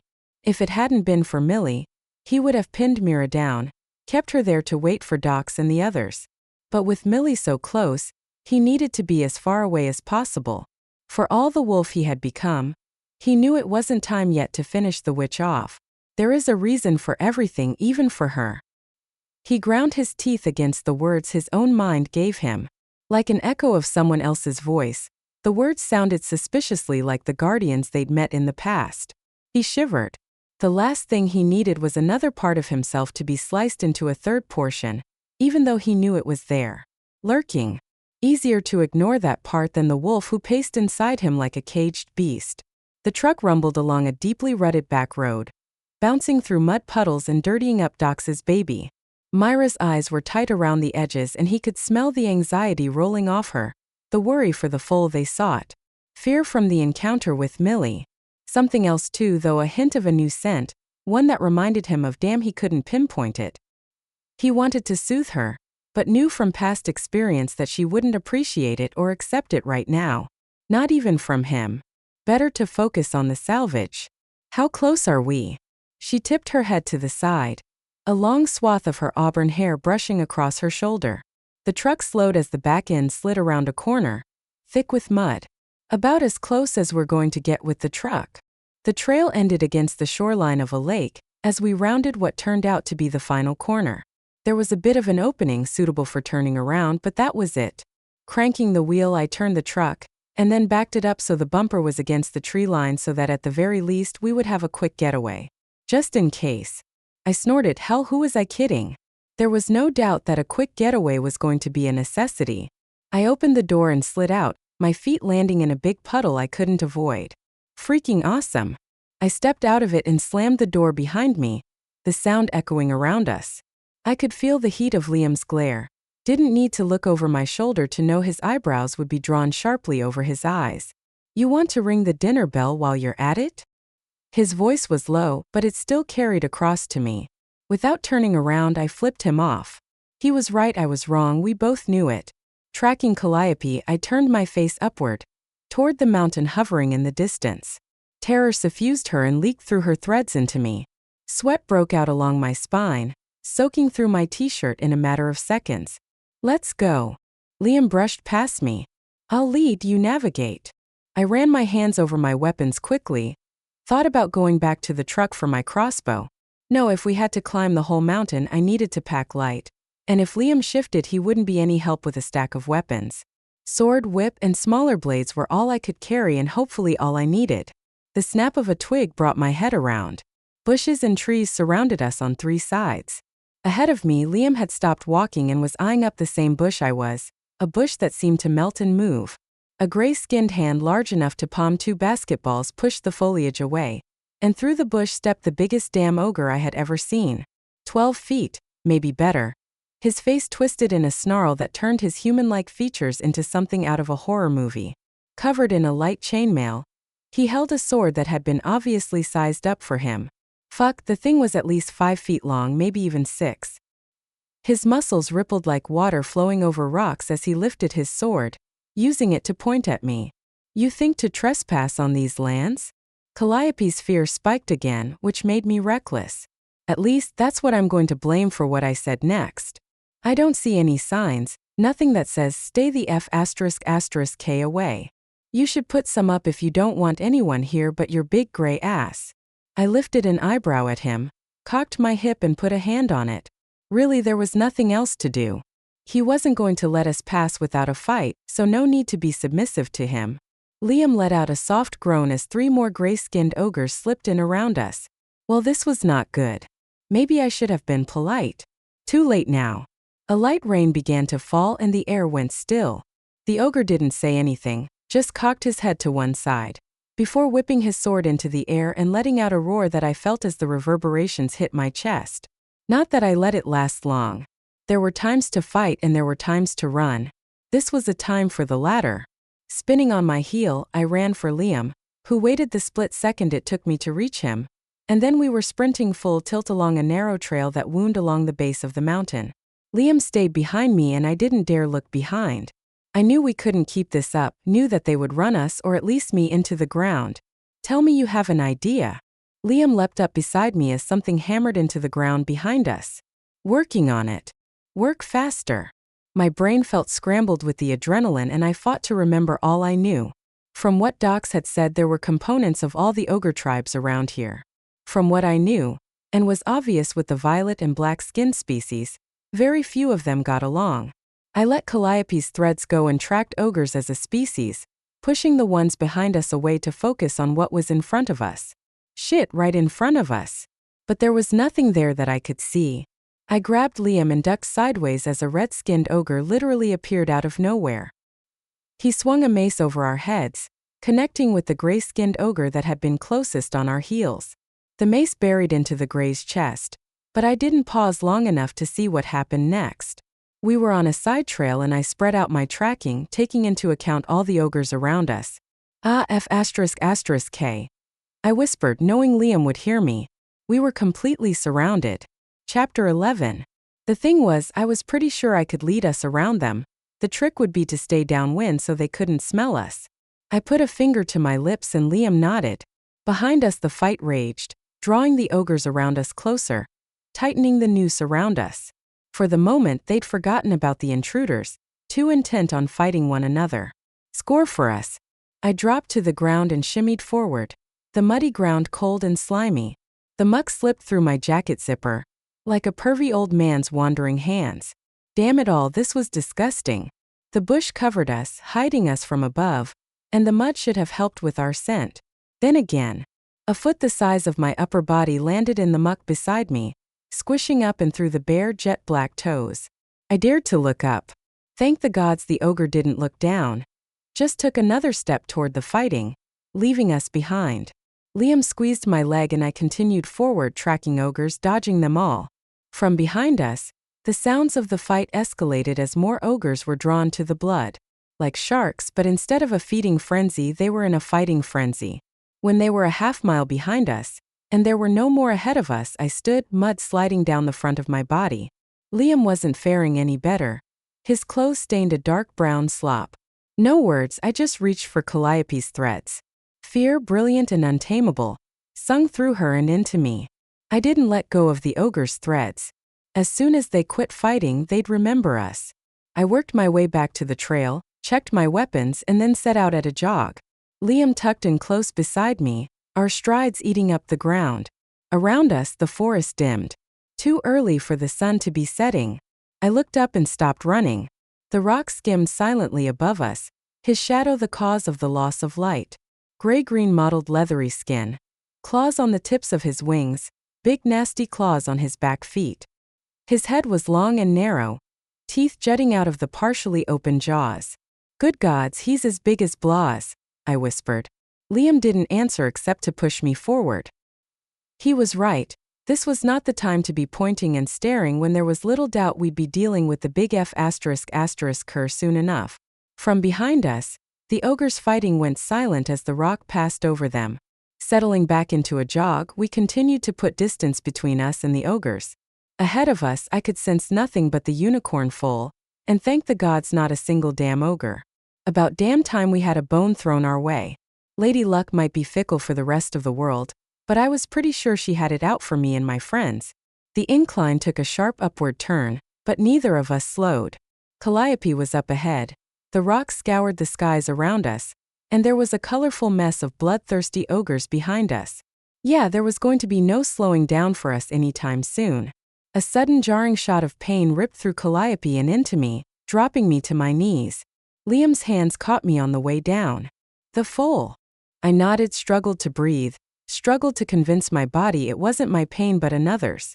A few seconds passed and I had it under control, the pain a steady distant throb.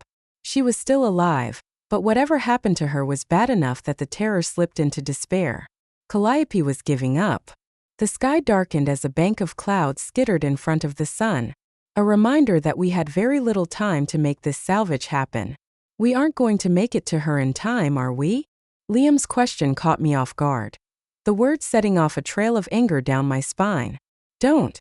Just don't. I pushed him away from me and started back up the trail, forcing myself to keep a steady pace despite the incline. The rain made the slope slippery, and the higher we climbed, the colder it got until the rain wasn't rain anymore but a snotty slippery slush. An hour passed and then another, and it seemed that we weren't getting any closer. My legs shook with each step, and even Liam was breathing hard. 2 hours jogging straight up a mountainside was not something I did on a regular basis. Worse though, Calliope was slipping, the despair stealing away the fight in her to survive. I refused to believe that Liam was right, that we wouldn't make it in time. Hang on, Callie. Just hang on. There was a pause, like someone taking a breath on the other end of the phone, and then a bright shining thread of hope swirled between us. No words, no thoughts, just an emotion so warm and full of life that it took everything I had not to give a fist pump. It. I jammed my fist into the air, then put my head down and powered up the next 50 feet. She's alive. And she knows we're coming. That's great. But we have a problem. Liam caught up to me and spun me around. Maybe 200 feet behind us, the ogres had caught up. How the hell had they snuck up on us? I'd been tracking them. The red-skinned ogre gave me a wave of his fingers and a wink I could see even from that distance. It took me a second to put 2 and 2 together. Of course, certain ogres had magic, and if the Light Eaters could mess with my abilities, masking their presence, then likely the ogres could too. And the triplets had known right away what I was and what I could do. Apparently my secrets were out. With a single finger I waved back. Laughter rumbled through their group and up to us. We were in trouble. They were too close and there was no sound as the rock curled around the mountain. The ogres froze, stilling their huge bodies. Between a rock and a horde of ogres, which were we more likely to survive? Trust me. My eyes met Liam's for a brief second, as I plucked a small blade from my boot, then spun and threw it toward the rock as it drew close, the blade not doing any harm as it caught the beast in the belly. But it got its attention. Oh shit, did it ever. The rock arced toward us, mouth open, wide eyes trained on us without blinking. There was no sound though, no growl, no thunderous roar. Not even a whoosh of wings. If I hadn't been looking at the big bastard, I wouldn't have known it was there. Dodge the teeth, but let it catch us. I yelped as we scrambled out of the way, just barely dodging the open mouth. Good idea, Mira. His sarcasm was not lost on me. Liam grabbed me, pulled me out of the way of one claw, but we couldn't dodge the other, which was exactly what I was hoping for. Kinda. The gray-green talons closed around us like a bear trap snapping shut, crushing us against one another, and clamping on us in a breath-stealing squeeze. With a sudden ear-shattering screech, The rock soared back above the mountain.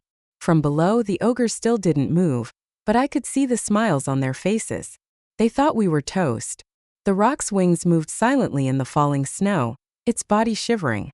3 wing beats and we had climbed almost to the top of the mountain. Mira, please tell me this is a part of your plan. That you have a plan. Liam squirmed against the rock's claws that held us tight. I smiled over at him as the top of the mountain drew closer and the rock began to descend to a depression between 2 plateaus near the snow-covered peak. The air was thin, cold, and not suited to the rock's nature. Actually, this time I do. I was tired of walking. His jaw dropped. Are you serious? The rock gave us a squeeze and then it was landing. With a flick of its talons, it sent us tumbling over the thick crust of hot snow. Wait, what the hell? I didn't have time to wonder at the hot mush below us. We had a rock to deal with. Before I could get to my feet, Liam scrambled to my side and wrapped his arms around my body, holding me to the ground. The ogres didn't move and it didn't see them.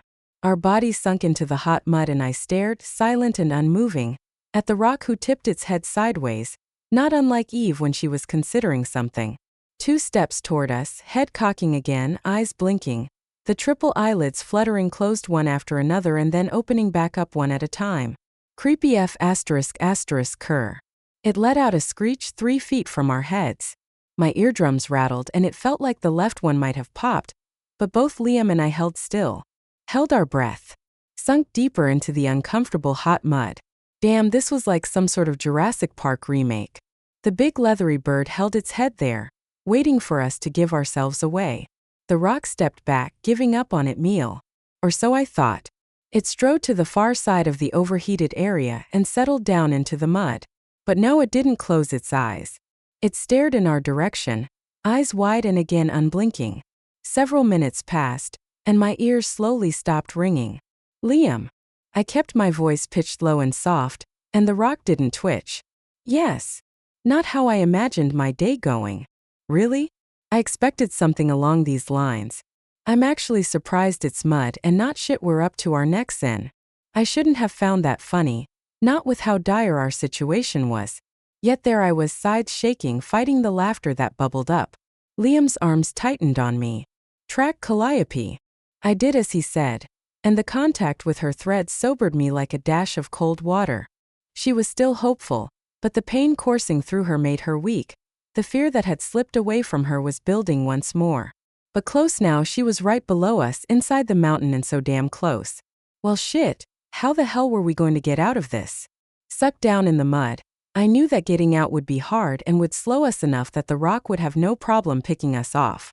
There's a drop down into a lower level, and the opening is too tight for the rock, Liam said. I think we can make it.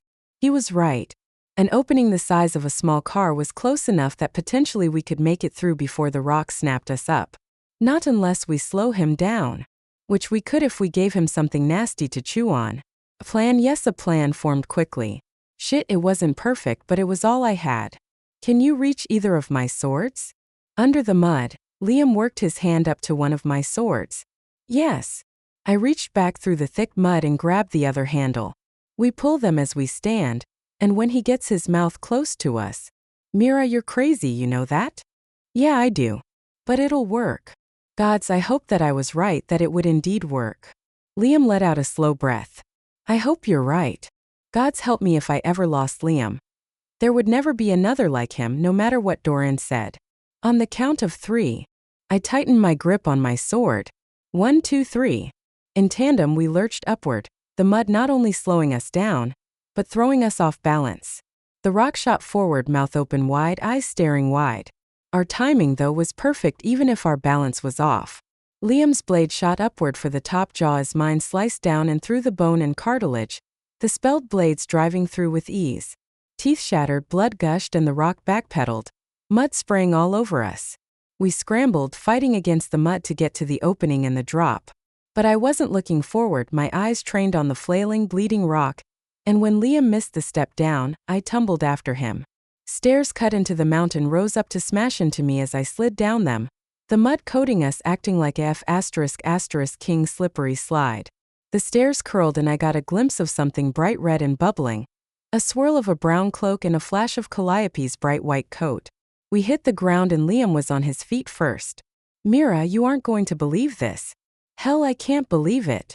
I rolled to my feet, sword still in hand, and turned to see what he was talking about. He was right, I didn't believe it. Not for 1 second. Chapter 12.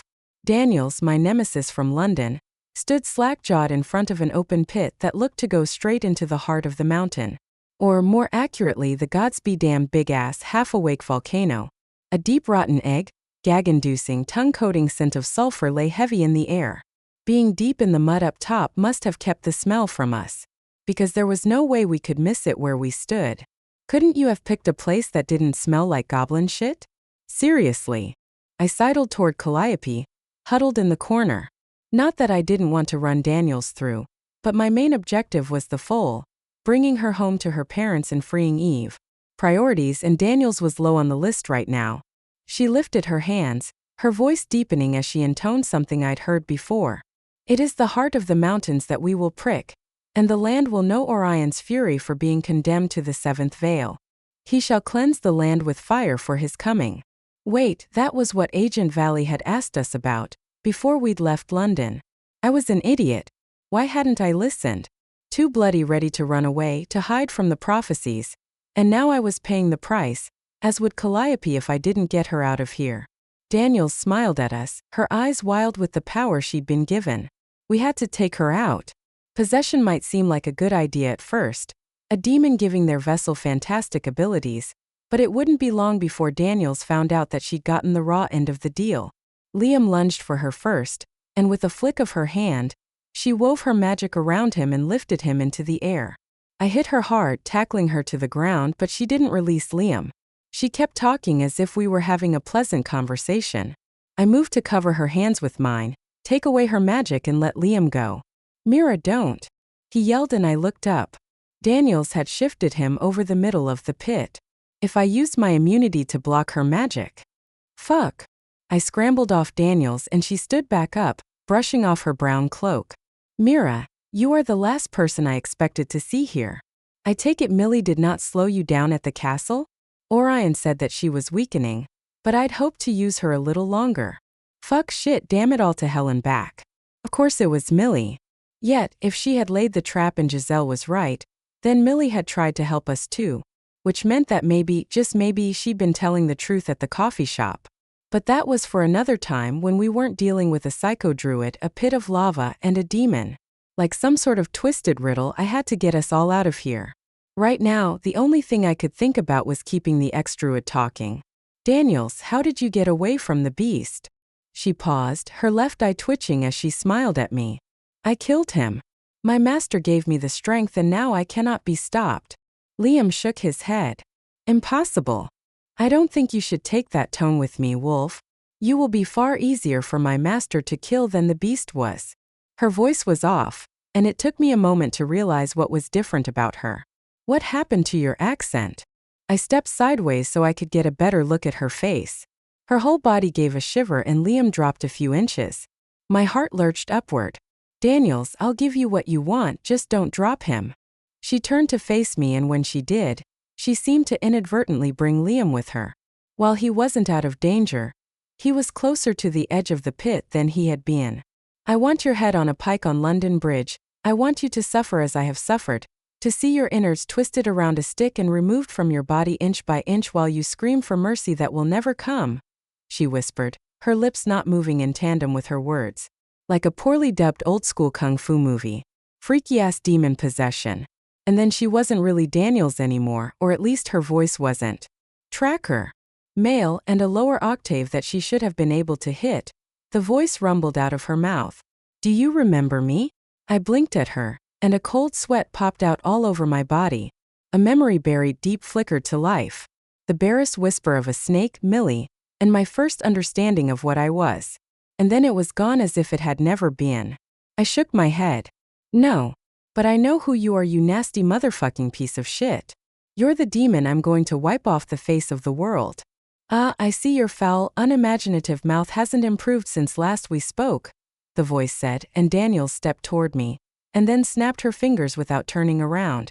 Liam dropped like a stone down below the lip of the pit. No. I launched myself at Daniels, And when she flicked a hand at me, her magic slid off. Only it wasn't magic the way Daniel's had. It was a heavy thump of power that grasped me, and the snowflake on my chest burned, pushing the power aside. A snarl twisted her features as the demon's taint slid away from me. What the hell had just happened? Didn't matter, I would figure it out later. He roared a wordless bellow as I body slammed Daniels to the ground for a second time. The back of her head connected with the hard rock and I thought she would be out cold. No such luck. She rolled and pinned me below her with a strength that was far beyond her own. And it wasn't Daniel's eyes that stared down at me. No, these eyes were not the muddy brown I recalled. A swirling dark red fog covered the brown irises up, swallowed what was left of Daniel's. I'd never seen it, but I knew it from Giselle's teachings what I was looking at. Daniel's had been well and truly possessed. There was no coming back from it, no magical ceremony that would save her from Orion. He had taken her in one fell swoop, which, considering she had been the one tangling with him, she deserved in my eyes. Once a demon had you, that was it. Say goodnight to everything you ever knew and loved. I let you live once. Because I didn't think you could be the one to stand between me and this world. There were others and I wiped them out one by one. Yet here you are. Though I must say your attempt is, at best, pitiful. His strength was beyond anything I could fight against and he held me easily. He leaned in closer, eyes wide. You don't even know what you truly are, do you? Even I know where I come from, you don't even have that. Go F*** K a troll, you ass hat. You aren't going to win. I tried to flip him off me, bucking my hips, straining against his hands with everything I had. It wasn't enough. He was too strong. I couldn't reach my weapons and Liam gods let him have been able to reach the edge of the pit. Orion lowered his face to mine. His voice frosting over me, stilling my efforts. You will belong to me. I will have to thank Millie. She tried to do me a disservice, sending the Hoarfrost demon to build your immunity to a demon's taint. But then she so kindly sends you here to me. Truly, she is a sly one. His words hit me and the past seemed to swallow me up. The Black Coven of Witches and the Hoarfrost demon. Millie had engineered it all? So that I would be immune to a demon that I would one day have to kill. Now you will witness firsthand my rebirth into this world. And then I will eat your soul. Okay, panic wasn't even close to what spun up through me. Blind with the fear that he could actually do what he said he could, I flailed all my training going out the window. Demons were bad enough, but a soul-eater motherfucking puss buckets. I'd read about them in the black-skinned book. They were at the top of the demon food chain for good reason. This was who Millie was bound to. This was who I was supposed to stop. A demon, who when he was only just possessing a body, held me down without breaking a sweat. If he came through the veils, physically came through, all his powers would be intact. I had to stop him now. This was the only chance I had. He threw his head back, laughing, the sound bouncing off the walls. Oh, please do struggle, I love to play rough. He jerked me up and then slammed my upper body back into the ground. 3 times he used me like an oversized fly swatter. I curled my head to my chest to keep my skull from being cracked open wide, but it was the best I could do. Even so, the warm spread of blood trickled down the back of my neck, as he twisted me to the side, catching me off guard, smashing me into a protruding rock. A soft knicker floated across to me. I turned my head to see Calliope struggling to her feet, one front leg hanging at a bad angle, snapped at the top of her black sock. Her violet eyes gazed at me, her would-be rescuer. Hope flared between her and I, the belief that I would save her as real and solid as the mountain below us. Fuck, if I couldn't get him off me, I wasn't going to be saving anyone. Orion turned his head to follow my gaze. Ah, the innocent. They are made to suffer. They are made to be taken and broken and used. Not as long as we're around. Liam's hand wrapped around Orion's neck and yanked him off me. Orion's howl was cut short as Liam snapped his neck, the crunch of bone the most heartwarming sound I'd ever heard.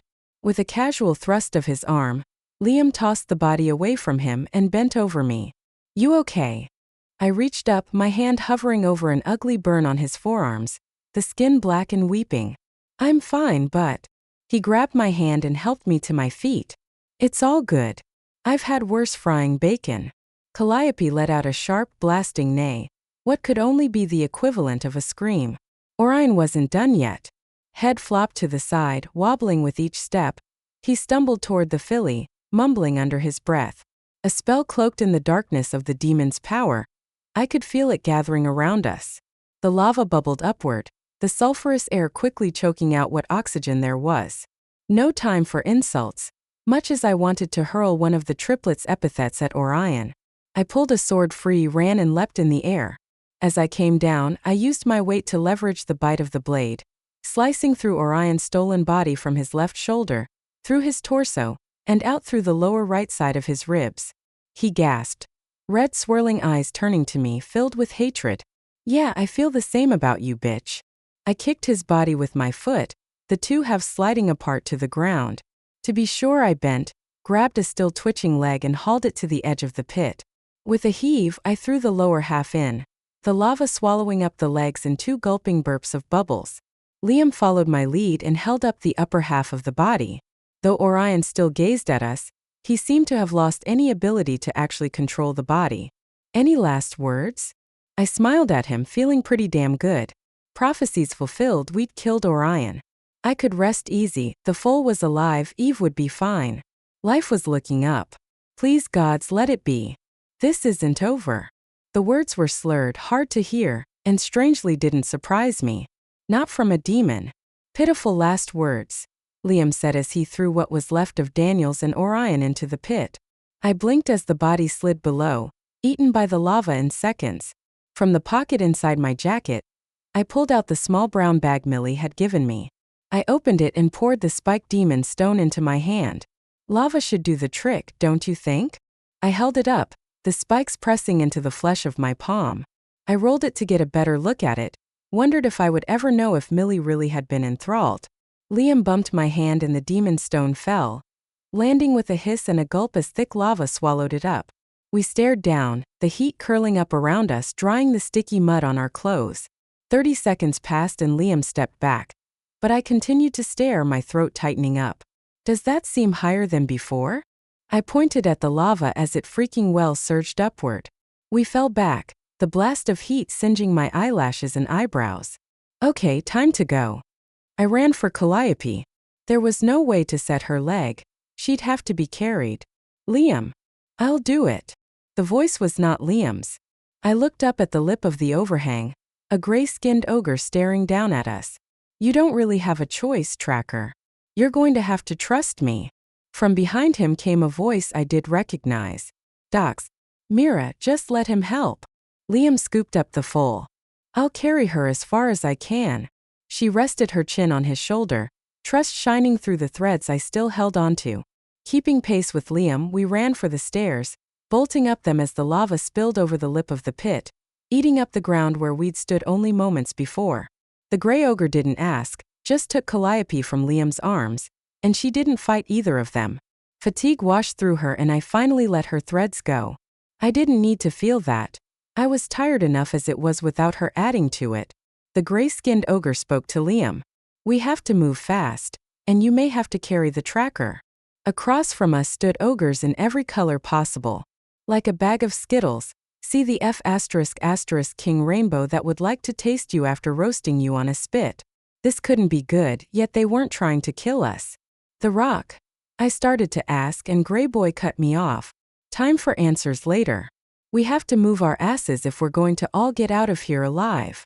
Docs ran to my side, the distinct imprints of teeth all over his neck and shoulders. At least he'd had some fun. "Mira, you." I shoved him to get him going. We couldn't wait. We took off, running blind down the mountain in the dark, night having fallen fully as we'd fought Orion. The ground around us shook, and a blasting spurt of lava erupted out the side of the mountain, 300 feet to the left of us. The ogres covered the ground in leaps and bounds, literally jumping and letting gravity taking them further down the mountain with each stride, snow flying up around their feet as they landed. An explosion behind us spurred me on. Out of the frying pan we were, and into the big-ass fire. A crackling sizzle reached my ears, but I didn't turn around. "It's hot on our heels, get your fat, monkey-sucking asses moving," Dev shouted, and the ogres seemed to find a new gear. Liam didn't scoop me up, but Tin did, snagging me around the waist and throwing me on his back. I clutched around his neck with my arms, and stood on the thick edge of his belt. Then I looked behind us, sucking in a sharp, horrified breath. The entire top of the mountain was crumbling inward as the lava burst up and out. Brilliant red and orange geysers of liquid death shot into the starless sky, followed by massive billows of black smoke, illuminated by the lava that spilled down the mountain toward us. With each passing second, the lava drew closer, eating up everything in its path. "We aren't going to make it," I yelled, hoping that their mages had some way to help us. Two of them turned around long enough to toss a spell.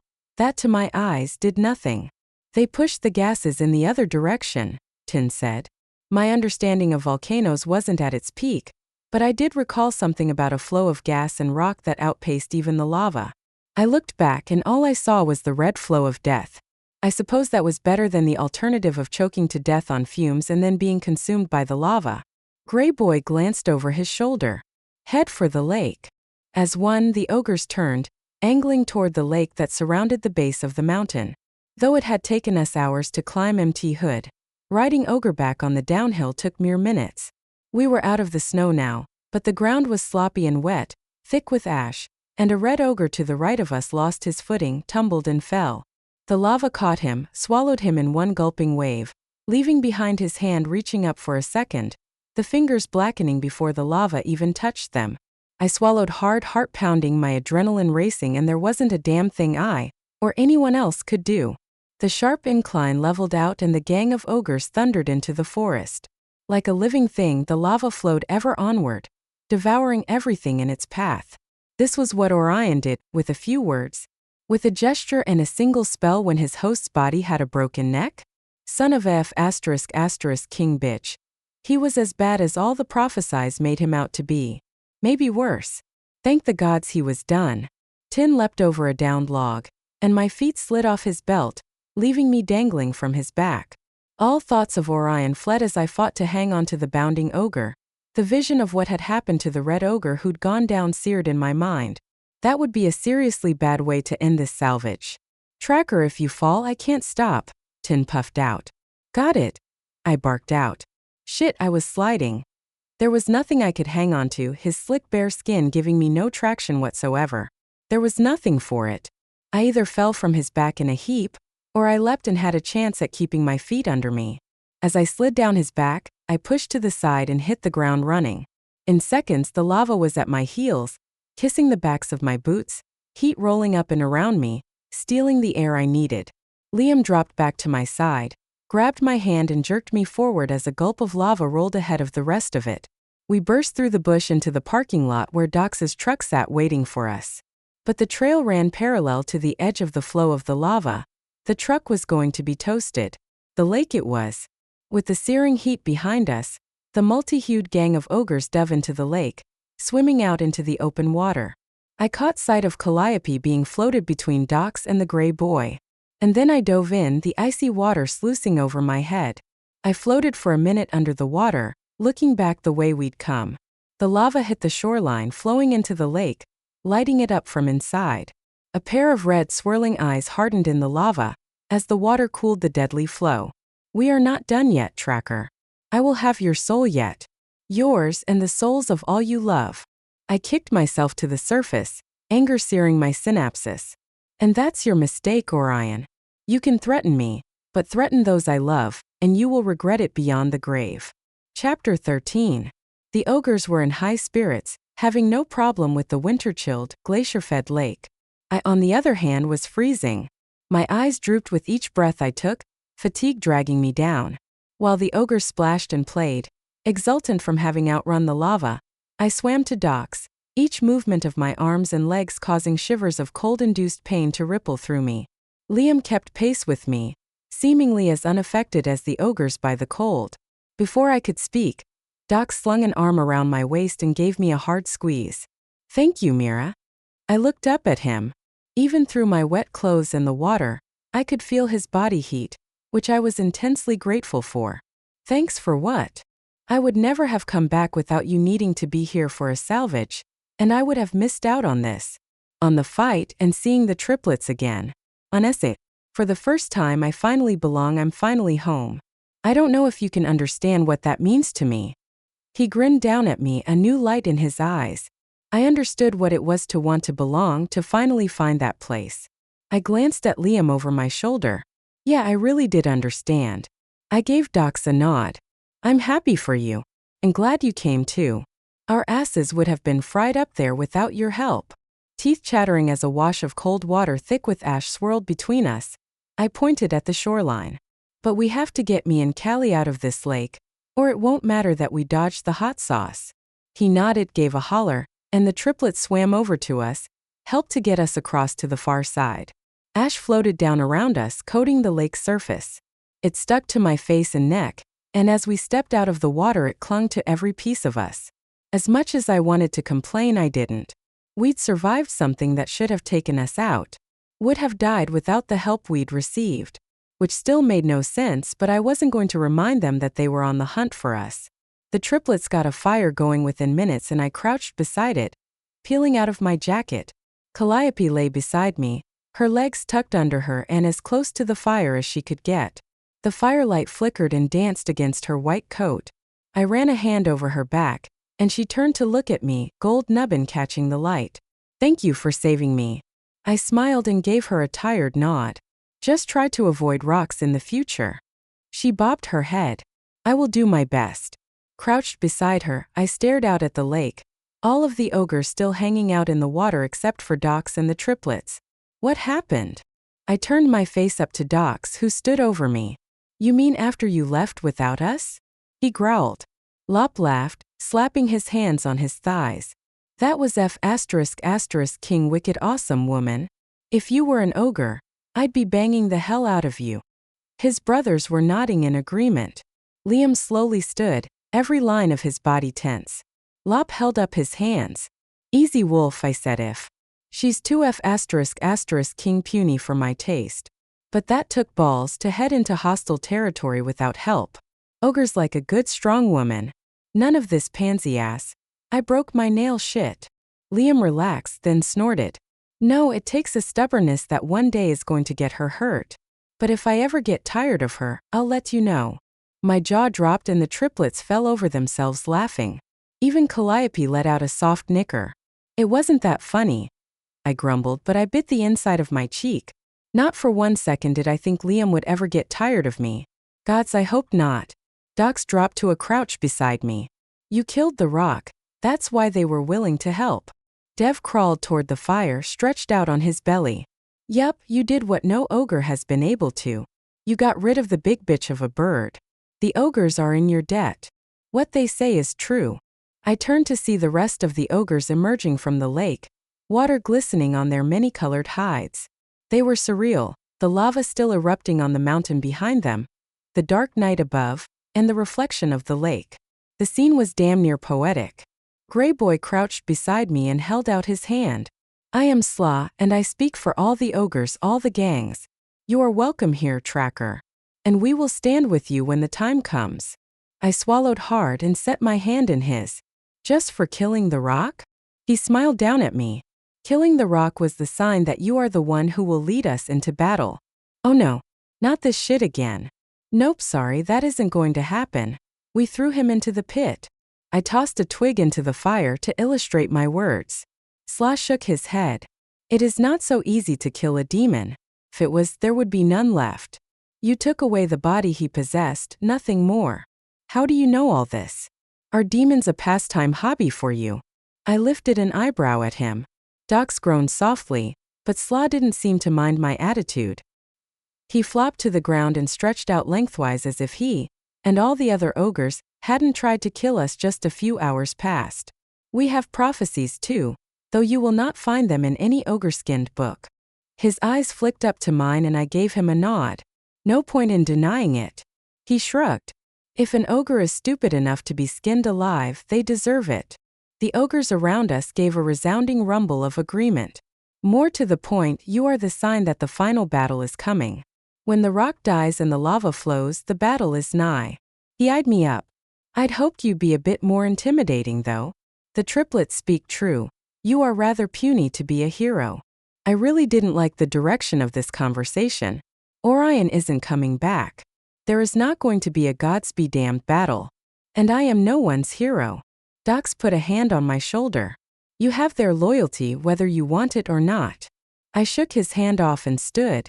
I didn't know what to say, how to stop them from believing these prophecies, or to get them to see that it was over, that Orion was done.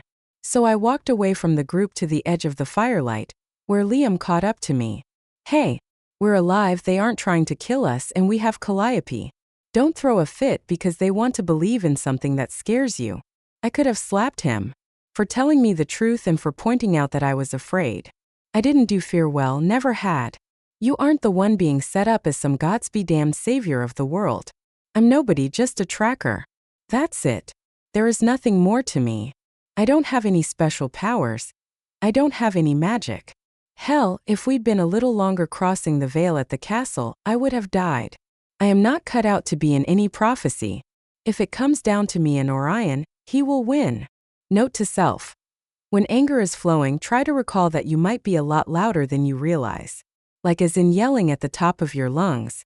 All the ogres stared at us in the sudden silence after my outburst. I closed my eyes, shame flooding me. Liam stepped back. His face shuddered from any emotion. I'm going to go and find a vehicle. Try to stay out of trouble while I'm gone. Liam, wait. I started after him, but in an instant, he disappeared into the bush. Once more I'd screwed things up. Good F*** king job, Mira. I muttered to myself. Good F*** king job. I made my way back to the fire and flopped down beside Calliope. I wished Alex was there to break the tension. Or Pamela to point out something good and beautiful. I tracked Alex first, pinpointed him in a heartbeat. Almost directly east of us, his threads were strong and healthy, but he was afraid of something. Not totally unusual with Alex. He could sometimes get spooked by his own shadow. Then I tracked Pamela. While she was in the same place, she was bruised and scared. I sat up straighter and tracked Eve. No, this couldn't be happening, not when I was all the way on the other side of the continent. Eve's threads, I could barely feel them, weak and fading fast. Eve was dying. I shot to my feet. Docs, go help Liam, we've got to go. Now. The ogres around us rustled. Slaw stood slowly. What is it? One of my wards is dying. I have to get to her. I reached out and put a hand on Calliope's neck. Warm and dry. Her coat was silken under my fingertips. Callie, do you have any way at all that we can reach your tribe? Let them know that you're okay? She shook her head. No. I would have done so on my own if there was some way. I put my hands on my head and clung to Eve's threads. So far away, I was so goddamn far away. Callie's father had said they would wait for us. It had only been 3 days. Surely they wouldn't have hurt Eve? Fuck. If only there was a way I could jump the veil. My eyes snapped open and I stared into the flames. Ferris had said I could learn. Maybe. I paced in front of the fire, my mind racing as I struggled to remember exactly what Ferris had done. The triplets spoke with their heads bowed together, and Slaw made a motion with his right hand that sent the rest of the ogres melting into the darkness. Where is it you must go? Slaw asked. Perhaps one of our magic wielders could help you. You got a place to cross the veil close by? Hope flared. If there was a place we could cross the veil that would take us at least closer to North Dakota, we might have a chance. Slaw nodded slowly. Yes, we have such a place. Though I do not know if it will lead to where you need to go. Our entrance leads to a castle. Hell yeah, that was what I wanted to hear. How close is it? I gathered up my jacket, slid it on over my damp clothes. The gray ogre stood slowly. An hour from here, a little more if we go slowly. I did a quick check of my weapons. And if we hurry? Dev bent and scooped Calliope into his arms. Come on, enough dicking about. Let's go. Wait, Docs can carry her. You aren't all coming, are you? Please tell me I hadn't acquired a gang of ogres. Docs and Liam stepped out of the bush as I was trying to figure out how many ogres were coming with us. Apparently, Slaw and the triplets had appointed themselves my newest bodyguards. Liam took charge, slipping once more into agent mode. Mira, stay tight with me. Dev, you and Tin trade off if you need a break from carrying Calliope. The 2 ogres gave him a salute. Lop, you bring up the rear, Slaw and Docs take the lead. Surprising the shit out of me, everyone did what they were told. Slaw and Docs set a fast pace, crashing a path out in front of us. Jaw tight, I held Eve's threads and struggled not to let her pain affect me. Her life leached from her. And I knew she had hours at best. Whatever damage had been done to her, it was bad enough that her natural healing abilities wouldn't be fast enough. She needed someone to heal her. No one ambushed us and we made it to the entranceway through the veil in less than half an hour. A massive cedar tree that had to be at least 20 feet around was our destination. Split in the middle, cored out by fire, the black opening beckoned. With my second sight, the entrance was clear as day and more welcome than anything I'd ever seen. Mira, you ready? Liam touched my shoulder. I nodded. Sweat-drenched even in the cold night air. Exhausted from the day's events, I struggled to hold on to Alex's and Pamela's threads alongside Eve's. And then Pamela's threads shimmered like a candle being blown on. Not dead, but across the veil, the gods only knew where. Fuck. Their voices clamored over me while I fought the nausea that rose in my gut. Just go get through the veil. They did as I said and we all stepped through the veil, the tingle of it sliding over my skin. The cedar tree opened into an inner courtyard that I hadn't seen. And Pamela's threads were suddenly clear as a bell. Pamela. There was a scuttle of feet and then, Mira, I'm here. And then her threads disappeared again. This time though they were gone, like as in across a body of water gone. Motherfucking vampire, I was going to kill Ferris. He was the only one that would have the balls to snatch Pamela. But why did he want her? Or was it just another way to control me? Eve's life dimmed again and my feet stilled. There really was no choice. Eve had to come first. Hang on, Pamela. I'll come for you, I whispered, turning away from where I'd heard her call out. We bolted through the castle to the exit we needed. I knew where we had to go, which doorway would take us to the mineshaft in the Badlands just outside of Bismarck. We'll need light, grab some of those torches. I pointed to the walls as I ran. There was no time to waste. Hang on, Eve, just hang on. We had to cross paths with the bloodshed of the red caps. Their bodies were putrefying, maggots crawling over them, their eyes pecked out by the carrion eaters. What the hell happened here? Dox breathed out, gagging on the thick air. Pamela and Liam, I said, tearing my eyes from the scene. I sensed more than saw the approval in the other ogres. But none of that mattered, not at that moment. We ran through the empty stone hallways without a problem. No one had been expecting us this time around. The exit we needed was open and we piled through into the dusty old mine shaft that was buried in the Badlands of North Dakota. The ogres lit the torches and I paused to get my bearings. Slaw spoke softly. This is the home of Seps. I can smell her, but it is faint from many years ago. Great, you can visit another time, I snapped. With the light held high, Liam led the way and I let him. Eve's threads were unraveling, weaker by the minute. Once I got to her, how was I going to help her? I had no ability to heal. Millie did, Therese did. Here, the climbing gear is still set up. Liam handed the rope to Slaw. You go up first, make sure the area is clear. Slaw nodded, taking direction from Liam far easier than I would have thought. Then again, Liam wasn't asking. The gray ogre climbed the rope quickly and within minutes was at the top. All clear, Wolf, send Mira up first. I grabbed the rope and Slaw hauled me up.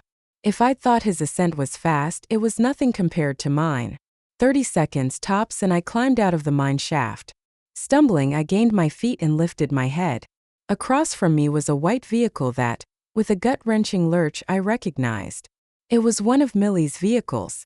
An SUV that she'd gotten after her last beau dumped her. I jerked a sword from my back and tracked the witch. Remarkably, I couldn't feel her at all, which meant she was across the ocean somewhere. The last thing I needed was for Millie to show back up again, proclaiming she was here to help. Scratch that. I'd suffer through it if she would heal Eve. Liam was the next one up and he drew me toward the car. This is how Millie brought me across to London. I was pretty sure her car would still be here. He jerked the door open and felt above the driver's side visor. A set of keys fell down into his hand, which he then tossed to me. You drive, me and Calliope can ride in the back. It was then that I realized Liam was running things because I wasn't holding it together. The thought of losing Eve or Pamela or both had turned me inside out. I clenched the keys in my right hand. No, I wouldn't fall apart, that wasn't doing Eve or Pamela any good. Liam, give Doc's directions to the farmhouse. They put their heads together. Liam was worried. About me. Pull it the F***K together, Mira. One of the triplets set Calliope into the back as I slid into the driver's seat. Liam got in behind her. Let's go. Eve slipped further and I threw the car into reverse, peeling out backward, and then slamming it into drive at the same time I pushed the pedal to the floor. Mira, we'll get there. I knew he was trying to soothe me to keep me calm. You can't feel her inside your head. We're losing her. And that was the crux of it. Eve was slipping too fast. Unless Therese was there, waiting for us, there was no way we'd save the harpy. Eve was going to die and it was going to be on my head. This was my fault for sending children into battle, for asking children to protect each other. The SUV powered over the ruts and bumps in the road, and then we were on the interstate. I pushed the SUV as hard as I could, weaving in and out of traffic with a cold precision that I clung to. We were on the road to the farmhouse when it happened. Eve's life blinked out. There was no pain, no fear. She was just gone. This couldn't be happening. Not again. I sucked in a sharp breath and clenched my teeth tight. Eve, how could Eve be gone? Mira. Liam reached forward, cupping the back of my neck with his hand. He knew, even though he wasn't in my head, he knew. Spinning the wheel hard, I cranked the SUV onto the driveway, jerking the emergency brake up, which brought the back end drifting to a stop. I leapt out and ran for the barn where I could still sense her. What was left of her? A howl erupted out of the barn. Alex's mournful cry burrowing into my heart. I wasn't the only one losing someone they cared about. Alex's howls broke through the thin grasp of control I still had. His pain on top of my own was too much. Tears streaked my face as I ran. She was so young, too young to be gone already. I burst through the barn doors and Alex spun, a snarl on his lips, the fur standing up all over him, teeth snapping at me. No more hurts, Evie. Then he saw me, really saw me, and his snarl faded into a set of trembling lips. Mira, Evie. Behind him, Eve lay in a slump, her tawny feathers covered in blood, her wings twisted at angles that shouldn't have been. I fell to my knees, reached out and touched her back. Still warm, but I knew she was gone. Eve was gone. Chapter 14. Head bowed, I didn't hear Liam bring Calliope in. The filly stumbled up against me, her broken leg healing, but still not strong enough to support her well. You grieve for your evening star as if she were your own. I reached up and touched the filly's nose, my voice cracking on the words. She is a part of my family. Calliope said nothing else, just leaned forward and touched Eve with her muzzle. My father believes that she will help the other harpies remember the bonds they once had with us. Why then would he let them do this? I swiped my tears away, angry that I'd let them out, angrier that the Tamiskin crush would break their word. This is not my crush's doing. This is something else. But I think I can help. I frowned up at her, but it was Liam who caught my eye. Peter S. Beagle. He mouthed to me, and I frowned harder. Then I caught it, but damn, how could I have been so stupid? Calliope leaned forward, pressing her nubbin of a horn into Eve's side. A soft shimmer of golden light spread from the young unicorn to the harpy, traveling over Eve's feathers, lighting each one up before fading into her body. That is all I can do. She will still need to be healed. All you can do? I whispered, and then jumped as Eve let out a groan and took a deep breath. Calliope had brought her back to life. Her threads were suddenly there again and I could grab them. She was alive. But not for long if we didn't get her healed. Liam, stay with Eve. I leapt to my feet and ran to the house. Therese, we had to get Therese here. The back door was locked and I kicked it open, the glass panel shattering. Alex was on my heels howling. Evie, Evie, Evie. Alex, shut up and watch for the glass. Okie dokie. I grabbed the phone, my hands shaking. We weren't going to lose her. Therese would get here in time. The leader of the local coven picked up on the first ring. I didn't give her a chance to speak. I need you at the farmhouse to heal someone who is going to die without you. Mira. Yes, now hurry your witchy ass up. Alex bounced at my side whispering. Hurry, hurry, hurry. I'm coming, it'll take me at least a half hour. It would have to do. I slammed the phone down, grabbed some towels from the bathroom, and then ran back out the door. Alex, get some blankets. Going. Back in the barn, Liam had set Eve's head up on a bale of hay. She's in and out, but hanging on. The worst injury is there. He pointed under her left wing at the gaping wound. Blood and bone. Torn muscle and the flutter of something moving inside that I suspected was her heart. Whoever did this was going to be wishing their mother never whored herself out to their father. Because I was going to king slaughter them. Slowly, and with great amounts of creativity and pain. I folded the towels and pressed them against the open wound. Eve let out a groan, her eyelids fluttering. I tried to stop them, there were too many of them. Shoo! Just hold still. Therese is coming and she'll patch you up, I said, hoping that Therese would get here in time. Alex came barreling in, 2 blankets streaming out behind him like capes. Liam took them and laid them across Eve. Calliope curled up next to Eve, laying her head against the harpy's side. Mortal enemies no more. Alex shuffled next to me and then wrapped his arms around Eve. Evie, hang on. Liam cleared his throat, and I looked up to see the moisture in his eyes. She'll make it. I'll go wait for Therese. Seeing Eve lay out like that, he hadn't realized how much he had grown to care about Mira's crew, as he called them until that moment, when he'd thought they'd lost Eve. Not since he'd had to bury his parents had grief swamped him like that. The bracing cold air outside the barn helped clear his head. What could have taken Eve out? What had the strength to kill a harpy without leaving any evidence behind? Had the unicorns gotten fed up with waiting? Somehow, even knowing as little as he did, he doubted it. Something else then? Millie? No, this wasn't her style, too messy. He paced the barnyard, then paused, lifted his head to the air, and took a deep breath. The scents were jumbled. Alex and Mira came through loud and clear. A whisper of Eve, Calliope, and then another scent. One he recognized all too well. Ferris, the motherfucker, he'd been here. There would be no respite this time. He'd seen it in Mira's eyes. It was one thing to hurt her, one thing to take a child she didn't know, but to hurt one of her own? Liam had a feeling that Ferris was about to meet a side of Mira he'd not yet encountered. A side that Liam had seen glimmers of over the years, but that she'd never fully unleashed. The squeak of tires on the hard-packed snow brought his head up. Therese pulled into the farmyard in a small red truck. He waved at her and she ran toward him. Who is it? Who's hurt? He didn't answer, just led her to the barn. Gods, let her have made it in time. Therese stepped into the barn followed by Liam. A fierce look settled on his face, reminding me of his agent days when he thought he'd caught me in a lie. There was only one thing I could think of that would leave him looking like he was ready to interrogate someone at the end of a hot poker. He'd figured out who'd done this, or at least he thought he did.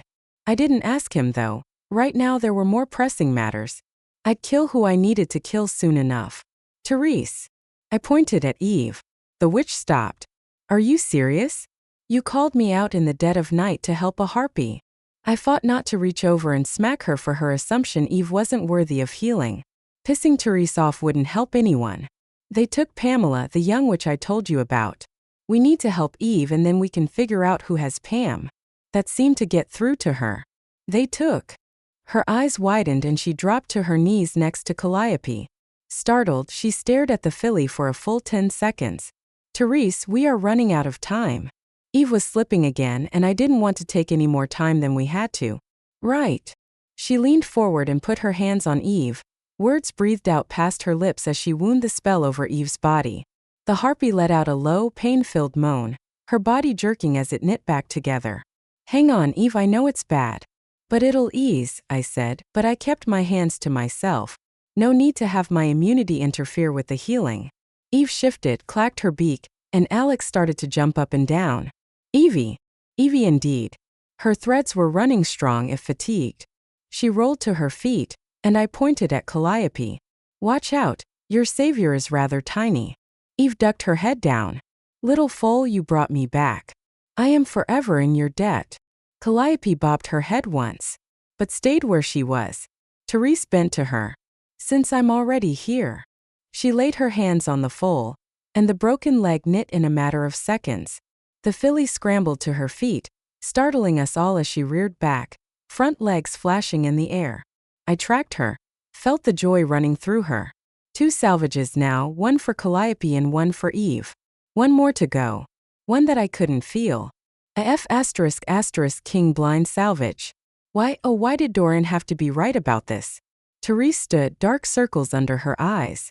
I hope you have no more injuries because I am done. I do not have the power you are used to seeing in Millie. Most witches are lucky to perform one spell a day. Never mind curatives of this level. She waved her hand at Eve. The harpy bowed her head. Thank you, Therese.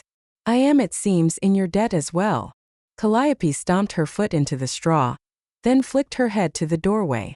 Standing there was her father, the leader of the Tamiskin crush. The filly ran to her father, butting her head against his shoulder. Tracker, you have brought her home. You have our undying loyalty. At that moment, I didn't give a shit about his loyalty. Where were you when Eve was attacked? I snarled, pissed off that they would just allow this to happen, to just stand back and watch Eve get gutted. They came on suddenly and we ran them off, but it was too late. We grieved the harpy's loss. How is it she is yet alive? He tipped his head to one side, then flicked his nose toward Eve. Your daughter saved her. Calliope saved the evening star? I nodded, the anger flowing out of me. Yeah, she's going to be something when she grows up. They both are. He bobbed his head once. A new generation, a new understanding. So it begins. Tracker, you are the catalyst we have waited for. With no more words, he backed away from the door. Calliope reared up, tossing her head, her thin spiked mane waving, and struck her front feet into the air. Stay away from rocks. I called after her as she bolted, bucking and leaping after her father into the night. I turned to Eve. There is no time to waste. Eve, who did this? There were two groups. They hit us at the same time. She ruffled her wings and settled away from the blood that had pooled in the middle of the barn. First was Ferris, but we didn't think he was going to be trouble. He asked only that we take a message for you, and he took Pamela into the house to write it down. I tracked Ferris as Eve spoke, while my anger rose into a white heat that would put the lava weed dodge to shame. He was on the other side of the veil, which wasn't terribly surprising, but Pamela wasn't with him. With her there was still a large blank nothing. Not even that shimmering sensation of knowing she was alive, but not being able to pinpoint her, that came with someone being across the veil. With her there was nothing. She wasn't with him. She was across some large body of water. Eve continued. The second group was like vampires but not. I know that doesn't make sense, but... Liam lifted his hand. Shadows, the servants of the vampire. They have abilities, but not quite at the level of their masters if they are like the ones we tangled with in Venice. They came with weapons in the dark. I did not hear them, and they did this while I slept. She hung her head. I was caught unawares. I am sorry, Mira. This is not your fault, Eve. I put a hand to her side, just grateful she was alive. The barn door creaked open and Doc stepped in. Alex waved at him, his claw-tipped paw flopping bonelessly. Hiya, Docs. Hi, Alex. He stepped into the barn. The others are checking the perimeter. Is Eve? I am well. Eve fluffed her wings once, settling deeper into the hay. Everyone looked to me, even Liam. I was going to have to make the call. And again I was going to have to leave Eve behind. Logically, I knew that the chances of another attack on her were slim to none. But I didn't like it. And there wasn't time for any other preparations. Therese, you stay here. Keep an eye on Eve and call in reinforcements if you have to. She spluttered, all her dulcet tones lost in her disbelief. You can't possibly think you can save Pamela from a group of vampires, do you? I have something they want. Something I can bargain with. I quickly went over the weapons I had on me, and then lifted my eyes to hers. Can you say the same? Mira, this is what they want, what Ferris wants, Liam growled. Ferris isn't the one who has her, I said, striding toward the barn door. Alex comes too. The werewolf shoved himself up against my side. I dropped my hand to his thick black fur. Yes, you're coming this time. Therese threw her hands into the air. You think he can help you better than I can? I stared down at Alex and then flicked my eyes up to Therese. He has saved my life more than once. He's my wolf as much as Liam is. Maybe more. Liam grunted, but he couldn't really argue. Alex listened to me, let me lead no matter what. That quality was good and bad. Right now it was a good thing. Therese put her hands on her slim hips, but I turned my back on her before she could say anything else. Docs, use Slaw and the triplets set up around the barn. Hold down the fort. Docs nodded, his face grim. He'd finally realized the realities of my life, what I dealt with every day. Between that and making his first kill, I could see a part of him was lost. He was no longer just a gentle ogre. He'd found a dark side to himself. Whatever his past had held, he'd overcome it on this trip, and he would be stronger for it. His words only confirmed what I thought. Kill the F*****curs, Mira. Kill them and be done with it. I nodded. That's the plan. Liam led the way out of the barn, toward the farmhouse and the dry cellar around the back. I followed him down the steps and turned the light on. At least my weapon stash was still here.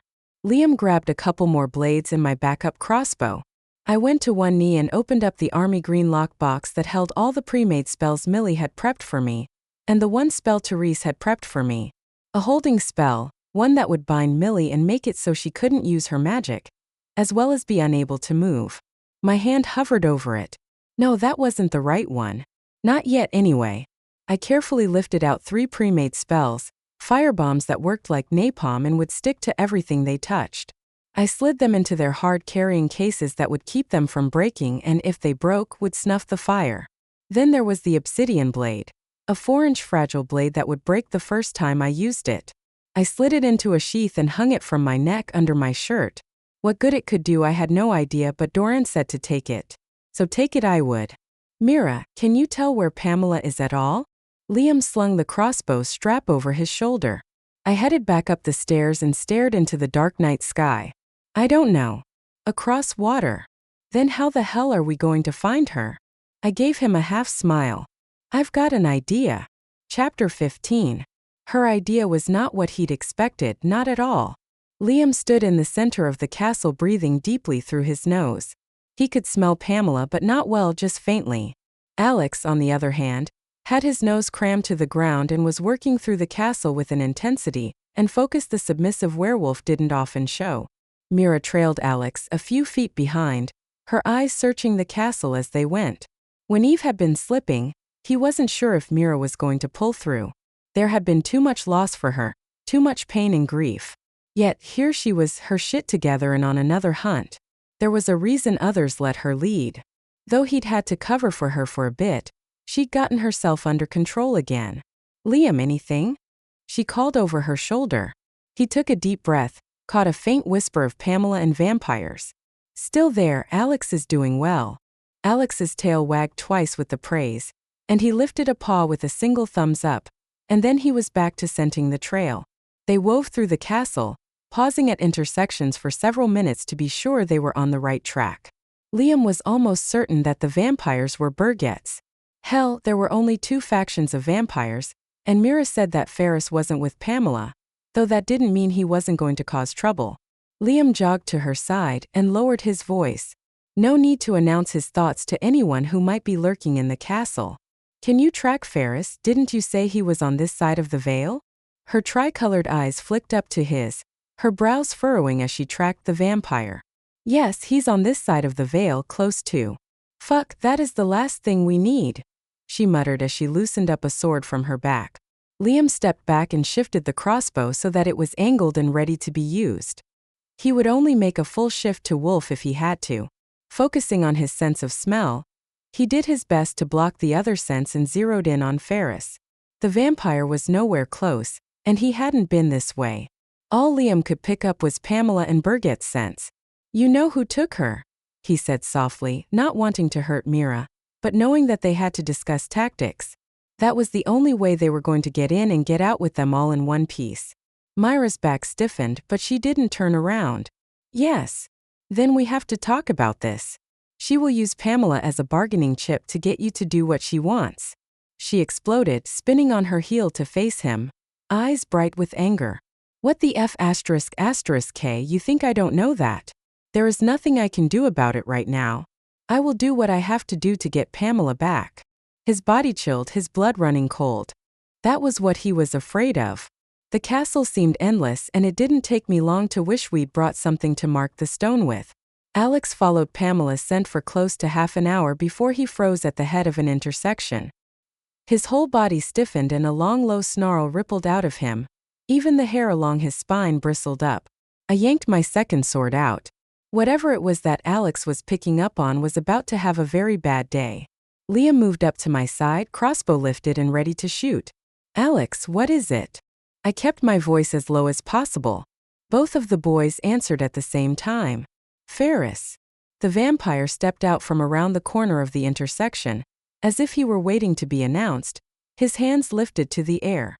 It seems that you did not get my message, since the messenger has been snatched. His bright blue eyes were hooded, lazy, and I could feel him try to bespell me, something he'd not done for some time. I stared at the hollow of his throat and lifted my sword so they lined up with his neck. I don't have time for your games. So get the F***K out of my way. He gave us a mocking bow, sweeping his arm forward. Be my guest. Take on your precious little sister on your own. See how far it gets you. Wait, you've done that once already, haven't you? Remind me again how that went. I clenched my swords and lifted my eyes to his, fury keeping me safe from the lure of his eyes. Now they were just eyes, nothing special. Liam took a step, placing himself in front of me. What was the message for Mira? Ferris laughed, a chuckle really, but he seemed truly amused. Simple. I want to make a deal with her. I want her to track for me. I do believe we've already agreed that Birgit taking control of the vampire nation would be a very bad idea. I'm not helping you, I snapped, moving so that Liam was to the side of me.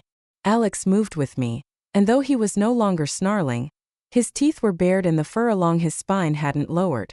Fuckity F***, cur, the werewolf grumbled, snapping his teeth once for emphasis. Ferris looked from Alex to me, blinking several times. And she shall teach the submissive to stand. I wasn't sure it was going to be you, Mira. I truly wasn't. This was not the time to get into prophecies. Pamela needed us. I put my back to the wall and slid along it. Alex, which way did Pam go? He took a couple long drags from the floor and then he started forward. Liam, let's go. Liam backed toward me, never taking his eyes off Ferris. You don't want to kill him? I do, I just don't have the time right now. Ferris clapped 3 times, condescension in his every movement. You will regret this. I flipped him off. Regret not killing you? You've got that right, you monkey-sucking taint jockey. His blue eyes narrowed. You shouldn't hang around ogres, it will be bad for their health. We slid around the corner and he was out of sight, though most definitely not out of mind. Jack warned you they would fight over you, that's what he said, isn't it? Liam and I continued to walk backward, our eyes trained on where Ferris would come from if he were to attack us. Yes, he said that's why he got sick, because he wouldn't work for them. Jack had no one in his life to use as leverage, so they'd used his health against him. At least that's what he'd told me. This was what I got for caring about other people, and this was why I hated the soft emotions. They caused nothing but grief. We walked like that for another 30 feet before I bumped into Alex. Pay me through there, he said, a whine escaping him, whatever tough guy exterior he'd had slipping back behind his submissive nature. I turned to see a thin door, maybe a foot across at the most, with a large ornate doorknob in the shape of a skull. I looked closer. The skull had a perfect set of miniature fangs. Nice touch. Without waiting, I opened the door and tracked Pamela. The faintest whisper of her threads responded to me. This is it. Liam put a hand out, blocking me. I'll go first, you next. Alex pointed at himself. Then Alex. Liam gave him a nod. Yes, you come through last, guard the rear. There was no point in waiting, we stepped through the doorway, the veil twisting and wrapping around us before spitting us out on the other side. We stepped across the threshold into a beautiful room, done all in white creams and gold. There was a bigger than king-sized bed, covered with pillows and pale pink rose petals. Alex grabbed my legs and whimpered, "Bad, bad, bad." I looked to Liam as his face drained of color. I wasn't sure I wanted to know what the hell they were picking up on. I stared around the room, tried using my second sight, but there was nothing to see, nothing hidden from me. Pamela was close, really close, maybe a few 100 feet down and to the right. I turned slowly, pinpointing her with ease. But before I could take a step in her direction, Liam barred my way with his arm. This is worse than bad, Mira. He shook his head as if to clear it. For Alex to be spooked was something of an everyday occurrence. But for Liam to be so spooked? That did not bode well. What is it? He swallowed hard and looked around the room. It shouldn't be this clean, not for what I'm smelling. Shit on a stick, where the hell had we ended up? I walked to the bed, though Liam sounded as if he were choking with each step I took. I trailed my hand on the cream blanket, picked up a rose petal. Soft and squishy. I lifted it higher, my gorge rising into my throat. They weren't rose petals, they were pieces of skin peeled and shaped to resemble rose petals. I threw it down onto the bed. It didn't matter where we were, or what had gone on, we needed to get Pamela and get the hell out of there. I strode toward the oversized double doors that led out of the room, twisted the handle and stepped into the hallway.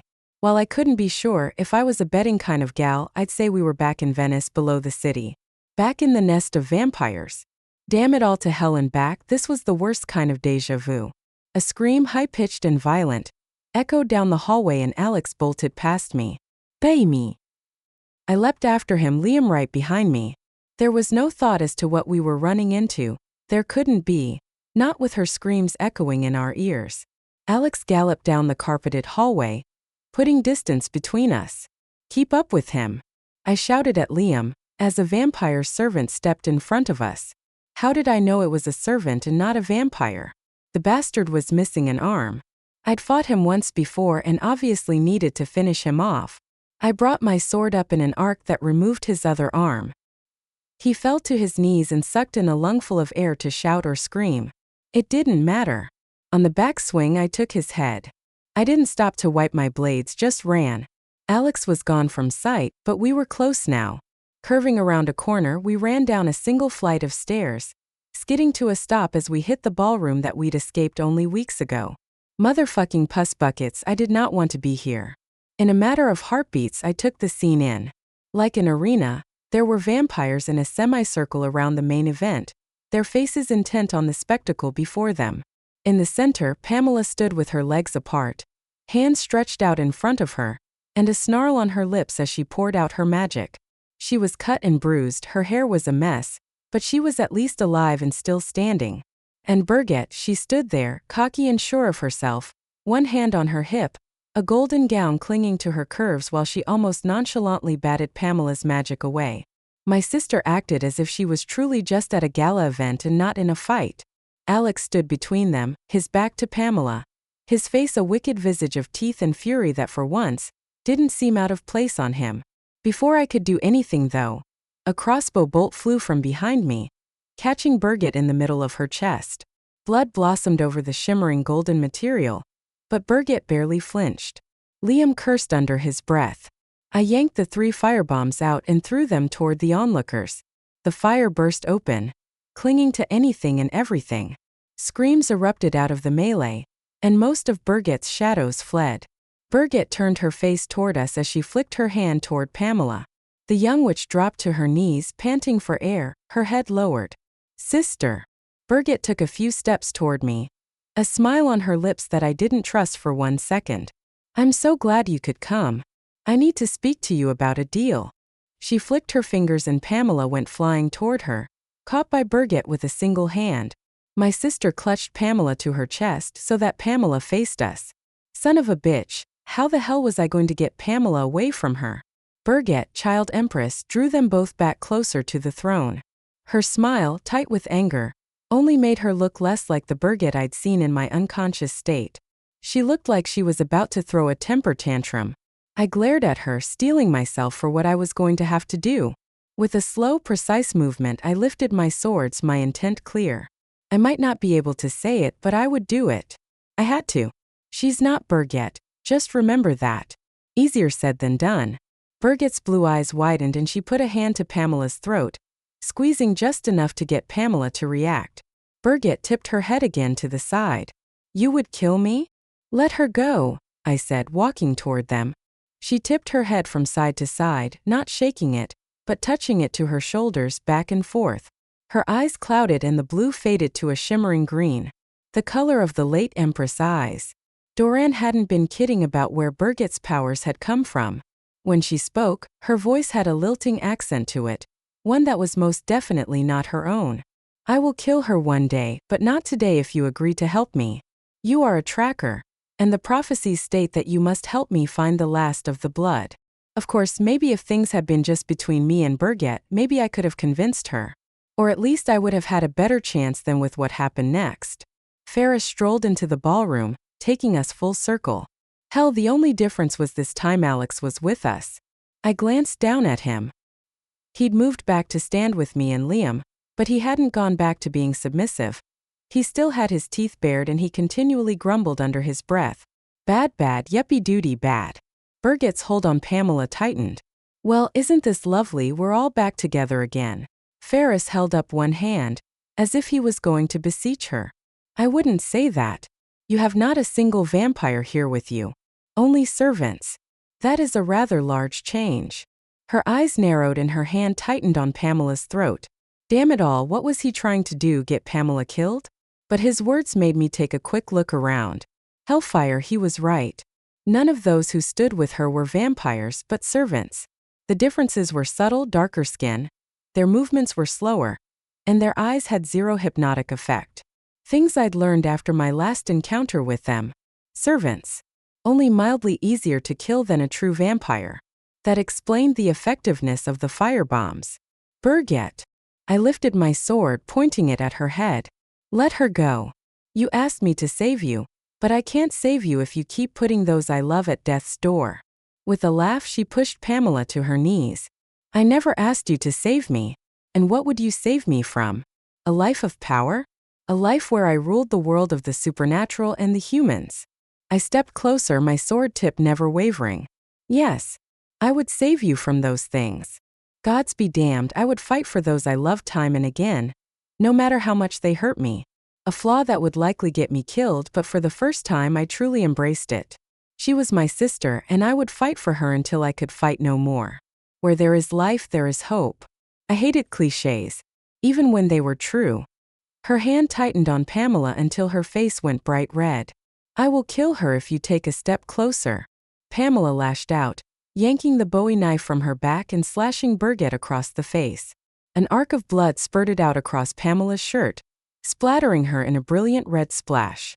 But Birgit didn't flinch, just reached out and snatched the knife from Pamela, acting as if it hadn't happened. As her face healed up, I realized that for her, in a way, it hadn't happened. It was an inconsequential moment in her life. We were so screwed. Tense, I stared my little sister down. I will kill you if you end her life. No matter what is between us, sister. Another truth, the dark side of the same coin. I would kill her if she killed Pamela. Then we are at a standoff. One where no one wins, everyone dies, and the world goes on as it was. Birgit tossed her hair. Completely unacceptable. I agree. We all turned to the newcomer who stepped into the room to the far left of us. Millie, dressed all in black with a long dark green cloak that brushed the ground. What the fuck? She lifted her hands and a bolt of lightning slammed between Pamela and Birgit, sending Pamela skidding across the floor to Millie's feet. Millie bent and pulled the girl upright. Mira, I see you're up to your neck again, she said, never looking my way. I managed to get my shock under control. Same old, same old. Birgit stood at the back of the room, glaring at me, fury etched into her face. You think you can end this with your witches? I will show you power. She flung her hands toward Millie and Pamela, and while Pamela flinched, she snapped her hands up to brace against the flow of death coming at them, sweat sliding down her face. I'd never seen her so determined, so damn fierce. Her lips were pressed to a thin line and her brows were drawn deep over her eyes with the intensity of her concentration. While she defended, Millie attacked.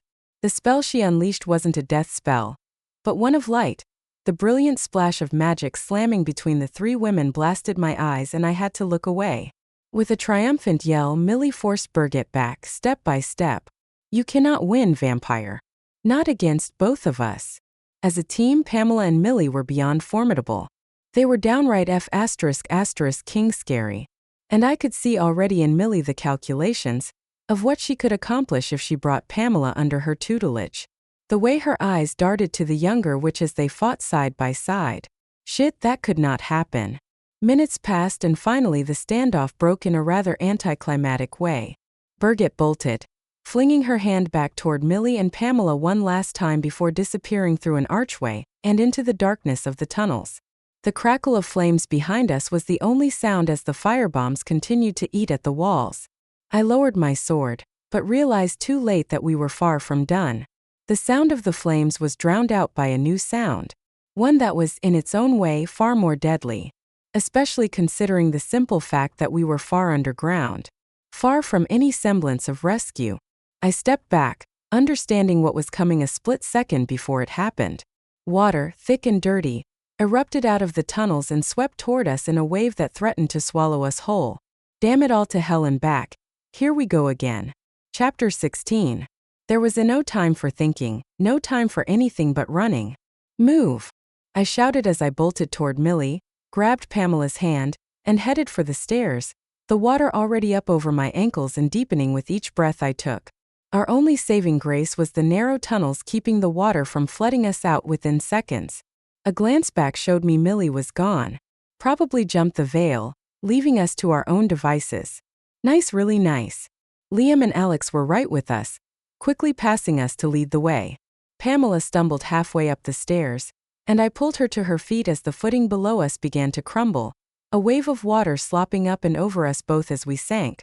Hands yanked us up and out of the water. No dawdling now, Ferris said calmly, as he pulled Pamela out and Liam pulled me from the ink-black, angry water. Ferris helping us was the least of my concerns, though. My vision was obscured by water and the flickering lights as they were doused, one by one. Again I grabbed Pamela's hand, but this time I jerked her away from Ferris. Whatever his game was, we didn't have time for it. He laughed, shaking his head as if I delivered a punchline to a particularly funny anecdote. I would never understand vampires, not if I lived to be 100. Which, by the way things were going, was not looking like a particularly good possibility. A groan shuddered through the underground palace, and the walls around us leaned closer, water spurting through cracks that widened before my eyes. Oh, we were in trouble. We had to move faster or we weren't going to make it to our exit across the veil. I shoved Pamela toward Liam. Take her. He scooped her up into his arms and booted open the door. He paused before crossing the veil, glanced over his shoulder at me. I shoved him forward as the lights went out, leaving us in a dim shadow, the only light coming to us from through the doorway. I'm right behind you. Only I wasn't. Liam stepped through, Pamela clinging to his neck, her eyes dull with fatigue and fear.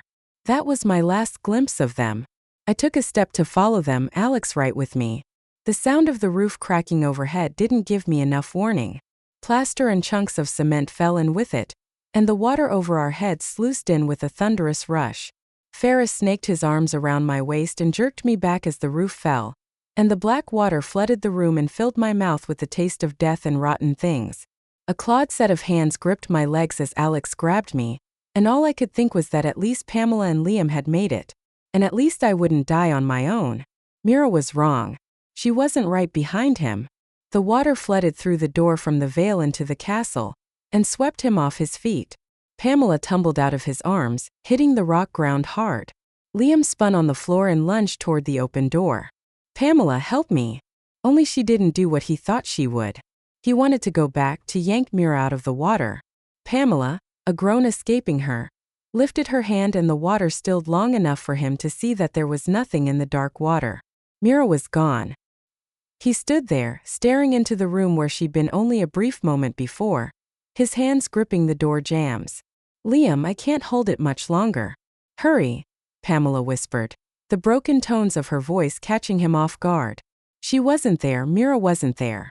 No denying it, either she had made it out, or she'd been swept away from him. His heart twisted into a knot as he said, "Shut the door." But you don't have her. Pamela limped to his side, and slid her small hand into his. Liam? Is she dead? He reached across with his free hand and forced the door shut, the lock clicking into place. The door shuddered and then began to fade. What's happening? Pamela reached out and put her hands on the door as it disappeared beneath her fingers. He wasn't sure, but he could guess. A failsafe. A protection against things coming here and destroying the castle through the doorways. His mind was a complete and utter blank as he struggled to comprehend what the hell had just happened. Mira was gone, Alex was gone, and he and Pamela had no way to find her. Pamela threw her arms around his waist and let out a gulping sob.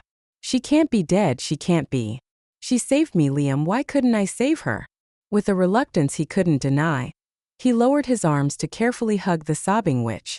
We don't know that she's dead. She clung to him, her body shaking. She's the only family. I have.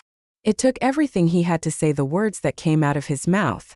You have me too. And Eve. You aren't alone, Pam. Her sobbing eased and she looked up at him. You don't hate me?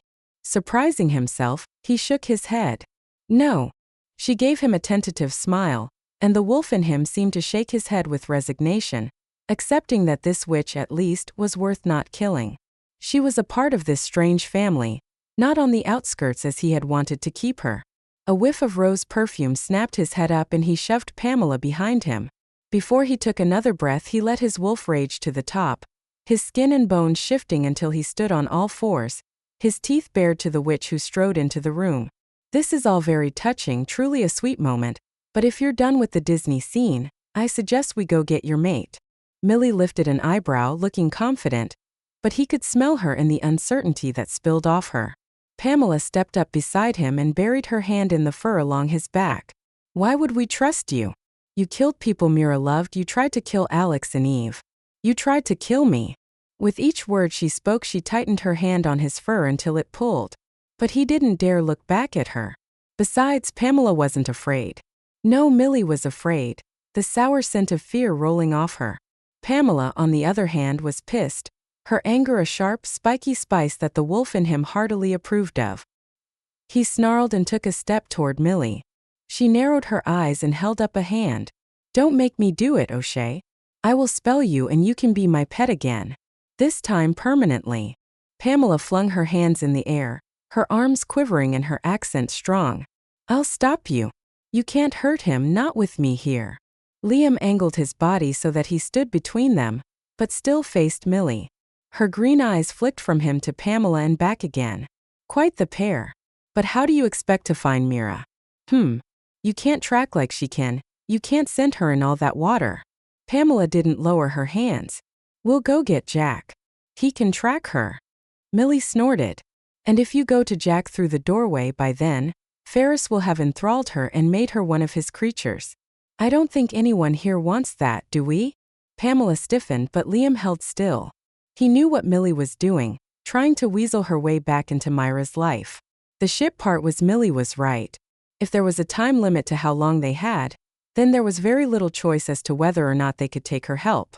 The green-eyed witch folded her hands over her more than ample bosom. I can take Pamela with me. We can jump the veil and have Jack here in a matter of minutes. Your way will take far longer. Damn, why did she have to make logical sound sense? There was no point in delaying the decision, much as he might want to. He made eye contact with Pamela and bobbed his head. Just once. She lowered her hands. Are you sure? We could get Jack on our own. While they knew which doorway would take them back to Jack, they then would have to make the trek to his home, and hope the old tracker was up for a journey back to the physical crossing point. He shook his head. Pamela's lips pressed together and she nodded. I'll go with you. But we go now and come right back. No sneaky stuff or I'll blast you and your brat. Millie's eyelids fluttered, but she nodded and held out her hand. Let's go then, little girl. Liam watched as Pamela took Millie's hand, and they jumped the veil, disappearing in front of his eyes. Minutes passed, minutes where he began to doubt whether or not he'd made the right choice. 10 minutes and he paced the small hallway, his claws clicking on the stone. Where the hell were they? Would Pamela be able to take Millie out if she had to? Son of a bitch, what had he been thinking letting her go with Millie? A whine escaped him and he knew that Pamela wasn't the only one worried about losing those who had become like family to them all. There was nowhere else that they all belonged. 10 minutes faded into 20 and he stood in the hallway, his head hung low with shame, fear, and guilt crushing down on him. He should have pulled Mira through the doorway too. They should have stepped across the veil together. And now he'd let Pamela go too. The scuff of a footstep and the thump of a cane spun him around at the same time. The smell of liniment and herbs caught his nose. Jack stepped toward him, Millie and Pamela, and, shit, they'd brought Will. Pamela had her arms full of clothes. I thought you might want to shift back. He shifted as she spoke and she spun away, tossing the clothes behind her toward him. Jack thumped his cane on the floor. So she got snatched by the bloody Fong face, did she? Not surprised about that. Not for one God's be damned minute. That'll teach her for not listening to those who know better. Liam dressed fast, yanking the clothes on. What took you so long? Pamela peeked back at him, saw he was dressed, and let out a breath. Jack was being difficult. Will remembered Millie and attacked her, and then Will wanted to come, but Millie didn't want him here. It was really all quite a mess. Millie's eyes glittered with anger. It seems that young Will has an advocate. Jack snapped his cane out and smacked Millie up the backside of her head. Enough with this shit. Let's find Mira. Millie's mouth dropped open, her eyes widening as her hand went to the back of her head. You nasty, filthy little. Enough. With one word, Liam silenced them. Jack, can you track her? He bobbed his head.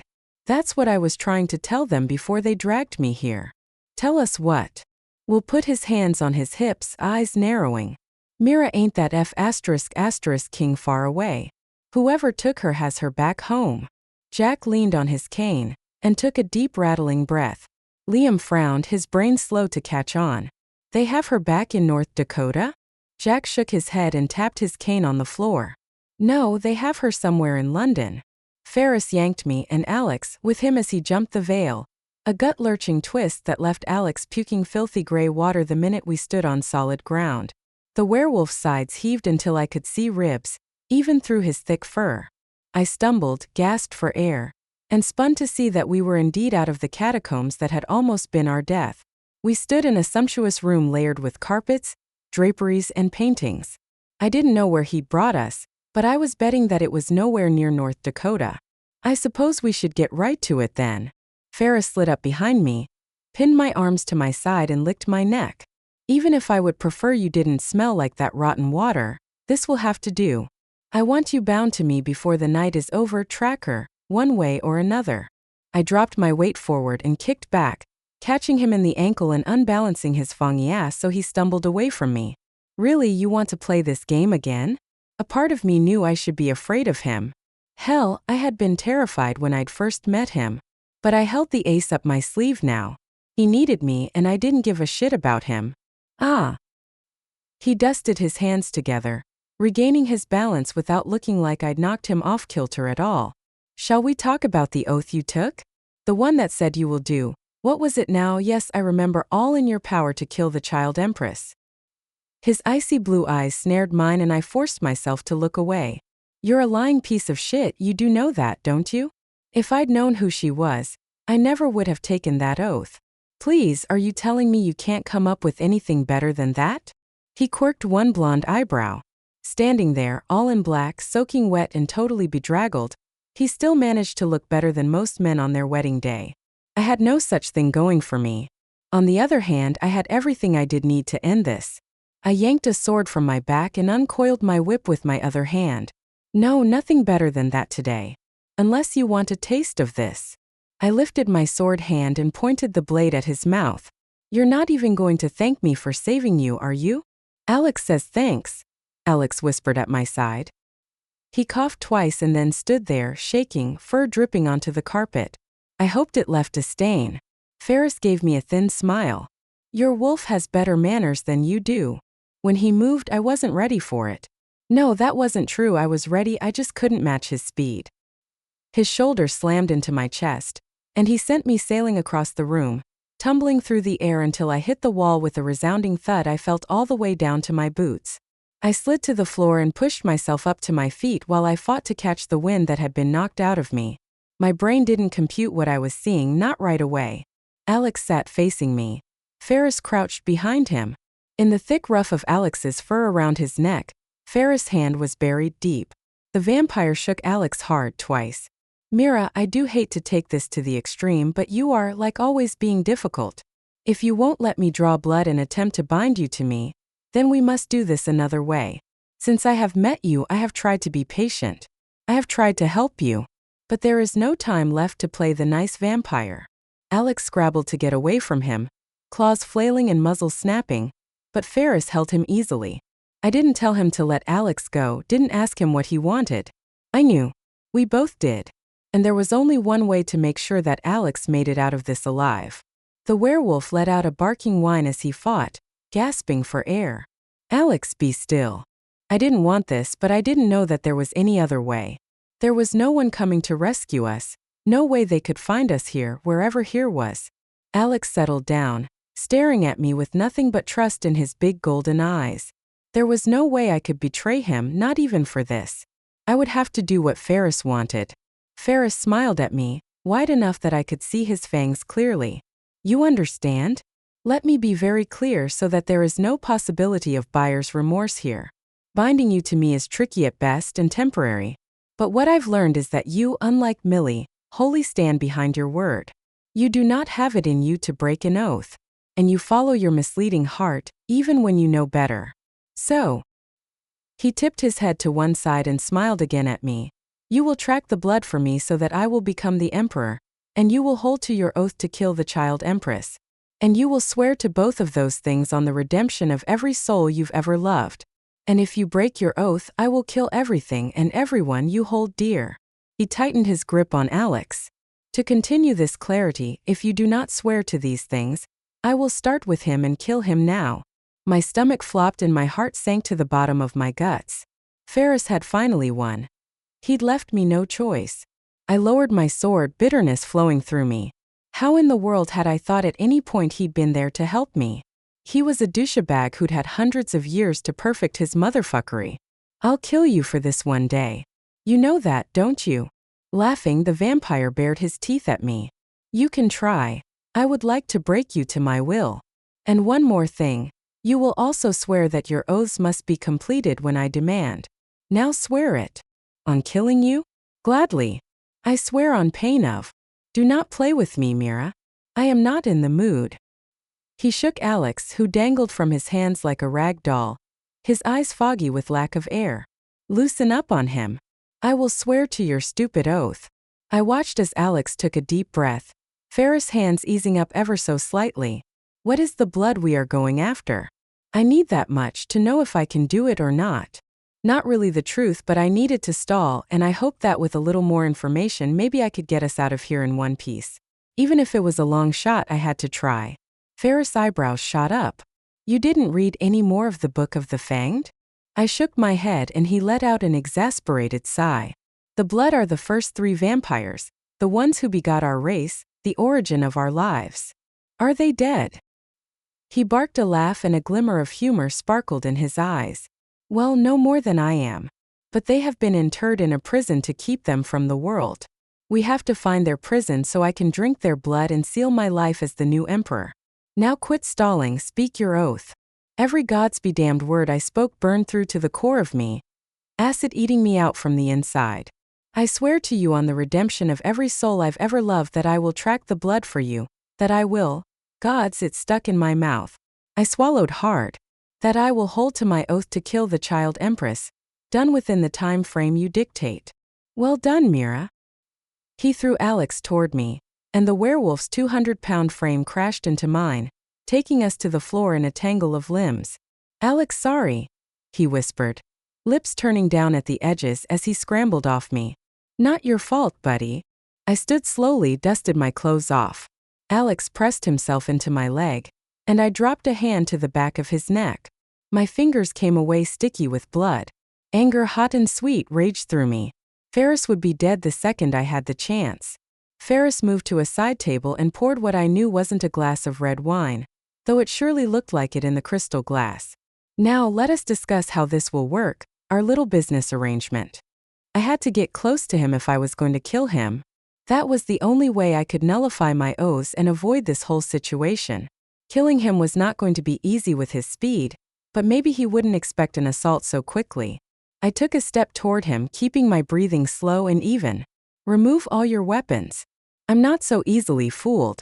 I know you, Mira. He lifted his eyes to mine as he took a deep drink from his cup. I do realize you will take any chance you get to try and kill me, so from now on, you drop your weapons when you are close to me unless otherwise directed. Fuck you. That wasn't part of the oath. To prove my point, I raised my sword and pulled my second sword from my back. My oath was to find the blood you seek, and kill the child empress. Nothing in there about not slicing your head in half. He let out a sigh and his shoulders slumped. I realize this is the only way to do things with you, but I'd really prefer to be civil. After all, I've done my best to keep you, and your little pack alive. But be that as it may, we can do this the hard way. And you will learn to do what I say when I say it, like the well-trained bitch you will become for me." With a flash of movement he was gone. The bastard jumped the veil. Where the hell does he think he's going? I muttered as I lowered my swords. Alex wants to go. He limped toward me and tugged on the end of my shirt. Really wants to go. Yeah, I agree. I walked to where the long black curtains hung closed and jerked them open. A blank gray cement wall stared back at me. Of course, there wouldn't be an actual window. What was I thinking? I snorted to myself. Ferris would go to extremes to keep himself safe. The old tales of sunlight-killing vampires was more than true, but most of them were so savvy they would never allow themselves to be caught off guard by daylight.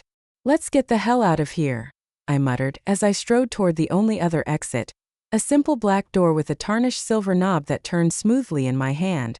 At least it was unlocked. I opened it and found myself staring at a cement-fucking wall. I swallowed hard. The realization settling over me as heavy as the four walls and roof I had no doubt were also cement.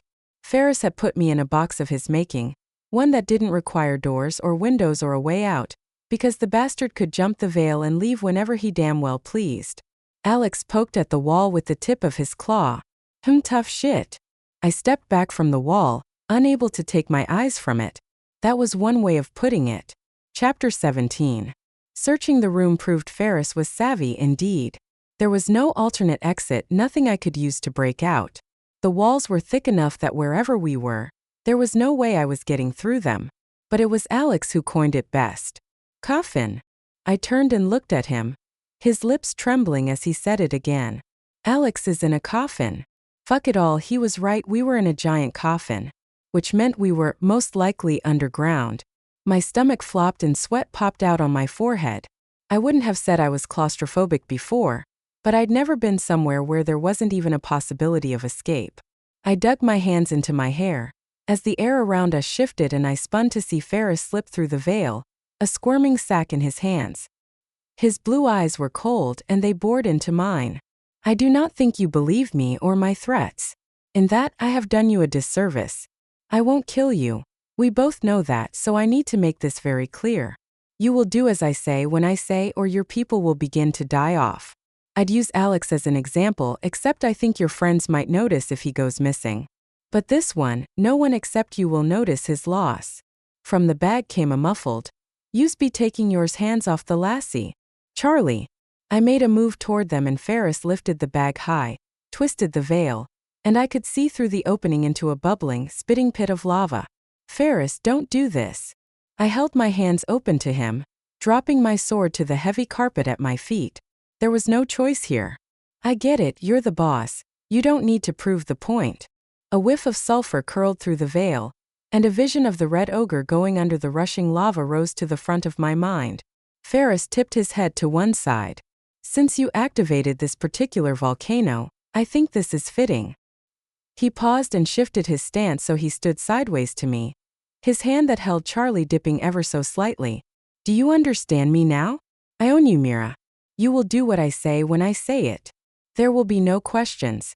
There will be nothing you do unless I will it until your 2 oaths are completed. At any time I can snatch one of your loved ones and destroy them. Up until now I have been gracious."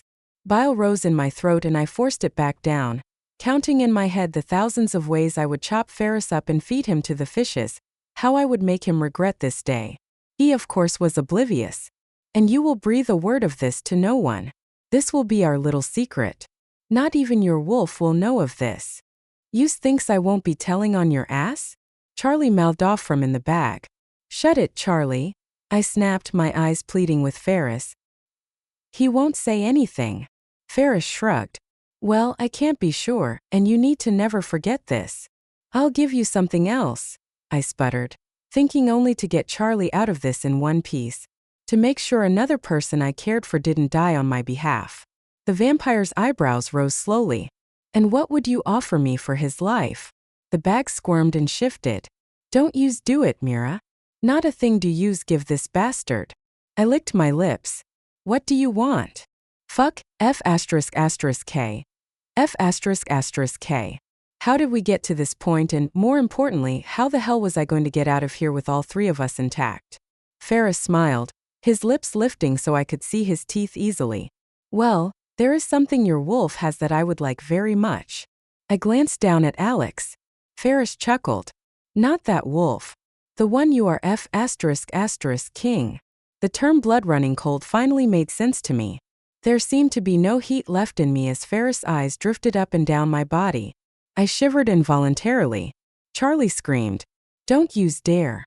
Nothing yous can say will shut me up, vampire. I be screaming use deception from the rooftops. Mira, don't use ***k him. With a casual flick of his wrist, Ferris tossed Charlie through the veil toward the lava. Before I could even move, Ferris snapped his fingers, and I could no longer see through to the lava. Just the other side of the room. Shaking, I fought to comprehend what had truly just happened. What Ferris had done. That Charlie was gone. Do you understand, Mira? Up until now I have been kind. I am running out of time. I do not think kindness will work with you. Even for your body, I couldn't have your brownie friend blabbing. Charlie was gone, killed because Ferris wanted to make a point.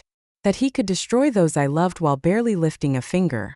From cold to hot, my blood raged with fury, but I could do nothing. Ferris walked toward me and at my side. Alex bristled, stepping in front of me. No hurts, Mira, he growled through bared teeth. I put myself between them, pushing Alex away with my knee, more than cognizant of just what Ferris could do. On our own we couldn't face him, so I was left with bargaining. I need to make sure things are settled before I do your tracking. I crossed my arms over my chest, struggled to keep my voice even when I wanted to rage at him, slice his head open like a rotten melon, and rip his dead heart from his chest, feed it to Blas, and laugh when the dragon shit out pieces of the undead bloodsucker. Yeah, I was a little pissed. 1 week is all you get. 1 week and I will come for you, you and the wolf. He pointed at Alex. Alex snapped his teeth, chattering them together before he spoke. Piece of shit, Fong head. I lifted a hand to him. Why Alex? Because he's the weakest link of your pack, but he will make for a great motivator. Ferris winked at me, twisted the veil and stepped through, leaving us alone once more. How the ***k are we supposed to get out of here? I yelled, my voice bouncing back to me in the small space. How the ***k indeed. There was a major flaw in their plan as far as Liam could see. You can't go after her without me, he snarled, tension rising in the air like a fog he could almost see and could surely scent. Millie put her hands on her hips. It's not my fault you can't jump the veil. I don't understand why, but you can't. Pamela glanced at him, but he shook his head slightly. The less Millie understood, the better. Jack poked at Liam with his cane. You'll just have to wait here, Wolf. We'll bring her back to you. That was just it, he didn't want to wait, but he also knew he was inadvertently stalling them from rescuing her. Stopping them from doing his job. Damn it all. I can stay with you. Pamela moved to his side, concern rolling off her. He shook it off, all of the crap going through his mind. Just go. He turned his back so he wouldn't have to see them leave without him. Wouldn't have to see Will and worse Millie rescue Mira. They left, jumping the veil back to London, and he paced, his mind churning with all the things he should have done. All the things he had done and shouldn't have. Like getting after Alex. There was nothing wrong with the submissive wolf. He'd been a better friend to Mira than almost anyone else. When no one else was there, Alex had been her, albeit squishy rock. Things would be different when they came back. He would make things right with Mira and Alex. First, they had to come back and he had to believe they would come back. That for once Millie wouldn't ***k them over, and would do the right thing. That he could trust the witch. He let out a groan. Of all the people he had to put his faith in, Millie was dead last on the list. Yet here he was, betting the life of his mate on her. Sliding his hands over his face, he tried to focus on the good. Mira would come back, things would be okay. They had to be. I paced the small room, aka padded cell, Ferris had left us in. An hour, maybe more had passed since he'd left, and I still didn't know how to get out. With little thought, I yanked my sword out and swung it toward the chaise lounge, cracking through the bones of the chair as if they were matchsticks. Wrecking stuff. Alex poked at a vase that stood on top of a side table. Yup, wreck it all. I took another swing, this time toward the paneling that covered the cement walls. Somewhere there had to be another way out. Alex let out a howl of excitement and ran in circles 3 times before laying into things. With his claws and my sword, we demolished the room. The clatter of porcelain and wood clattering to the floor was a grim satisfaction I clung to. Maybe I couldn't kill Ferris, but I could destroy the **** gilded cage he put us in. 15 minutes later, we stood in the middle of the room, and I inspected the damage. Destroying the old paintings, expensive material and furniture had been a drop in the bucket as far as soothing my rage. The room looked like an explosion had ripped through it. Bits of feather clung to Alex's grinning mouth as he smiled up at me. Fun yuppie duty. Alex likes breaking shit. I dropped to a crouch beside him, sliding to my ass on the hardwood floor. He lay down beside me and put his head on my thigh. Mira sad. His long tongue lolled out as he panted. Not sad, just, I didn't even know how to put it into words. Frustrated, angry, stymied. All those and so much more. Guilt over Charlie's senseless death, fear for the deal I'd been forced into with Ferris. I closed my eyes and leaned my head back against a chunk of broken furniture. Charlie had been a good friend, one who deserved so much more than a death at the hands of that gods-be-damned two-faced vampire. But like always, there really wasn't time to grieve. Later, always later. Right now I had to figure out a way to get the hell out of here. A week, I wasn't sure I could last a week in here. We sat there long enough that Alex fell asleep. Twitching and mumbling, he let out a fart that made me gag. Damn it all, what have you been eating? I muttered, waving my hands in front of my face. He just snorted and rolled over, oblivious to the trouble we were in. That we were at the mercy of a vampire who was no longer trying to play nice. That we were well and truly trapped until said vampire decided to let us go. If he ever chose to. Ignorance is bliss and all that shit, I guess. A twist in the air, a feeling of pressure, and the veil split in front of us. I expected Ferris and was shocked as shit at who stepped into the room. I could have almost expected Pamela, Jack, or Will. But not Millie. Pamela ran to me and threw her arms around my waist, a sob escaping her. You're okay.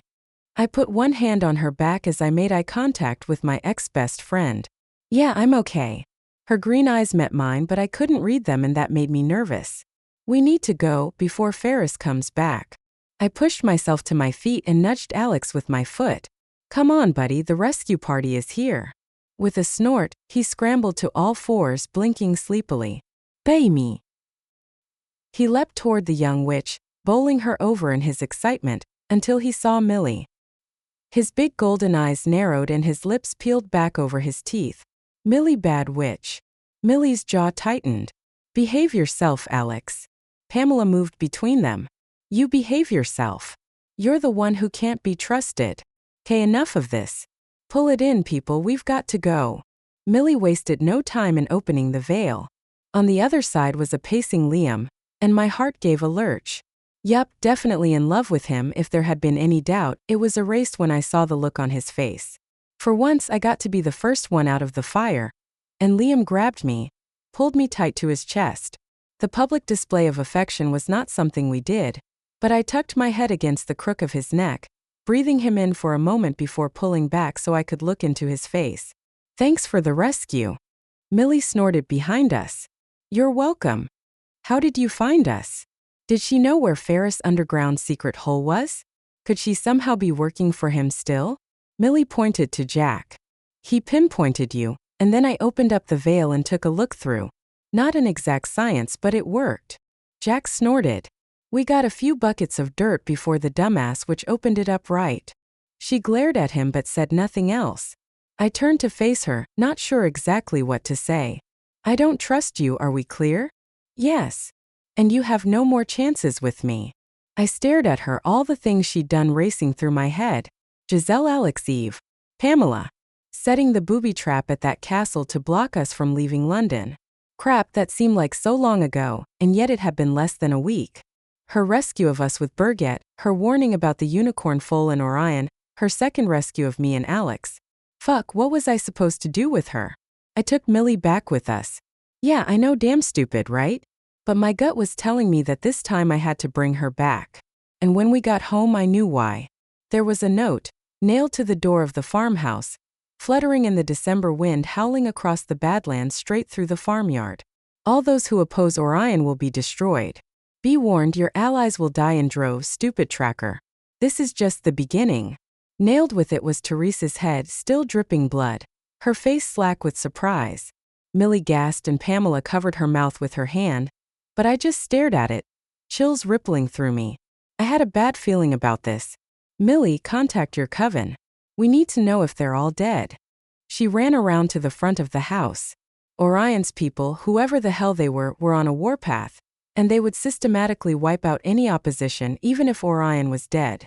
That much was clear. Pamela, Alex, go check on Eve. I pointed to the barn and they ran, Alex skidding and jumping in the fresh fallen snow, Pamela chiding him to settle down. She at least understood the seriousness of what was happening. Liam moved up beside me. Any ideas? I shook my head. They called me stupid. The trolls seemed to like that title for me. Can you smell anything to confirm those shits are the ones who did this? And where the hell is Docs and the others? They should have met us when we showed up. But maybe they were out scouting the perimeter, or maybe they were still engaged with some of the intruders. No, whoever did this cleaned it up. He turned in a slow circle. Some sort of magic scoured it all, but other than that, nothing clear is coming through. I'd agree with you on your moniker, only the trolls seem to call you stupid on a regular basis. What happened with Ferris? Do you think this has anything to do with him? No, this has nothing to do with the vampires, not this time. Of that much I was sure. Too soon after Burr gets lost to have her regroup, and Ferris wouldn't risk this kind of mess when he already had me tied to him. I couldn't tell Liam I'd be leaving in 7 days with Ferris, that I didn't have a choice but to go with the vampire, to do his bidding or see all of those I loved killed. I couldn't even tell Liam Charlie was dead. I clenched my teeth together, held my breath to get myself under control. I was not good at keeping secrets. It was too much like lying to me. You have to keep them all safe. Yeah, that was the issue. Ferris, I was going to strip him to the bones and throw what was left of him to the trolls, and then I would kill them all for siding with Orion. A wailing scream erupted out of the house and I backed away, moved closer to the barn. Liam stepped in front of me, facing the house. The coven, all of them are dead, aren't they? I stared at his back, a wave of premonition washing over me. Doran's words floating through me. Millie's scream striking a chord in my soul, understanding filling me to the point of nausea. Ethan was dead. The coven and her lover were dead. And her scream spoke to me of what was to come. You will love another. The only way that would ever happen is if I continued to back away, unwilling to let the thought form. I wouldn't let it happen. No. Liam turned, his eyes meeting mine. What is it? Things are spinning out of control. My words were soft, as the chaos shattered around us.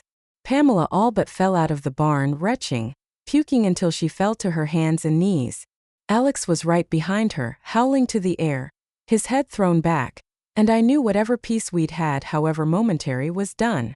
Almost in a daze I walked to the barn and opened the big doors. Doc, Slaw, and the triplets hung from the rafters. Or at least I assumed it was them by the colors left on their hands and feet, the only skin left on them. Skinned, they'd been skinned alive and left to die hanging by hooks in the backs. I stood there, stared at what was left of one of my closest friends, of allies that had dared stand with me, who threw their lot in with mine. Doc's laughter, his brownies and ogre beer, the piercings and his big grin that had wavered, the courage he'd found in facing his past and the longing I'd seen in him when he'd looked at SS. Mother of the gods, this wasn't happening, I had to be dreaming. A nightmare of the worst kind. I would wake from with sweat pouring off my body, all of my friends still intact. Fear, stark and ugly, snaked through me. There was only one soul missing from this mess, and it hit me hard. Eve. I tracked her and she was at a distance, unharmed but freaked the hell out. I spun and looked to the sky in the direction I could feel her threads. Mira, look. Liam pointed at the distant horizon, but I couldn't see what his eyes had picked up. I grabbed Pamela, dragged her to her feet and ran around the side of the barn to try and see what Liam pointed at. Minutes passed before the glittering scales caught the fading light. I am here, tracker, because you are not going to survive without me. And we can't have that, can we? Blaz's words, his presence, soothed some of the fear, though his very presence raised questions. Eve, did you see her? I sent her to the unicorns to rally them. I slumped where I stood. Tell me this isn't happening. Tell me I'm out of my mind. Sobbing reached my ears and I turned my head. As Millie fell to her knees, her head bowed. For the first time I thought maybe she really had loved Ethan. Maybe he'd been her Liam. All around us it was as if a war had been waged and we were seeing the aftermath. The destruction of lives beyond what we'd ever expected. Blas landed with a backwash of his wings, let out a heavy blow of air. There are others coming. The demon has begun to gather an army, and you must do the same. His head dropped so his eyes were right in front of mine, but I could see by the looks on Liam's and Pamela's faces I wasn't the only one hearing his words. You are the one I was born to fly with, into the battle that will decide the fate of the world. You are the world's only hope, Mira. You are the one that will stop this from happening again. You must draw on everything you've ever learned, and we must fight before it is too late. Will you stand or will you run away? Liam put a hand to my back. There is no real decision, Mira. You know that. I did know. I slowly turned, taking in all those who would look to me to fight a battle I knew I would lose. Pamela and her innocence, the powerhouse she was only just emerging. Alex and his loyalty, and the laughter he brought to me. Blas and the connection between us I couldn't deny, the safety he represented. Millie and the past that hovered between us. Her loyalty would always be in question, but we needed her strength. Then there were those that had died already at the hands of Orion. The Beast. Dox. Slatin Lopendev. I met Liam's eyes, saw the compassion there. Saw the love that had grown to be my world and everything I would fight for. He reached out to me, took my hand. To the end and back, I will stand with you. This was my family, and even the black sheep in it were loved, and I would fight for them all to my last breath. I tightened my hand on Liam's, my voice steady even though I doubted my abilities, doubted they had the right person. It didn't matter anymore. Orion thought I was the one that would face him, and so I would regardless of my doubts. I would make Orion regret ever crossing me and mine. I let out a breath and hardened everything within me. I will stand. Blas nodded and I felt his approval as I spoke. And I will wipe these curs off the face of the world.